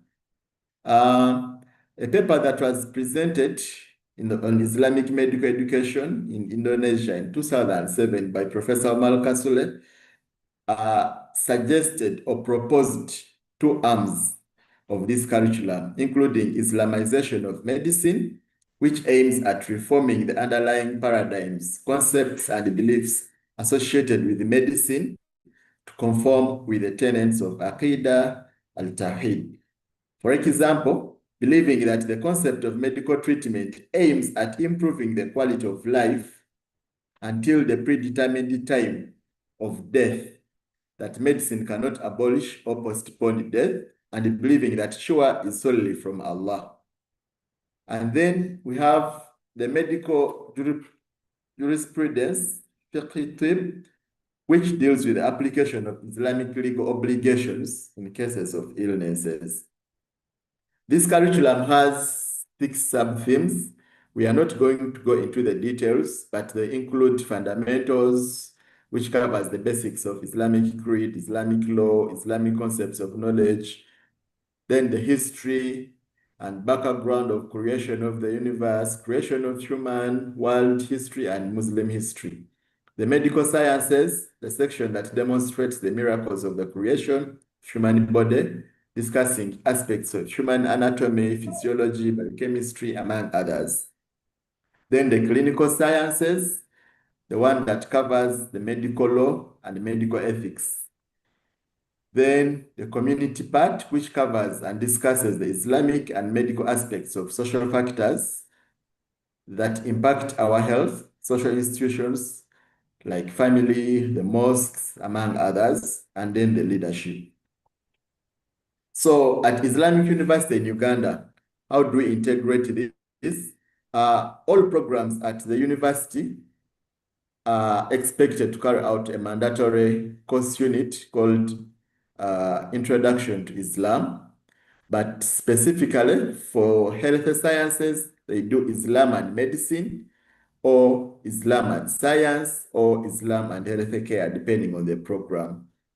This program covers, the course unit covers history and contemporary views on medicine, nutrition, the forbidden foods and intoxicants, Islam and public health, prevention in Islam, among others. On the other hand, Islam and science covers general perspectives of scientific miracles of the Quran, creation of the universe, and etc. These are taught as single course units in one semester throughout the period of either 5 years, depending on the course.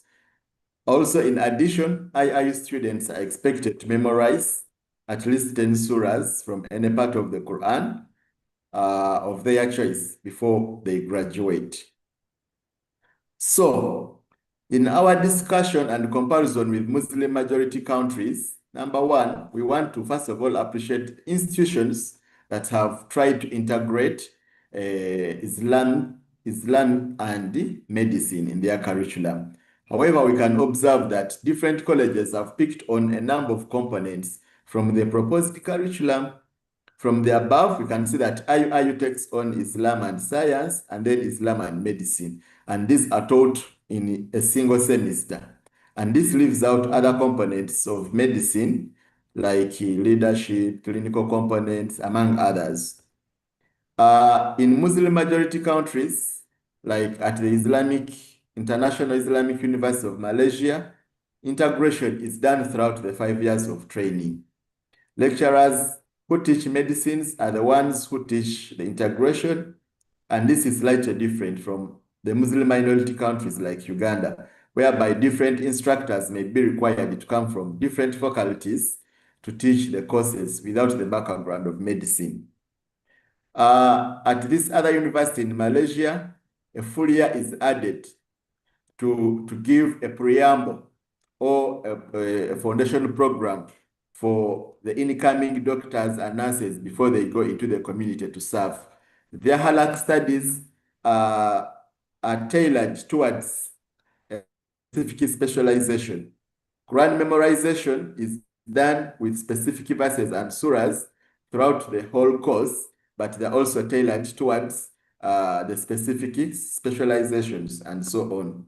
In clinical years, emphasis is put on Islamic ethics and legal aspects and integration of Islamic values in the clinical practice.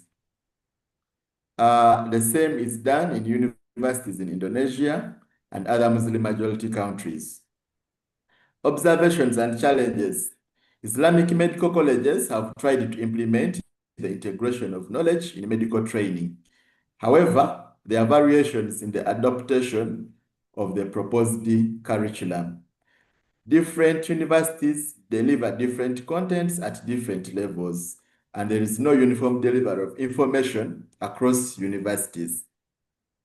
Recommendations.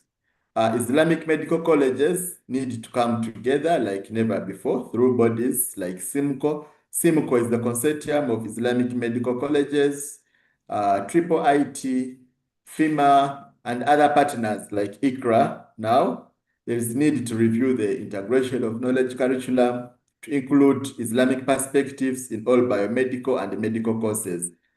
The holistic curriculum should handle in details the Islamic context of internal medicine, pediatrics, surgery, OBGY, ethical, community, and leadership components.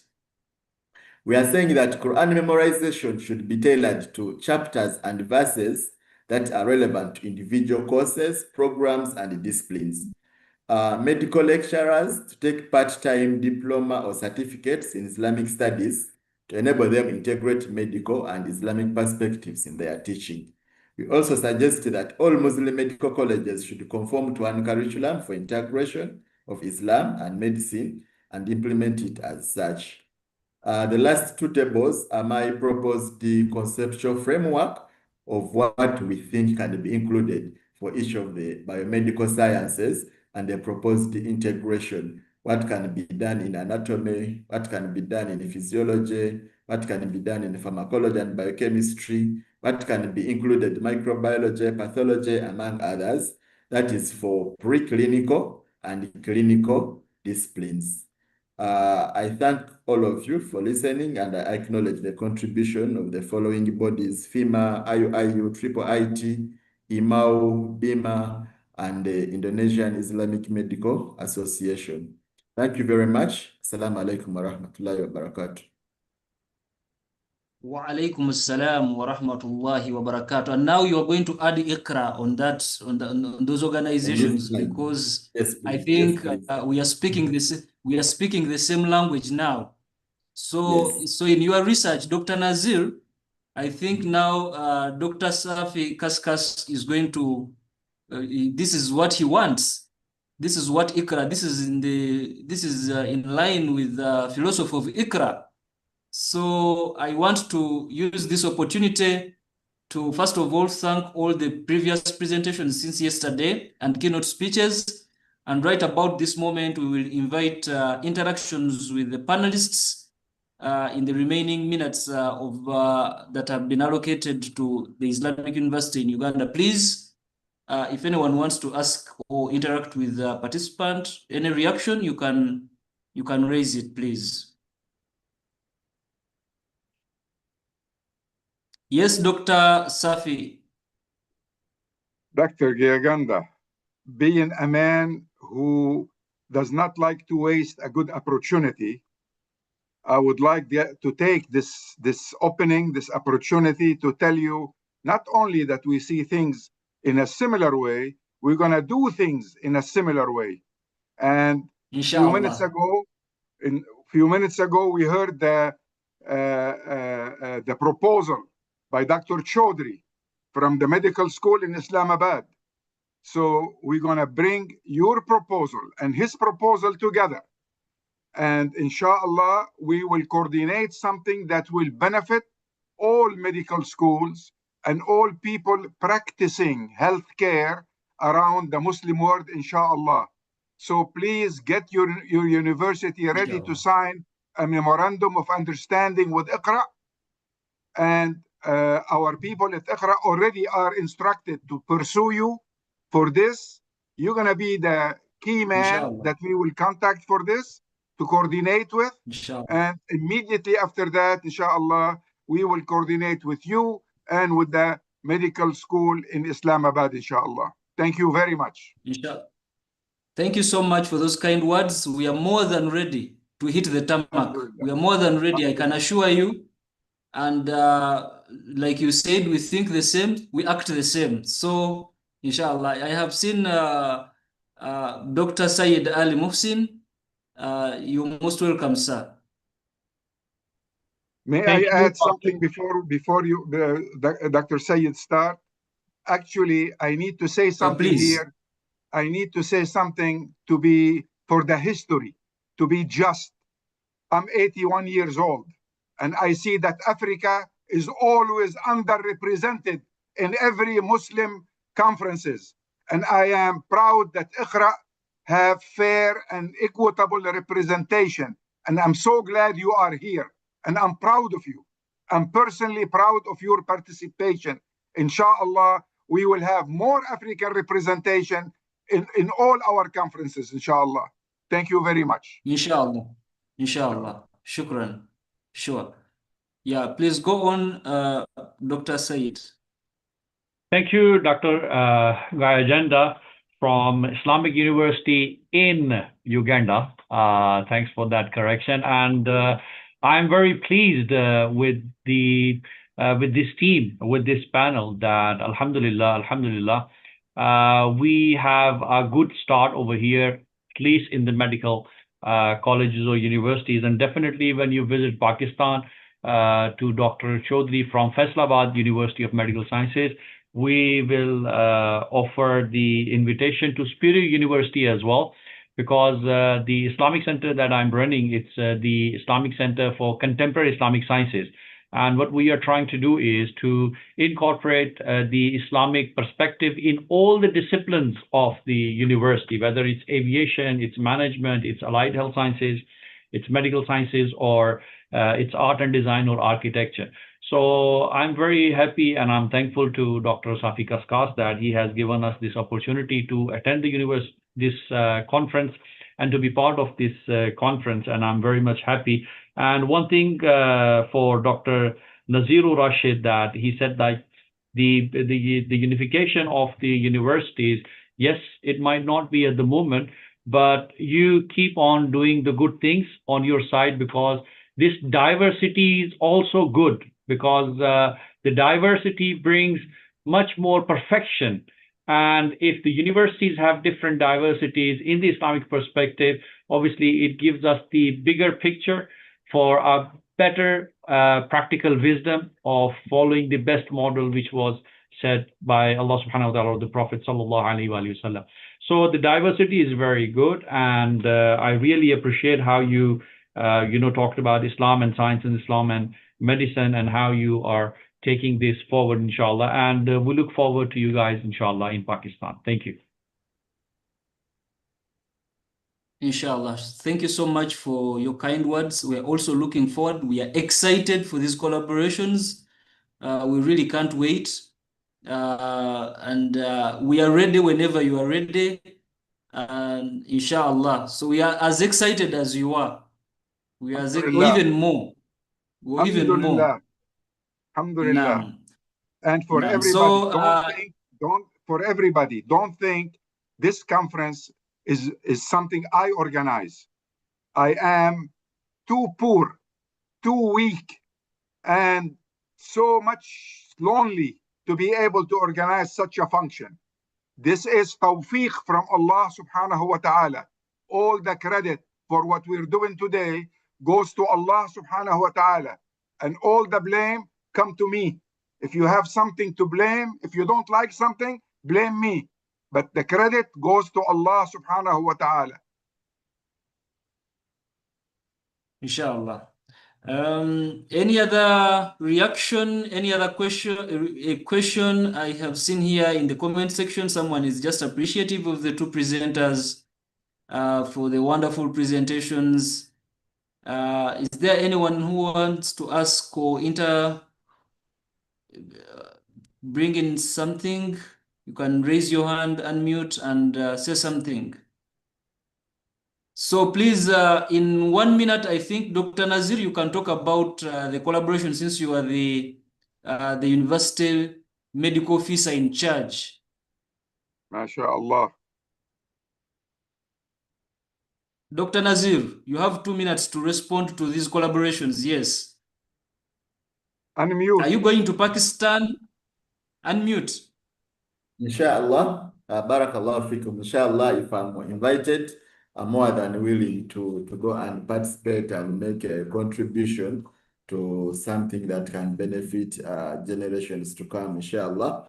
As the university policy, we are open as Islamic University in Uganda to all collaborations that add value to humanity, that add value to education, that add value to Islam. So I know the university is going to be more welcoming for these resolutions that are being made in this IQRA conference because of our participation. Once again, I thank the organizers, and I ask the Almighty Allah to reward you abundantly. Allahumma ameen. Dr. Rashid, yeah, I want to Dr. say something. Yes. I want to say something in private to you. Please don't share it with anybody. Yes, please. Next time anybody say, "Are you ready to go to Pakistan?" Ask, yes. Why wouldn't Pakistan come to Uganda?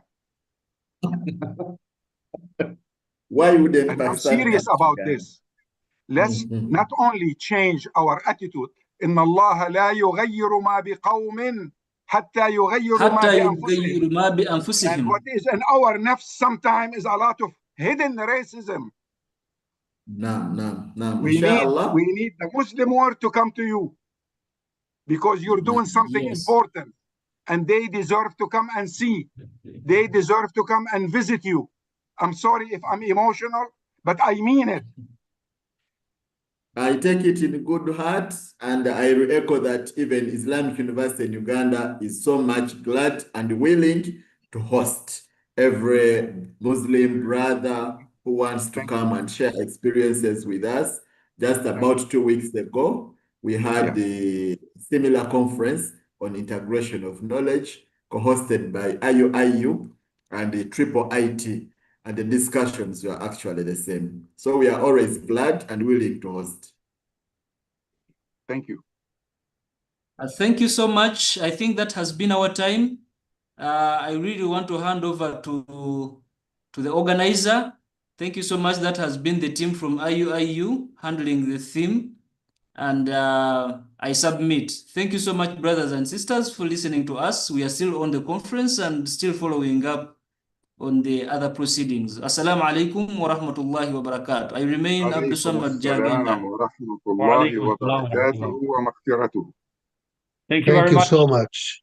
Dr. Gayajenda from Islamic University in Uganda. Obviously, this panel is on its end, and we had a very fruitful discussion today. Tomorrow, it's going to be reviving identity, renewing leadership for our just world.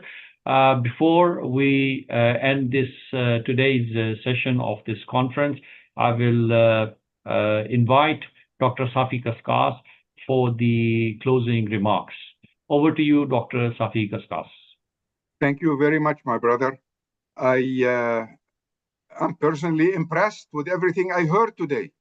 I actually, for your information, I had asked an independent committee to watch our procedures and at the end to give us an assessment of whether this conference is coming close to its vision and mission that was declared.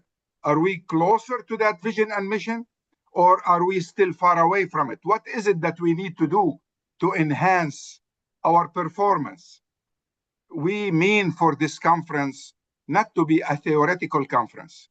We meant from day one for it to be something practical that will produce practical results, doable results. We need to change. The time is now. We cannot continue to wait. We heard about the state of the Muslim world at this time. We heard our brothers that a genocide is committed against while the rest of the Muslim world is watching. We cannot continue to watch. We need to change. And I know our unity is the only way we'll be able to be effective. I'm talking about our unity as Muslims. And I start with myself. I'm a Muslim and I follow the Quran and my Prophet Muhammad sallallahu alayhi wa alihi wa sallam. I'm neither Sunni nor Shi'i nor anything else. I'm only a Muslim, and it's time for all Muslims to come together. The conflicts of the past are not going to help us. The unity of the future is what's going to help us and help our children and our grandchildren. And the future for my grandchildren is bleak if we continue divided like this. Unless we unite and unless we come together to have a better understanding of the Book of Allah and the Sunnah of His Prophet, we will never be able to move forward. And every one of you is an instrument to move everybody forward. If we push all together in the same direction, we will get there, inshallah. Thank you very much.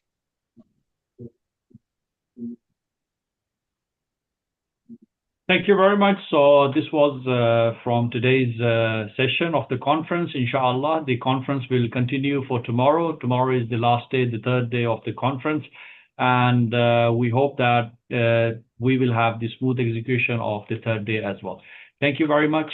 Assalamu alaikum wa rahmatullahi wa barakatuh. وعليكم السلام ورحمة الله وبركاته ومغفرته. Thank you, everybody. عليكم السلام ورحمة الله وبركاته.